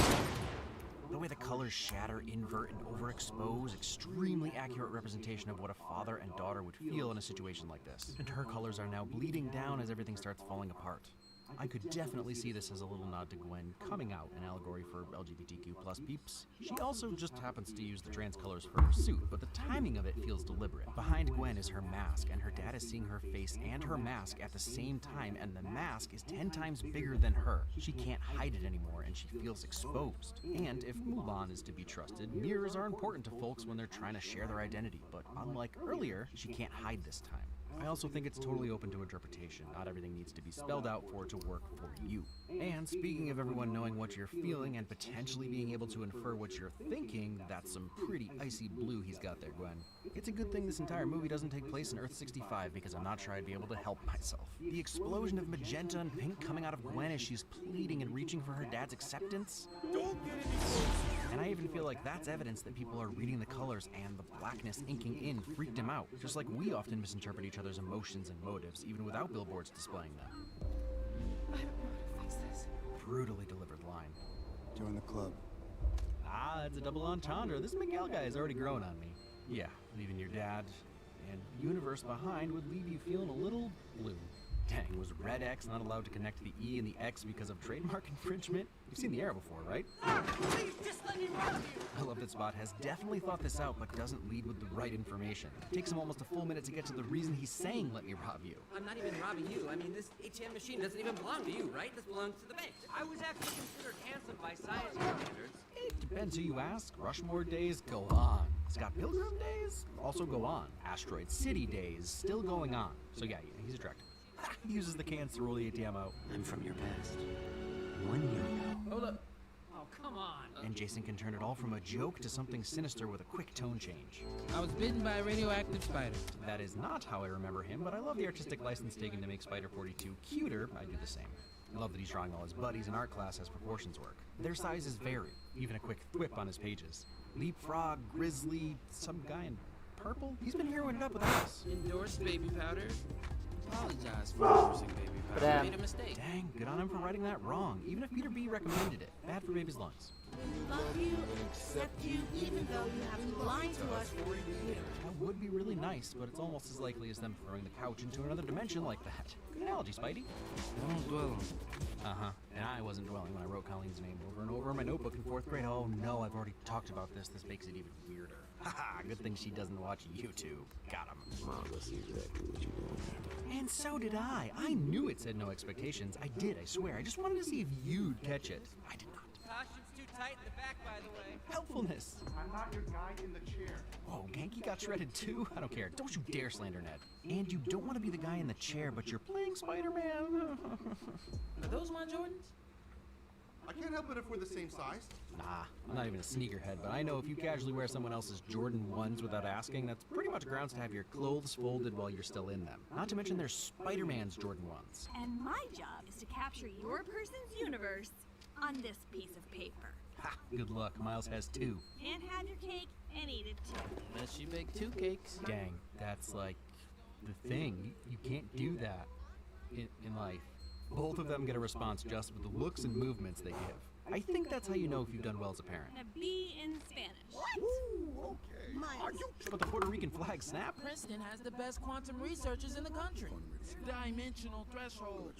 Man, that's real support right there. You don't have to know what's going on, but you catch a word here and there and you pump up your kid. Travel to other dimensions. Yeah, okay. Oh, yeah, that sounds like a really good fake job. I mean, pump him up, but don't miss a chance to dunk either. When you were born, what's your mom used to... Well, now I definitely need to know what his mom used to. Look, life is a journey. Brian Tyree Henry has always been funny, but I feel like he must have been held back in the first movie because now he's stealing scenes. And Genki was barefoot in his kicks? Yikes, bro. I'm never gonna pass up an opportunity to mention Tottenham Hotspur in a video because it's one of those made-up sounding Premier League names. Oh, right, the guy in the poster is their captain. Also, he's one of 3 South Korean men playing in the Premier League, so absolutely worthy of a poster on Genki's wall. He's barely a villain of the week. You had to go and say that. Like father, like son. I'll always applaud the sensible choice. I did that once. It's so satisfying. I mean, I wasn't on a ladder or anything, but I did feel like Spider-Man for a few minutes while pooping. Later, we learned that all Spideys go through the same stuff because of canon events, and that makes a simple little jump and spin between the 3 portals even cooler than just a reference to Toby Man jumping between Goblin's blade bomb things. The black and white pen drawing style art here is amazing. Just another insanely skilled artist adding to this masterpiece. Okay, so this is interesting, and if it's true, makes what Miguel says later wrong, because that's Miles 42 about to be bitten, which makes Miles 1610 not an anomaly at all. I mean, the mere existence of Miles Prowler also kind of proves that, but we're not there yet. You hit me with a bagel! That guy does kind of look like Jason Schwartzman. And obviously I knew Onomatopoeia Bagel Guy was going to be important. Look at me! Love the hints of his voice going full evil nemesis, even if we're not quite ready for that yet either. Oh, this is why nobody likes us, man. It's really not, but I appreciate the movie at least trying to acknowledge reality every once in a while. Hey, Gutierrez, you can cancel the crane. The no-look realization. Men of your generation ignore their mental health too. This isn't just funny, it's also something that Miles would probably love to say to his dad, but never would. Now, those are Ben-Day dots. All a uniform size, not like the halftones in Miles Earth 1610. My holes can take me anywhere. That's what's so fun about holes. Explore the holes. Splitting the fabric of space and time. For you, it's just a Tuesday night. To be fair, Mrs. Chen has seen it all. I kinda want to see the argument between Eddie and Venom over the branding of the gum, because you know Venom wouldn't be cool with green packaging. My holes aren't a curse! And let's all be so lucky to feel that way about holes. Can you stop talking about your holes? You're making everyone uncomfortable over here. Even if some anti-holes guys can't handle it. So in Into the Spider-Verse, Miles was animated on 2s, or 12 frames per second, until his leap of faith, where he was on 1s, or 24 frames per second. The thing people seem to miss is that when he's not Spideying, he's back on 2s. Everyone is, though, unless they're whipping. But my point here is that Lego Peter is on 2s-ish, but his legs are on like 4s and 5s sometimes. I'm assuming to draw further delineation from the rest of the real world. The letters of thwip fall to the ground because there ain't no thwipping if your hands are full. Unless you have bungees and aren't worried about your pizzas getting a little smushed. Oh hey, but also he did the thing. 2 cakes. Unless you bake 2 cakes. Starting to see the Genki is right. Stretch too thin. Alright, thanks for the tip. And I will always be here for you. Oof, not with a promotion you won't. Even within Spideying moments, he switches between 24 and 12 frames per second depending on how fluid the movement needs to be. In the 42nd minute and the 42nd second of the movie, Miles is wearing his 42 jersey. See, I told you I wouldn't slouch. Classic encouragement message. I studied for 8 months. 9. It was like giving birth. No, it wasn't. Of course not. He gets points for the quick correction, though. His little double take. How did they get over there so fast? Wait, are they Spider-Man? Wait, no, I'm Spider-Man, right. I have no idea what's going on with you. So why don't you tell me? The DJ is trying so hard. This moment is easy to miss because Gwen shows up in a few seconds, but dang it if that isn't young love encapsulated in one visual. Being grounded is prison to us as teens, but sometimes all it takes is a brief reminder that they are out there to put a stupid smile on our stupid faces. And I don't love Hummingbird as much as Sunflower right away, which makes me think I may like it more in the long run. It's a solid track, though. Miles is living the dream. All teen boys wish for is our crushes to fall through portals into our... never mind. Hugging. Is that Katie's moose? Spin, you thief. Lily. Missed you too. Honestly, best response she could give. Kills the tension and clarifies absolutely nothing. Is Spider-Man grounded? And Mr. and Mrs. Morales are right later. She's a bad influence. And what was true of the first movie is true of this one. There's no motion blur, so it doesn't matter where you paused, you end up with an amazing piece of art that would look amazing on my wall. Speaking of, killer is, man. No one my age says those words in that order. God dang it. Loving the way the camera follows Miles under and through obstacles. Does that mean you stay overnight, or? Aw, buddy. This being a teen who feels like he's missing out on everything vibe is cutting deep. Heh, bagels. Wait, is that everything everywhere all at once? I bet 1610 is the universe with sexy, suave Waymond. So, like, how does Gwen stay stuck when all that's in contact with the building is her chucks? Like, the sticky spider barbs would be so far away, right? Well, that's the thing. We've all been looking at Spidey's stickiness wrong for a long time, and it's probably Raimi's fault. There's a bit of this, sure, but also, it's basically magic. Spider-Man can change the laws of attraction between things at a molecular level. Part of the spider people's mutation is that they can effectively will things to stick together, so... that's how. And thank goodness, because this shot with the camera following Gwen around the ledge is absolutely stunning. And Pop Money's another dimension. What a track for this moment. Captures the stillness at the top of the building for two people with confusing feelings for each other, reveling in something they have in common, separate from the rest of the, well, most of the world.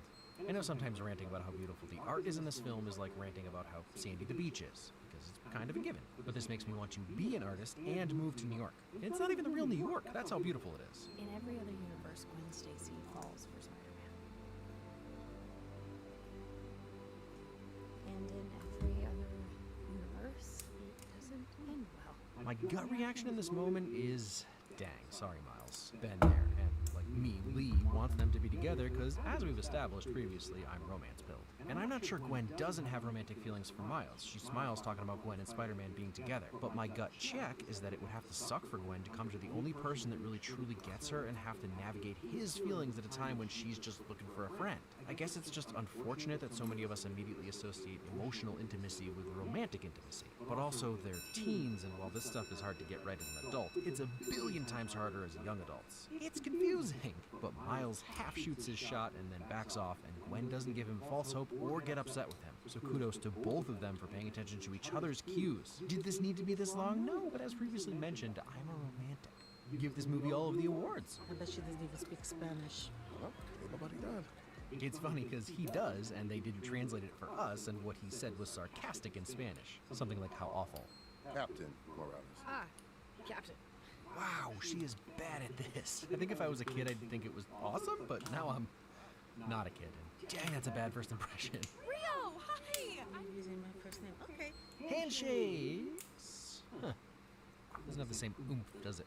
I love that in addition to the out-of-registration style they use to show things out of focus, there's also blurry highlights and even just outlines to give the feeling of haze in front of buildings way off in the distance. And what I worry about most is they won't look out for you like us. Wherever you go from here, you have to promise to take care of that little boy for me. This really loving and moving speech is even rougher when you realize that it's the last time Miles sees his real mom for the rest of the movie. Never let anyone at those big fancy places he's gonna be in tell him that he doesn't belong there. Que Dios te bendiga. And BD just over here crying.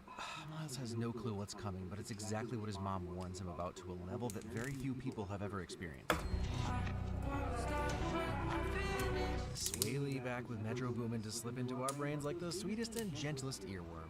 The beat and groove on Annihilate that kicks in just as Miles is leaving his mom again builds up what would otherwise be a typical moment of Miles just going to see Gwen into what it actually is, the end of Miles' time in Earth 1610 and the beginning of Miles' real journey. Nothing can shake me. The re-zip is genius. And now I really feel bad for Spot, because he did have a beautiful beard.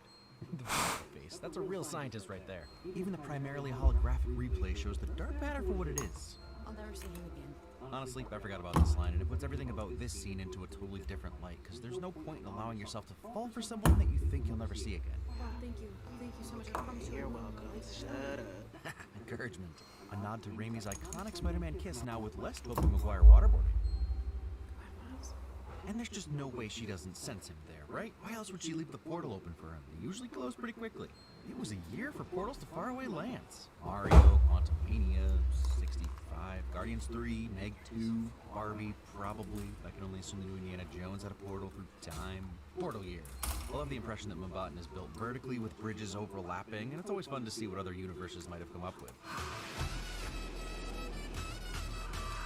And the sound design and score are perfection. Hey, it's a chai cafe. Wonder what they sell there. Hey, another one. Hello, pardon me, locals. Wow, 4 on there. Wow, that's very dangerous. Little dialogue details that make the Spider-Verse movies engaging and relatable. Spot is the big bad, but he's also still kind of a normal guy. Hey, cow guy! Move over! That's the best you can do? What? That was epic in the moment improv. So that's Tadak, which seems to be Hindi for snapping or snap or crack. And shout out to Hada Boot, that's Hindi for Green Goblin. I'm what you'd call a student of the world and a schmuck. You don't use any product at all. Just coconut oil, prayer, some genetics. Oof, that one stings, Pop. I love chai tea. What did you just say? Chai tea? Chai means tea, bro. As a student of the world, I would never make this mistake, but I appreciate that they explain this for other people, not me. I mean, it would be a little like not knowing that the M in ATM stands for machine and the N in pin stands for number. ATM machine. Pin number. Also, the way Caught on Sony hits bro is both the sweetest and most condescending way I've ever heard the word said. And details, the tea overflowing, the fact that Miles is still wearing Pop's auntie's scarf. This is where the traffic is, this is where the traffic is, this is also where the traffic is, there's traffic here too, but... Ah, okay, now I get the many levels of bridges, but I also could totally see why a vertical city would be the absolute best city for Spidey, because of the swinging. And this is where the British stole all of our stuff! History lessons. Also, things the British should correct lessons. Don't eat Pray Love Me, bro! Hitting Spot right in the Julia Roberts. Also, fun fact, Elizabeth Gilbert, the author of Eat, Pray, Love, had to cancel her sequel because it took place in Russia. It may be more like a mid-fact. Spot is starting to remind me of Jumper, in that at some point he won't really have to take steps anymore. A problem for human Hayden Vader, maybe less so for Holy Cow Man. But I love how much more formidable Spot is at this point, using the holes to actually increase inertia and really give Miles a run for his money. Some might say now you're thinking with portals. What should I know about Hobie? Oh, looks like you did not know. Sometimes you just need that friend around that says the things. And you guys must be in love with you. We got along great and we're close friends. If you thought Spider-Punk felt extra glitchy, it's because he's on 3s. So his movements only happen every 3 frames, and I like to think Hobie does it on purpose, because Donald Duck the man, eh? Bit of advice. Use the palm, not just your finger. And he's immediately helpful. Miles is understandably jealous, but Hobie's a good dude. Ha! There's a Scorpion reference and a Captain America reference in the same panel. His entire city is one big anti-punk landscape. That is when I'm not playing shows, antagonizing fascists. Are those pigs? In Bobby uniforms? Bold move, Hobie. Having a laugh at the pub with the man them. I want to have a laugh with the man dem. I know what that means, and I want it. I don't believe in consistency. This guy is killing me. I love that there's this massively important thing going on with immense stakes, and then they're also fighting Spot. You see what I did there? But seriously, there's so much information being thrown around, and the takeaway is, who could blame anyone for crushing on Hobie? He's definitely created to be an over-the-top stereotype, and yet everything about him is still pitch perfect. You're not a joke. So sincere. No one here thinks you're a joke. We're going after this. No! That subtle snip. Our future. I'm gonna take everything from you. The shift in the score and Spot's voice are chilling, and Spot is now terrifying. See you back home, Spider-Man. Each of their eyes going wide in unison, and they each get a stylized letter for the snap. We'll clear the path. You slow down that building. I know we just had that other movie, but usually Spider-Man doesn't get this level of teamwork, and it is perfect. The way he uses his kata to save people, yo-yoing them around. Classic Spider-Man misunderstanding of his own lore, but it makes sense. He's brand new. 6 months sounds like the right amount of time for a life-altering canon event. It's been so easy for him, he's the only one who didn't know better than to say this. Well, that was another easy adventure for Spider-Man. Also, you can't. And have your cake and eat it too. Unless you bake 2 cakes. Miles? You're amazing. Aha, yeah, she gets to use that word. Yeah, whatever, it's in the comic title. But she also saying what she really feels. And hearing that from your crush at this age might actually be enough to get you through how much of an optimism kill floor the rest of life can be. Don't let anyone tell you being a teen is easy, and don't feel like there's something wrong with you if you don't identify with people insisting it's the best time of your life, because it ain't that for everyone. Metaphor for capitalism. Hobie, you're gonna lose me subs with that kind of talk. Loving the dad bod representation in this Spidey. All Spideys are beautiful. How are you even cooler under your mask? I was just cool the whole time. What a perfect response. You could read it as, yeah, I'm cool. But considering Hobie's ethos throughout the film, I take it as meaning that it's not being a superhero that makes Hobie cool. Hobie is what makes Hobie cool. Might be a lesson in there. Upside down elevator is an elegant yet effective security measure to keep non-Spideys out. Okay, this would be a lot. Every Spidey competing for the best quip. Welcome, Spider Society. Per usual iVoid trailers, and if you did the same, did you also audibly gasp? Even the car Peter's name is a bit. Hey, and Lego Peter is back. A Mysterio is stereo. Mysterio and Spider have security measure to keep non-Spideys out. Okay, this would be a lot. Every Spidey competing for the best quip. Welcome, Spider Society. Per usual iVoid trailers, and if you did the same, did you also audibly gasp? Even the car Peter's name is a bit. Hey, and Lego Peter Oh, there he is. That's clever. is back. Mysterio is stereo. If Mysterio and Spider-Ham don't face off in the third film, then there's no hope for the world. Ah, there he is. A Prowler? Prowler? Not your Prowler. So poor childish Gambino got zapped for the wrong dimension from Earth 199999 when Strange and Holland Man did their shenanigans? The sheer number of Earths they're assigning here is making me feel very anxious for any writers who join this universe who will have to refer back to the Universe Bible so as not to piss off the Vans. Me. Piss off me. Sorry. Spidey vibes. Huh. Interesting, Gwen. Interesting. But I'm not like the others. How are you gonna go off on Miles when you're also one of a kind? Oh, right, that's the point. This is one of the most jarring sequences because the room is 24 frames per second on 1s, Miles is at 12 frames per second on 2s, and Hobie is at 8 frames per second on 3s. And yet it's still somehow all believable, like it works because they're in Spider Society. Why you want to be part of this lot? And I really can't get over how Hobie's looking out for him. Just don't unless you know what war you're fighting. Bruv throwing out solid life lessons. Can I say bruv? Man, damn, tings? Either way, solid life lessons. I'm just gonna try and ignore you. I ain't even here. Or yeah. Oh boy, humbling reality Spider-Man has arrived. Boom, roasted, innit? Mayday! Mayday! Mayday is a Jude win. She's his favorite part of the movie. He's right though, everything she does is perfect. To be funny. The fate of the multiverse. You always lose me with that. Mayday! Kid's an anarchist. See, Hobie gets it. Hey, you want to see pictures? She's right there. Look at this bear. Oh, look at that special art. Wow, she is. She's incredible. Yep. Gwen's line is perfect. Also, my friends without kids tell me this is exactly what it's like with other people, I assume. Everyone always wants to see my kids. Taking a crap on the establishment, I salute you. Even this tiny face. Keeping up the consistency of how timelines look since Loki. It's called the arachno-humanoid polymultiverse. Which sounds stupid too, I guess. Honesty. You'd think the waterboarding would be under the bad stuff. But how? How are you not gonna have Topher in there? Oh, wait. Toby is right there, my bad. That's how the story is supposed to go. All this talk of canon events really clarifies the intro to Into the Spider-Verse because everything was just slightly different than we'd seen before, but we now know that this is necessary for every Spider-Man, and all I can say is thank you, Raimi. That's why Gwen tried to stop you. I thought you were trying to save me. I was doing both. Oof, you can't. And have your cake. Unless you bake 2 cakes. Always making flashbacks clear with even another new, more simplistic animation style. Oof, that smiling to furious match cut. Isn't that right, Peter? Somehow that humbling reality Spider-Man, I mean Peter was involved, just makes everything sadder. The way more and more Spider people keep walking in to circle around Miles as if they can all sense what's about to happen, and even if Miguel didn't tell them. Saving an entire world. Every world. I can do both. I mean, I almost believe it with Miles, but you can't. Both. 2 cakes. We know it's hard. But it's the truth, Miles. Even the CW/Disney XD's Spectacular Spider-Man? You know it's serious when the other animated Spider-Man gets involved. Kid, stop calling me. Here we go. Hot dang, Hobie is a real G. I love that he's been watching this whole time without saying much, just waiting for his moment, and supports Miles like no one else does. Hobie, you're not helping. Good. Just for the record, actually. He's just never not cool. Biggest pointing meme ever. It's dead now. I think we killed it.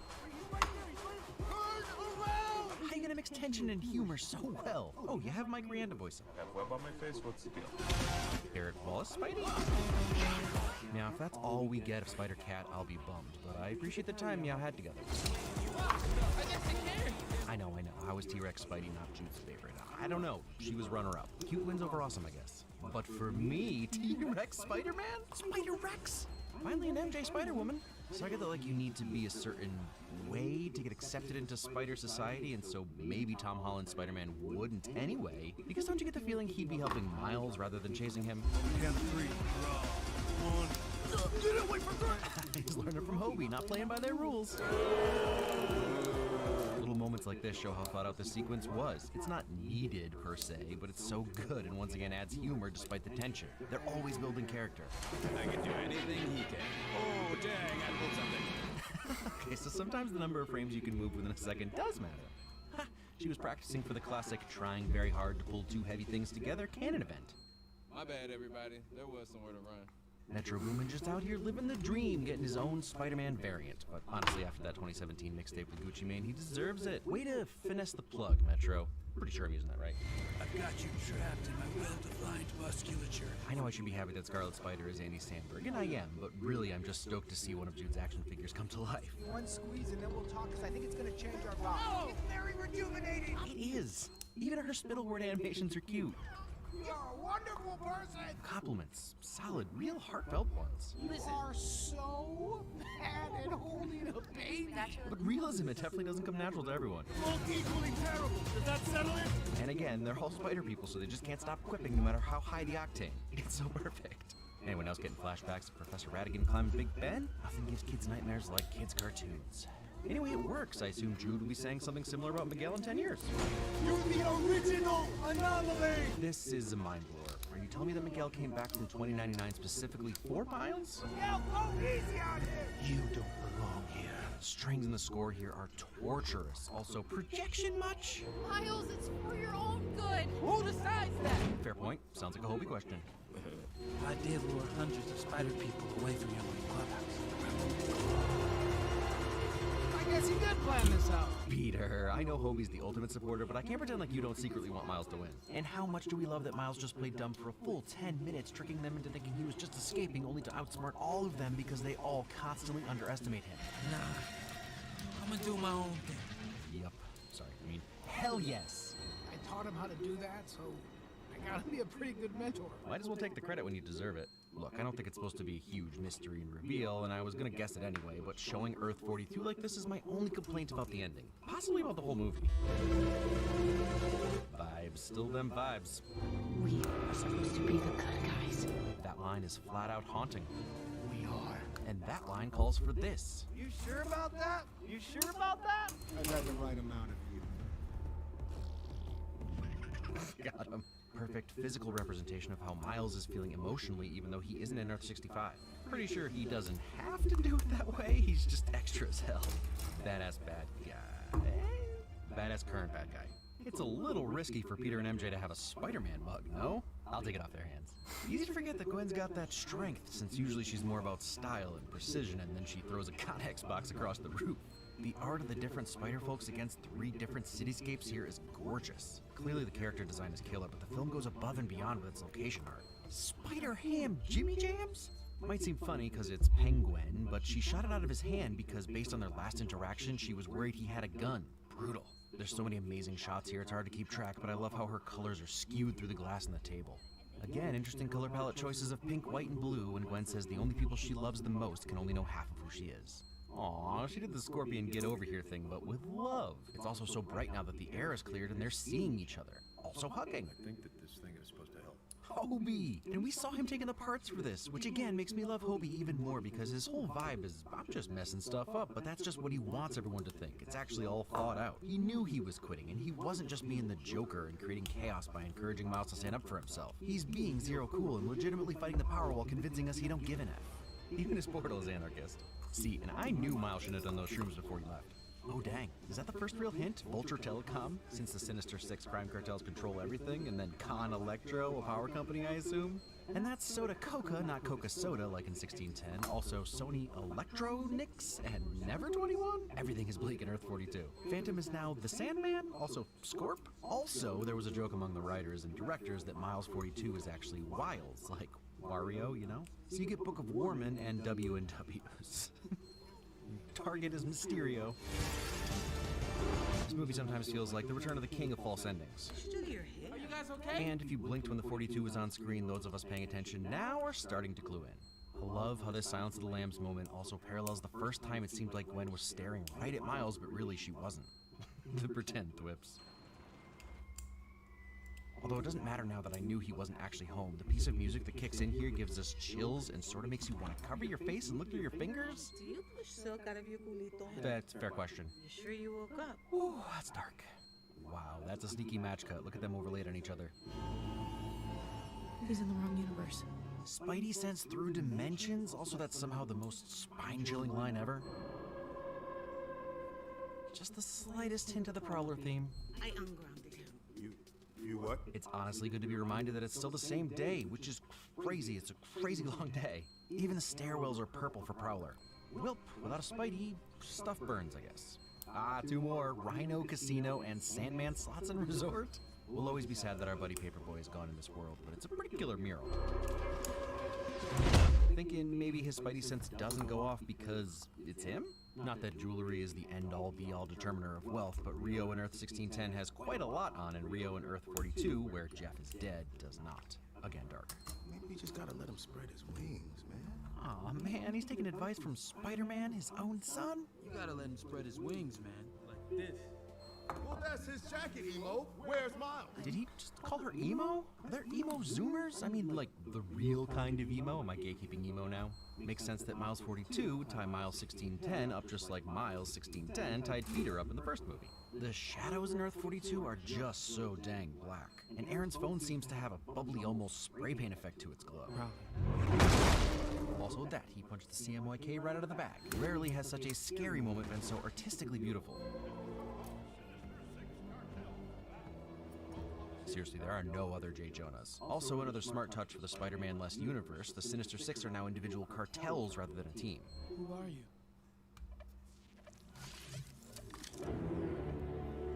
I'm Miles Morales. I take it back, it's still such a sick reveal. Oh, cool, like things weren't bad enough.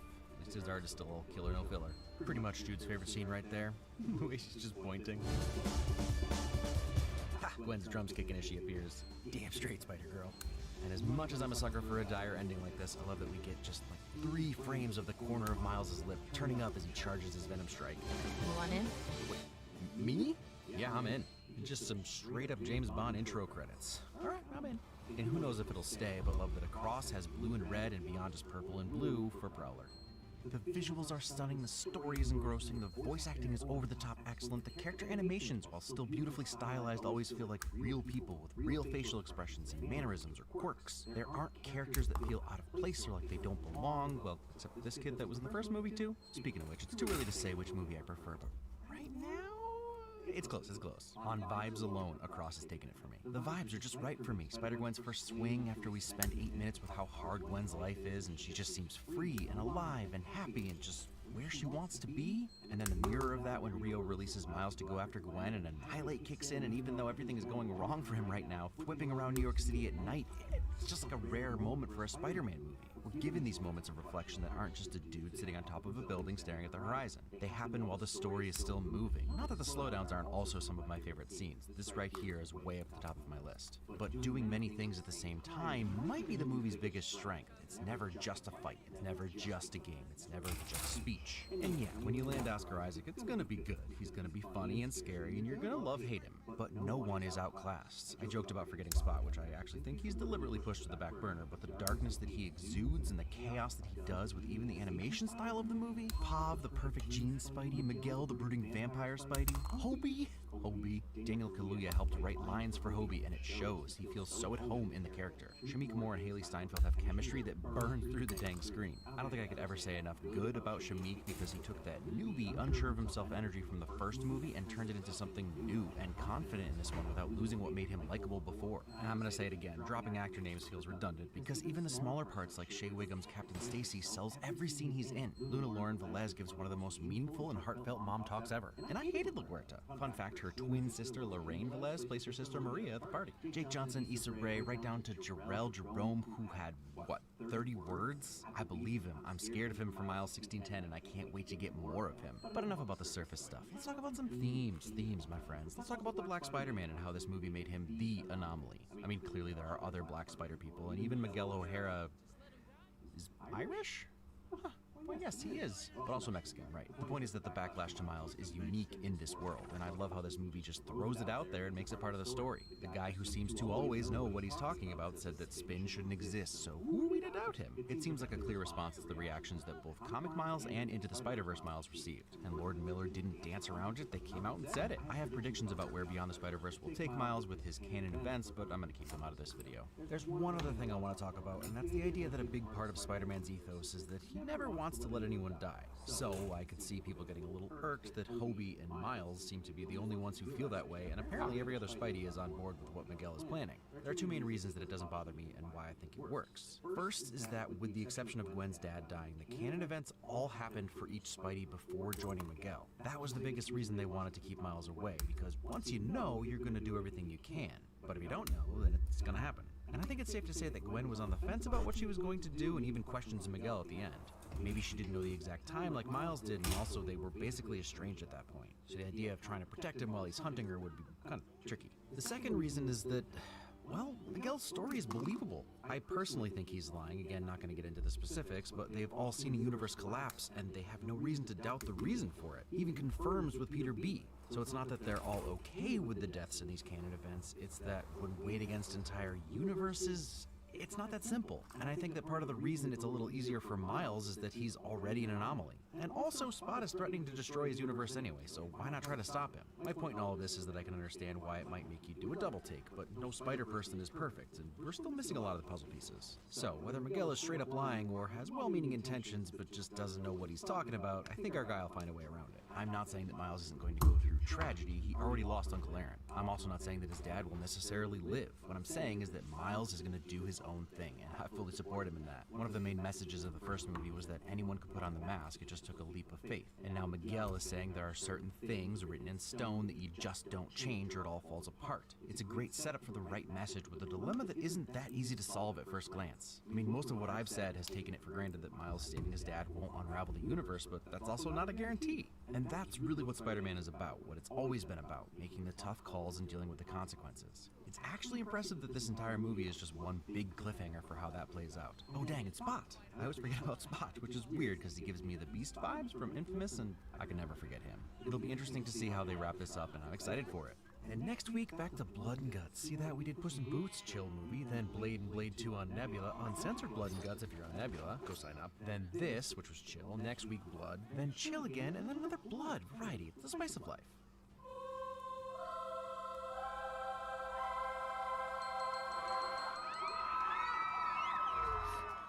You guys smell that? Mayday took a crap. Yep, she's a Parker. That's what Miles. When a Parker eats an avocado.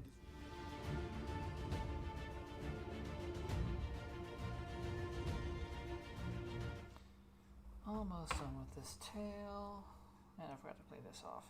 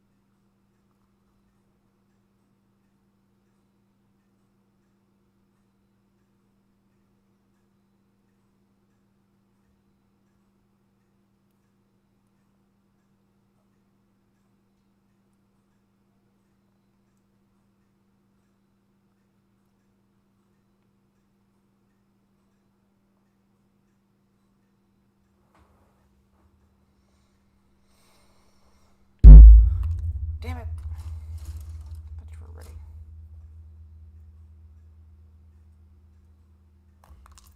While I'm doing that, let's clean this up more.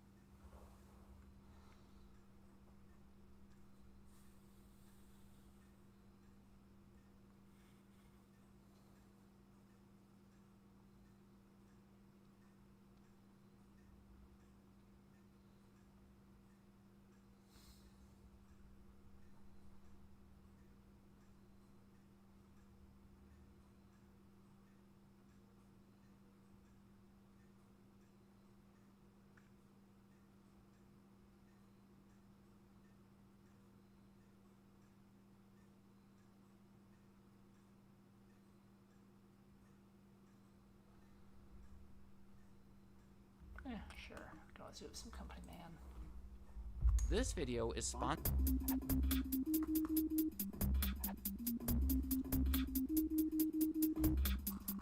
Chicken wings have exploded in popularity. Consider that a few decades ago there were hardly any restaurants selling them, and now apparently 1.4 to 1.5 billion chicken wings are being consumed during Super Bowl weekend each year, which I find incredible, considering that is more than 4 times the total US population. Today, you can order them from so many different restaurants: Applebee's, Pizza Hut, TGI Fridays, among many others. But the 2 biggest chains that specialize in making chicken wings, to a point where it is in their name, would be Wingstop and Buffalo Wild Wings, both helping contribute to the food's growing popularity over the years, and arguably the 2 that have benefited from it the most. For today's video, I think it would make perfect sense to make some comparisons between these 2 companies, in what I believe to be 7 meaningful categories. But before I start, I do want to mention that I have already made a video about Buffalo Wild Wings, so to avoid overlap, this video will be focusing much more on the Wingstop side of things. Alright, my first category of comparison is their overall success. Now, obviously, in the big picture, they are both incredibly successful, considering they have grown into national restaurant chains, but the road has been a little less bumpy for Wingstop. Buffalo Wild Wings has seen 2 notable declines throughout the years that I have detailed in that previous video, but for Wingstop, things have been fairly smooth. By the way, if you're a journalist and you want to make a pun in your headline about how Wingstop is soaring, I promise you, it has been done. But that is a good sign for the company, right? It has been a great investment over the years. If you had bought stock from their IPO in 2015, you would have 10 times more money today. By multiple measures, they have more than doubled in size from that point, quickly approaching 2,000 restaurants, and domestic same-store sales have been increasing every year. All great signs, considering it's difficult to open so many new locations while maintaining or even raising sales at the existing ones. Now, in 2017, Buffalo Wild Wings was acquired for over $2 billion by Rourke Capital, the company behind Arby's that has since combined it with other chains. That right there turned them into a private company that does not file reports with the SEC, but from what I can tell, they have been pretty stagnant from that point, allowing Wingstop to surpass them in number of locations seemingly around 2018. And it's looking like that gap is only going to get bigger. Wingstop says that their vision is to become a top 10 global restaurant brand. They think that there is opportunity for them to eventually grow to 7,000 restaurants, most of which would be in the United States. That is an ambitious goal that makes me want to keep an eye on them, because if everything goes according to plan, we're going to have Wingstops all over the place. I also want to compare the format of the two restaurants, because this may actually be the single greatest difference between them. Buffalo Wild Wings is effectively a sports bar that puts in the effort to provide entertainment and create an atmosphere. You go in, sit down, order from the menu, drink beer, watch the game on TV. Their slogan is Wings, Beer, Sports. Whereas Wingstop is much more modeled for carryout and delivery, not the kind of place you want to spend much time, so people are usually in and out of there. In short, Buffalo Wild Wings is designed for people to hang out and eat chicken wings, whereas Wingstop is designed for people to get their chicken wings and eat them at home. Likely a big reason they saw such an increase in same-store sales during 2020 with the pandemic, and I think you get it. But this is where things get tricky. A Buffalo Wild Wings building averages over 6,000 square feet, and a Wingstop building averages below 2,000. It's less than a third of the size. So even though there are more Wingstop locations, Buffalo Wild Wings still has more total square footage and higher system-wide sales. However, there have been efforts to cross over into each other's formats. In 2011, Wingstop opened a restaurant in Texas labeled Wingstop Sports. It was bigger, served alcohol, had televisions, not unlike a Buffalo Wild Wings. But I would say that the bigger effort was in 2020, going the other way, when Buffalo Wild Wings opened their first BWW Go. It was smaller, intended for pickup, much more like a Wingstop. Even before the pandemic in 2017, the CEO of Buffalo Wild Wings theorized that a big part of their trouble stemmed from the fact that so many more people were choosing to eat at home. So BWW Go, along with some other efforts, have been their way to respond to that. Honestly, it seems like Wingstop has the better format for today's consumer, and to many people, that has given them more promise moving forward. Another similarity that I really thought was interesting concerns the founders. You probably wouldn't expect to hear that both of these restaurants were founded by a person that, in my opinion, was not all that passionate about chicken wings. See, in both cases, the founder predicted the market for chicken wings and saw it as a smart business move, but didn't really want to dedicate their life to it.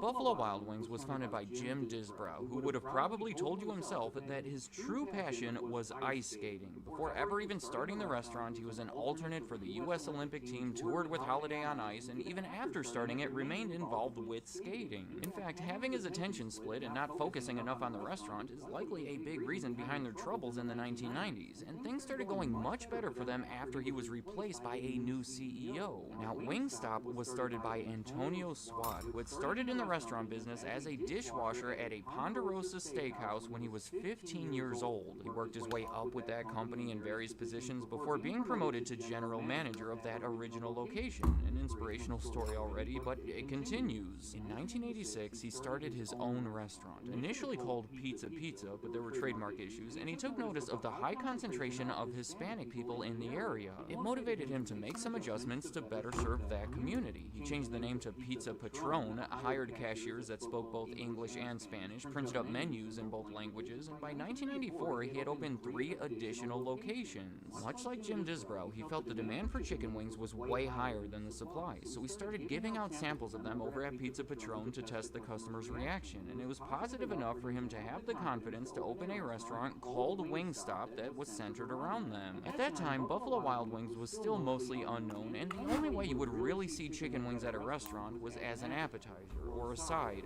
but never as the main course. That right there is what made Wingstop unique. All they sold was made-to-order wings and fries, so the wings were at the center and the fries were on the side. By 2003, when it had grown to almost 100 locations, Antonio Swad sold the company so he can place his full attention back onto his original creation, Pizza Patron. And then that grew into a popular chain of about 100 locations, held by their slogan, Mas Pizza, Menos Dinero, and their controversial Pizza for Pesos program, where they started accepting Mexican pesos in their restaurants. I do want to mention that Antonio Swad has since left Pizza Patron as well and started another restaurant concept called Porch Swing that makes traditional Southern food. I'm just saying, this guy has already started 2 successful chains, so I don't know, maybe keep a lookout for the third one. Alright, my comparisons are going to start getting much quicker. I think it's relevant to briefly talk about the area in which these companies started. Jim Disbrow lived in Buffalo, New York, and would frequent the bar where buffalo wings are believed to have been invented. While he happened to be in Ohio, he noticed how difficult it was to find any of the buffalo wings that he liked from back in New York, so that's where he saw his opportunity. He opened the first Buffalo Wild Wings near Ohio State University, and the business took off from there. Now, Antonio Swad actually actually started in Ohio. That's where he started working at that steakhouse when he was 15, but his career later took him to Texas, and that is where he started Pizza Patron and Wingstop. It was actually that Dallas connection that led to Troy Aikman, former quarterback for the Cowboys, becoming their spokesperson. Back in 2003, he agreed to promote them because they happened to have a restaurant across from his training facility early on that he would visit, and he became strongly associated with the brand, even joining the board of directors in 2011 before selling his shares for millions of dollars when they became a public company in 2015. I don't know, I just think it's interesting how one of them went to Ohio to start things while the other one left Ohio to do it. I also think it's interesting that today Texas is the biggest market for both of these restaurants. Another comparison would be their flavors. Clearly, chicken wings are all about the flavors no matter where you go to get them, including Buffalo Wild Wings, but it has been such a huge point of emphasis for Wingstop. They started by offering 8 flavors, but have since famously advertised 11 of them, the hottest of which is called Atomic, that is comparable to the blazing sauce over at Buffalo Wild Wings. Wingstop goes as far as to say that they are not in the wing business, they are in the flavor business. They also say that their mission is to serve the world with flavor. In 2019, they introduced their new slogan, "Where flavor gets its wings." Kind of clever, but you have to think about it for a second. And in 2022, when they launched their line of chicken sandwiches, the big thing that separated them from the ones offered by the other restaurants was the fact that they were available in 12 different flavors. My next comparison involves franchising, which is pretty much when other people own and operate their own locations while paying the central company for the rights to do it. For Buffalo Wild Wings, it appears that about half of their locations are franchised, whereas for Wingstop, it is 98%. That is how they've been expanding so fast. The company only owns 43 of those almost 2,000 locations. Even rapper Rick Ross is a franchisee of theirs, operating about 30 of them in the Southeast. From the very beginning, Wingstop was created as a simple concept that would be easy to franchise. I'm talking about small buildings, few employees, a limited menu that is much more limited than Buffalo Wild Wings. I mean, they are the wing experts, according to the logo. They didn't even introduce a new menu item until 2006, when they finally started offering boneless wings, and obviously there have been others since, but still fairly limited. It all makes them more attractive to potential franchisees because it requires a smaller initial investment to get involved. They have been selective when choosing new ones. Once they are chosen, they're forced to complete a 4-week training program. It has helped keep the restaurants clean, friendly, and reliable. Each Wingstop is fairly similar to the others, and that's the goal. The customers want to know what they're going to get. For my final comparison, it's brief. I just want to take a quick look at the owners, specifically the private equity firm Rourke Capital. I said in the beginning that they acquired Buffalo Wild Wings in 2017, but I should also draw attention to the fact that they acquired Wingstop in 2010 before putting them on the stock market as a publicly owned company in 2015. I think that's interesting in the way that they have shared the same owner but at different times, and the fact that they have both switched between public and private ownership but sort of at opposite times. Let me know in the comments, what do you think of all these comparisons? Were there any that you were shocked to hear? And are these two companies more similar or more different than you perceived them when you went into this video? Also, I have to ask, which one of them makes the better wings? That's the big question. So I want to hear a detailed analysis about what you think about that. And any other Buffalo Wild Wings, Buffalo Wild Wings or Wingstop, leave them in the comments. Never been to a Wingstop, so I'd like to hear what you have to say.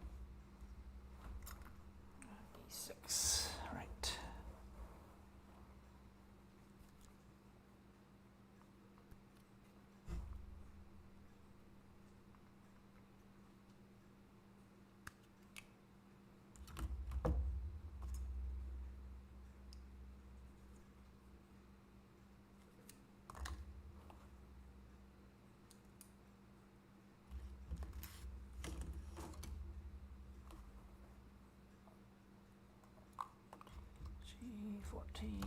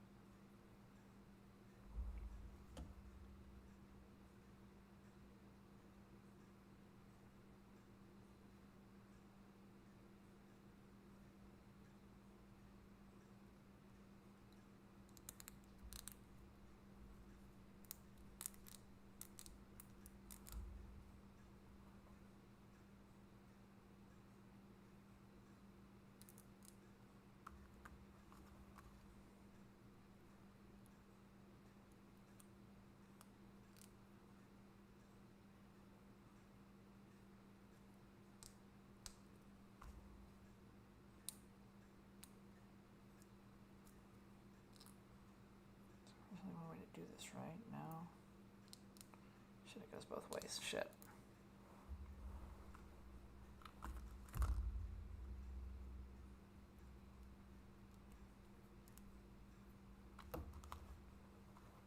Put this back together first.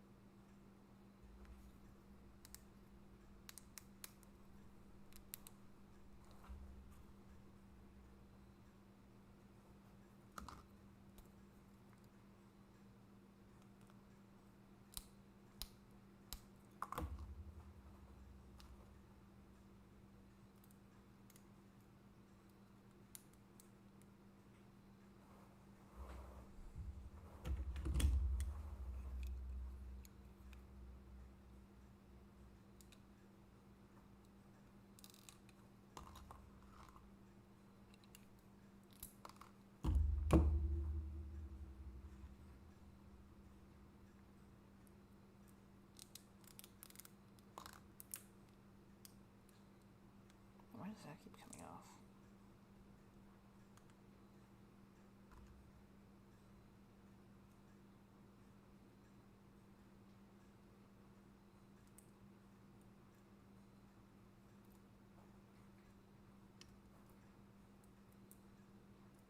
No, no, stop falling apart. God damn it. Something is not right here.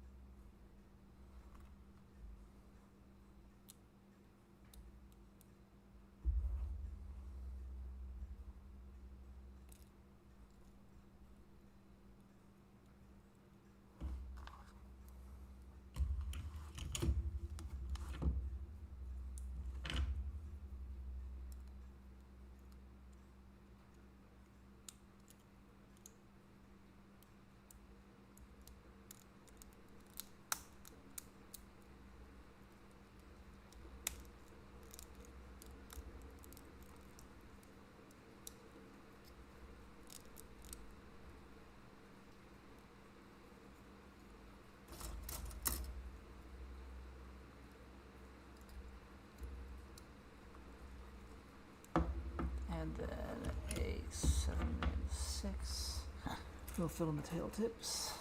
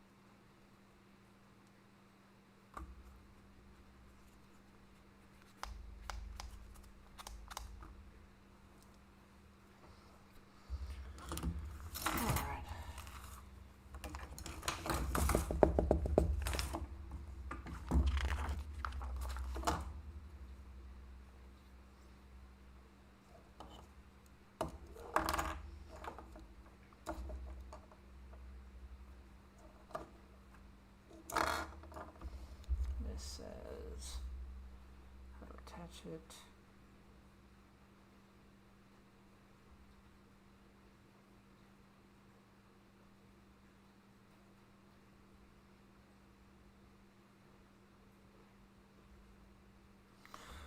Let's finish this up. I'm on the home stretch here.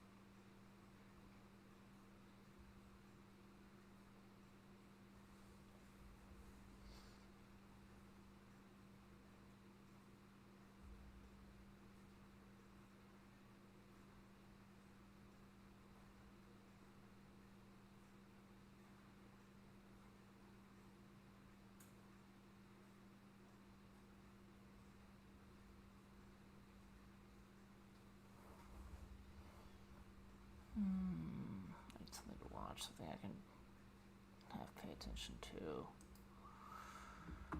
I'll just do more YouTube, I guess.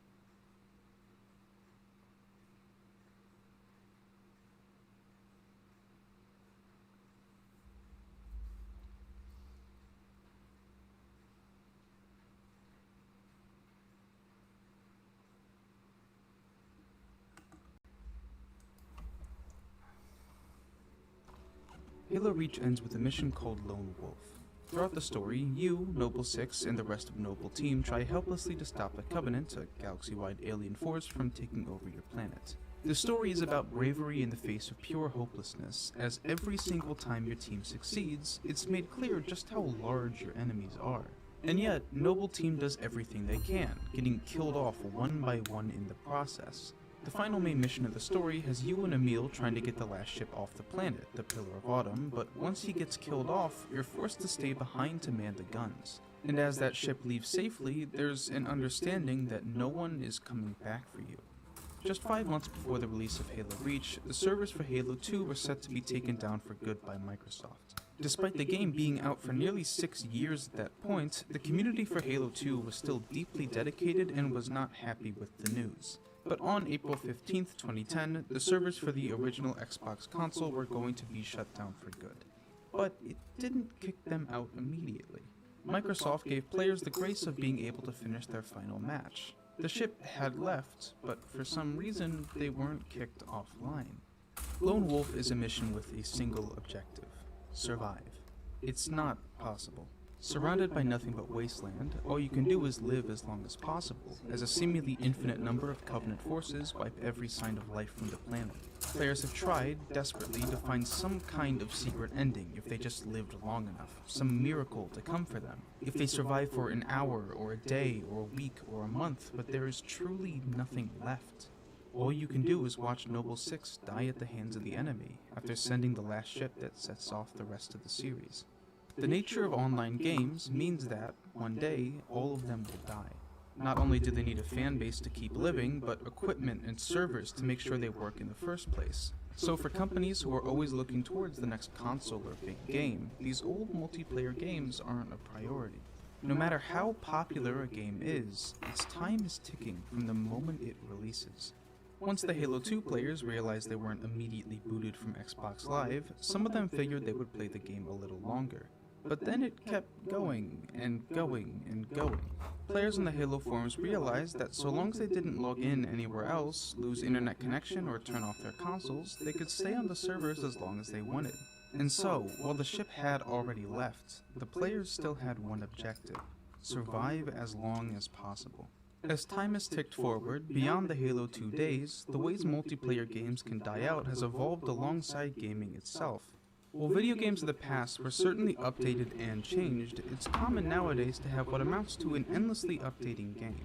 Instead of releasing new products and new IPs, or even just sequels, developers instead try to make a sort of super game, promising to always change and always entertain the player. But while all of these games like Fortnite and Apex Legends and Genshin Impact keep their name, really every update is a new game, with different balances, items, mechanics, and modes. One of my favorite things that Minecraft does is acknowledge this. While every update is Minecraft, their real name is 1.16 or 1.5 or beta 1.8. Everyone understands just how different the game becomes with each update, so every version of Minecraft remains playable for anyone at any given time. But then there comes the update sequels. Overwatch, Blizzard's first new IP after 12 years, was a massive success, but after a few more years and some failed attempts to revive it, it boiled down to a smaller but dedicated community that was very, very unhappy with the game. Blizzard's solution was to dedicate itself to a sequel, Overwatch 2, which was really just a big update. But unlike sequels of the past, this one just straight up destroyed Overwatch 1. Whether it's because Blizzard was afraid of splitting the fanbase or just wanted to update the game with a name that generated some new buzz, at Overwatch 2's release, the first game was no longer playable and likely never will be again. But Overwatch was not the first or worst example of a company doing this. The Culling was one of the first Battle Royale games to ever release. Still being unique to this day, most of the Culling was focused on melee combat. Instead of getting access to crazy weapons and grappling hooks and superpowers, you had to struggle for even the weaker stuff. It turned the game into a suffocating and desperate experience, where even your wins felt like they were barely held together. Its generally short-range focus and mechanics like crafting systems turned the game into something you couldn't play anywhere else. After the release of PUBG, though, the Culling lost the majority of its fanbase. As much as I and some more dedicated gamers like the brutality of the Culling, the gunplay and big moments in PUBG made the Culling look like a slog in comparison, because it kinda was. And in the wake of the newer, more profitable and fun battle royales, the developers of the Culling decided to try and copy that formula. The Culling 2 released to, less than critical acclaim, peaking at an inspirational 250 players 1 hour after the game released. By day 2, there was absolutely nobody playing the game. It was clearly just a rip-off of PUBG gameplay, and a particularly boring and bad one at that, managing to both fail to get new fans and alienating their old ones. 2 or 3 total games of The Culling 2 were ever played. And even worse, the developers shut down the servers for the first game, hoping for the sequel's viral success. The failure of The Culling 2 was so bad that nowadays both games have been taken off of Steam entirely and can never be played again. The list of games killed off by companies who no longer want to support them is nearly endless, but the most interesting ones to me are the games that were executed in the prime of their life. At Gamescom 2014, Konami announced something odd. They were launching the world's first playable teaser, one for the next Silent Hill game. Simply called PT, with a mysterious thumbnail depicting the woods, it was a game that seemingly had nothing to do with Silent Hill. It was a horror puzzle game that took place entirely within a single hallway, one that repeated endlessly as the player learned more and more about the people inside this house. The puzzles were so obscure that just getting to the end of the game was an internet-wide collaboration, and to this day, some things like the true solution to the final puzzle aren't known for sure to be right. But it isn't entirely because the puzzles are hard. On April 29, 2015, the game vanished from the PS4 store without a trace. People who had the game in their libraries couldn't even re-download it, leaving whoever still had it on their systems as the last people with access to a game that was a viral success. Suddenly, this experience that anyone could download and repeat became a limited resource. PS4s with the game still on it became valuable, being sold off in the wake of all the sudden chaos coming out of a bad breakup between Konami and game designer Hideo Kojima. And it wasn't even the first time something like this happened.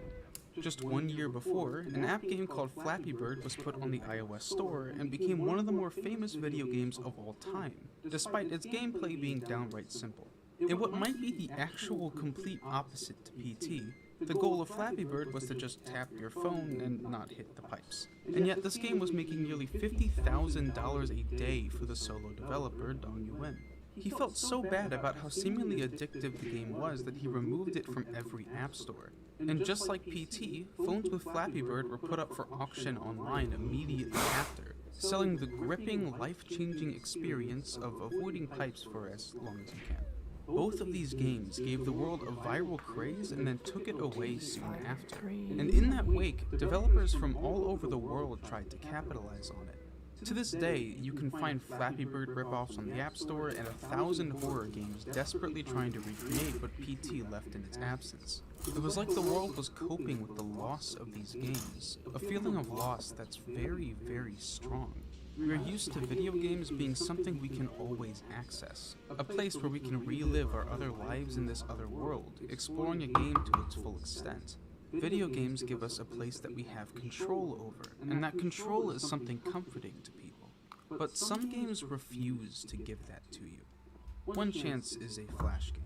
You play as a scientist working in a lab dedicated to curing cancer, and one day you come across the discovery of a lifetime. Called E48K15, your lab's cure is designed to eradicate any and all cancer cells in the body, but after it gets released, you discover something. It doesn't just eradicate cancer cells, it destroys every single cell of every living being. You're given 6 days. In that time, you can choose to go to work, spend time with your family, or do any number of other things. You don't know if a cure is possible or if it could be made in time, so every one of your decisions has the weight of the world to them.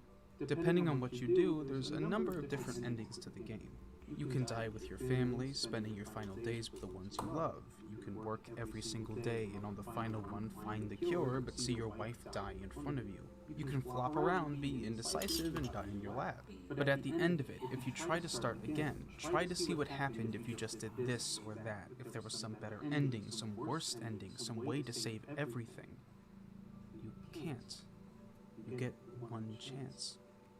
It's a brutally depressing experience, where nothing you do can erase the mistake you made, and every option gives you a sliver of the life you had before. The world around you is dead, no matter whether you survive or not. Another game that plays around with this idea of permanence is one you might be more familiar with, Undertale. A common theme in Undertale is turning game mechanics into a very real part of the world, and when it comes to restarting and saving and quitting, it's no different. Imbued with the power of determination, your character is essentially the god of the underground, being able to explore every single option you feel like without consequences. Or almost without consequences. In the true pacifist run, we learn about Flowey, a flower injected with determination, the power to save and quit. After discovering these powers, he used it to save everyone, to become everyone's friends, but once he got bored, he started messing with people, trying new things over and over again until the only thing left was to kill everyone. As the player, we go through the exact same path, turning these people we cared deeply about and saw as friends into puppets for our entertainment, killing everything just to see what happens. And the game refuses to let you forget that you did this. After decimating the entire underground, systematically and slowly, you meet a character you've never seen before, not in any other route through the game, Kara. Kara is the manifestation of power, of the rush you get from every level up, everything you steal, every person you kill. Kara is the thing that compels us to see what happens. And at the end of the genocide run, we're no longer in control of it. In their first and final speech, they tell us, "Now we have reached the absolute. There is nothing left for us here. Let us erase this pointless world and move on to the next. If you refuse, you get jump scared." But that's not all that happens. If you were to come back to the game and redo the true pacifist run, everything would be as normal up until the very last moments of the game, where, as you sleep in your bed,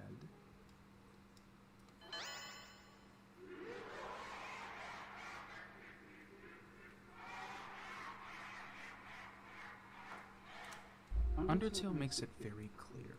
If you lose your empathy for the sake of entertainment, you are the villain. You are Flowey. You are Kara, and you will be for as long as you live. Your game is corrupted forever, as you live with the sins that only you and Undertale will ever truly know. After the initial burn-off and 1 week into the mission, there were 14 left. 14 players keeping the original Xbox servers alive. Everyone understood that this couldn't last forever, and even the final few were starting to die off. Be it losing internet, power, or hardware problems, just 3 weeks into the initial shutoff, there were only 2 people left. There were no Covenant forces stopping them, Microsoft was not trying to remove them, the only enemy these final players truly had, the only inescapable villain, was time. Before Your Eyes is a video game all about time. The idea is simple. Every time you blink, you jump forward in the memories and life of Benjamin Brent. You can live through all of his memories for as long as you can keep your eyes open, but as time moves both in the game and in real life, that becomes harder and harder to do. And once that memory is gone, it's gone.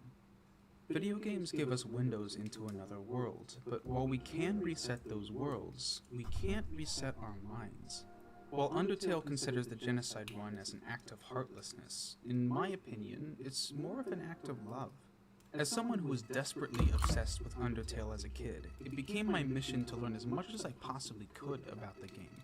Every little tidbit of information, every medley, every trick in detail, every fun value in theory, an unused room and sprite, and I learned all of it because I couldn't accept that I had already experienced Undertale. The internet experienced Undertale, you yourself probably have too, and none of us will get to relive that first experience. Why sequels and remakes and fanfiction are so popular is not just because we love these works, but that we're grieving the loss of that first feeling. Those final 14 Halo 2 players knew it was pointless. It didn't matter if they stayed on those servers for an hour, a day, a week, a month, or a year. Most people had already left, and all they could do was try to survive. It was a story of helplessness, and one that ended soon after it started. A bit more than 3 weeks later, on May 11th, 2010, Apache Enforcer, the final remaining player, was booted offline. There was a window of time, about 22 hours, where Apache was the only human being left on the servers. It's hard to understand just how rare that is. For there not to be 0 or millions online, but just one.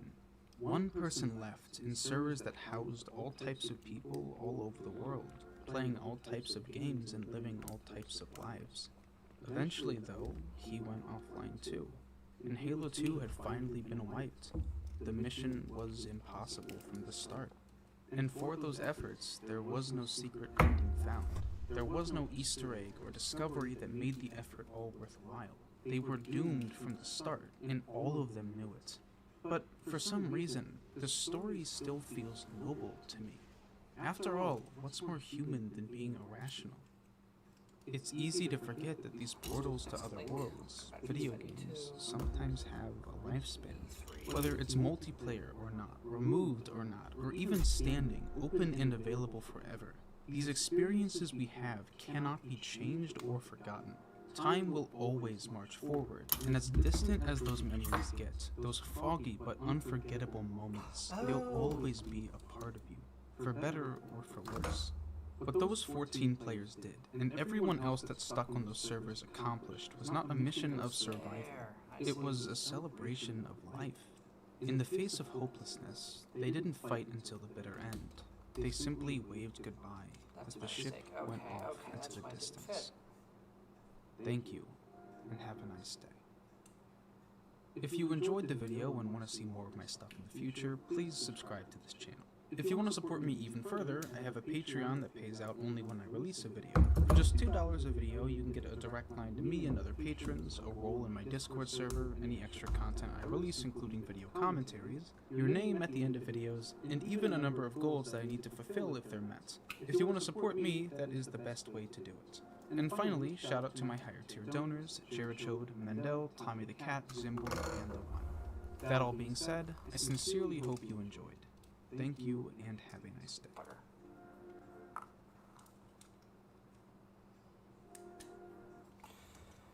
I get this in the right order, right orientation here?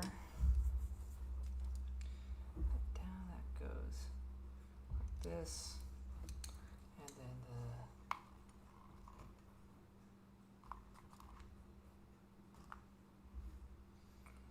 peg goes. So these will be covered by the polycaps. Okay, one. I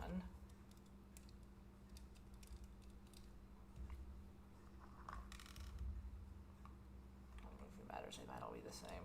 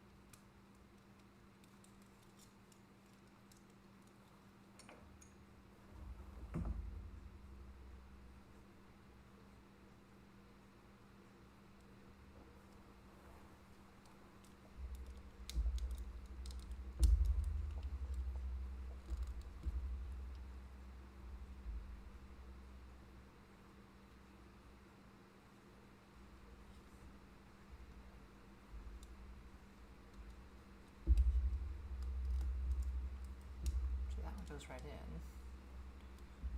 E5.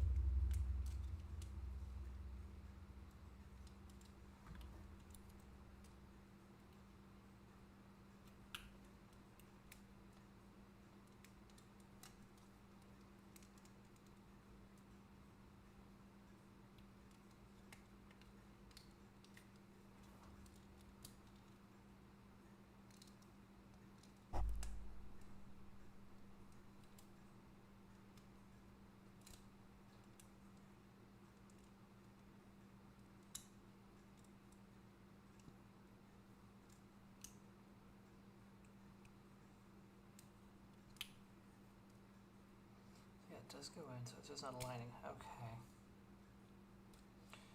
It's just an alignment thing then.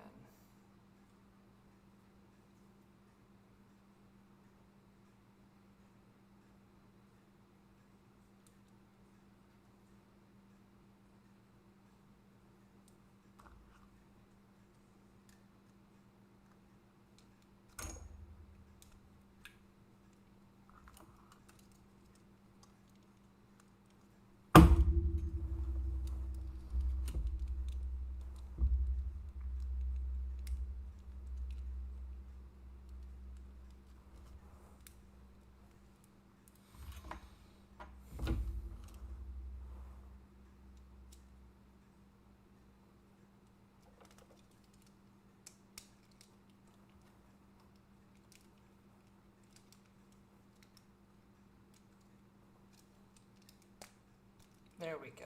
Okay. It wasn't aligning. Okay. Let's ratchet up and down. Side to side. Lovely. Ooh, that feels good. Okay, the poly caps. One on top.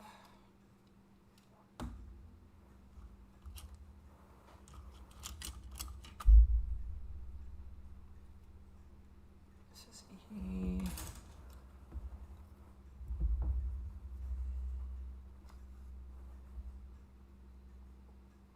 Oh, it's all okay. 7 ones and a 2. 1, 2, 3, 4, 5, 6, 7.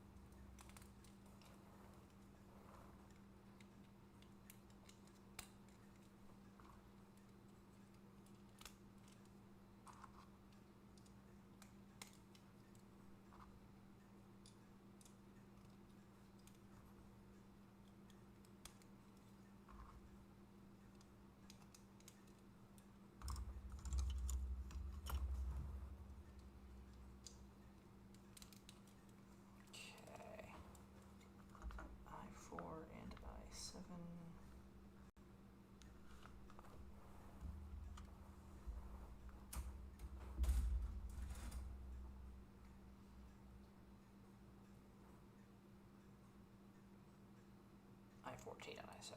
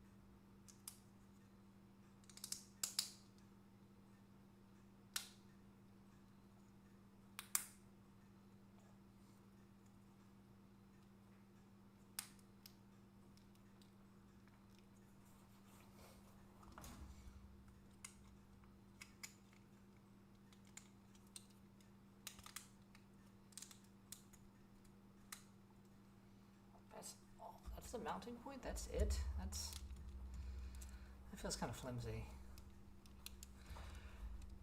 Okay.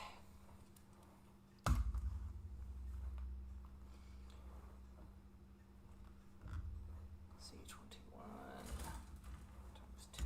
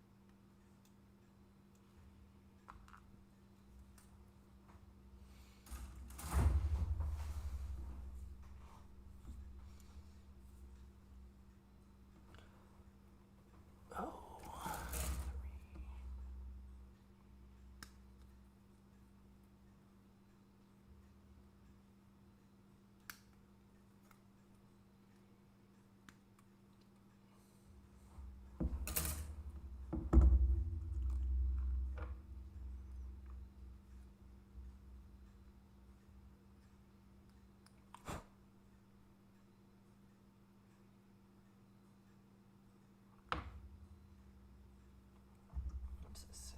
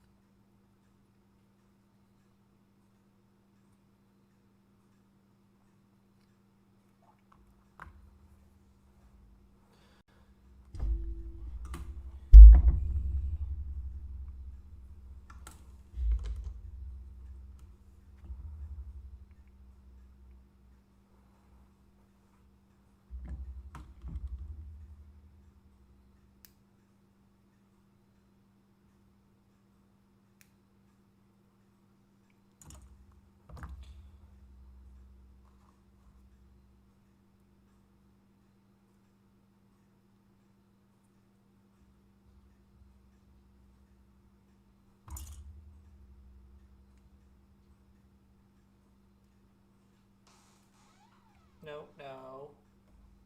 Audrey.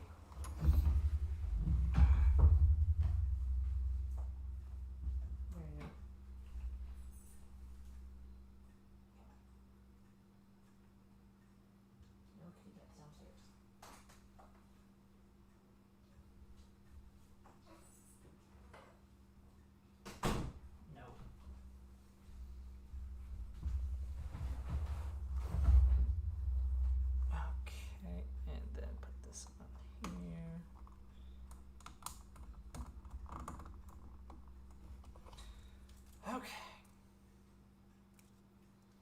That will do it for tonight.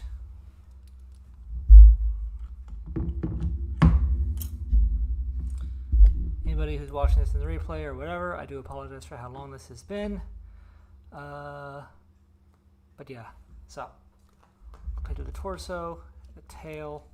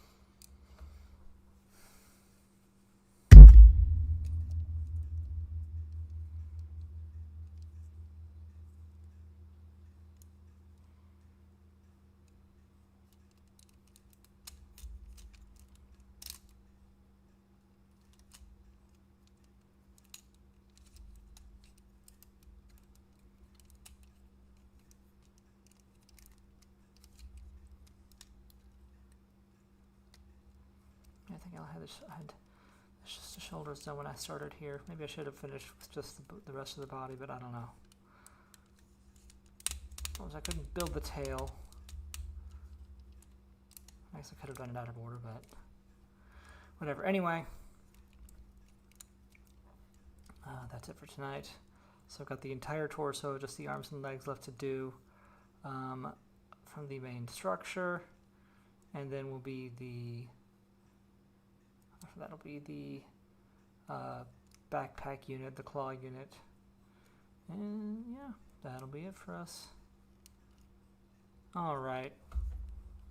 So there it is from the top.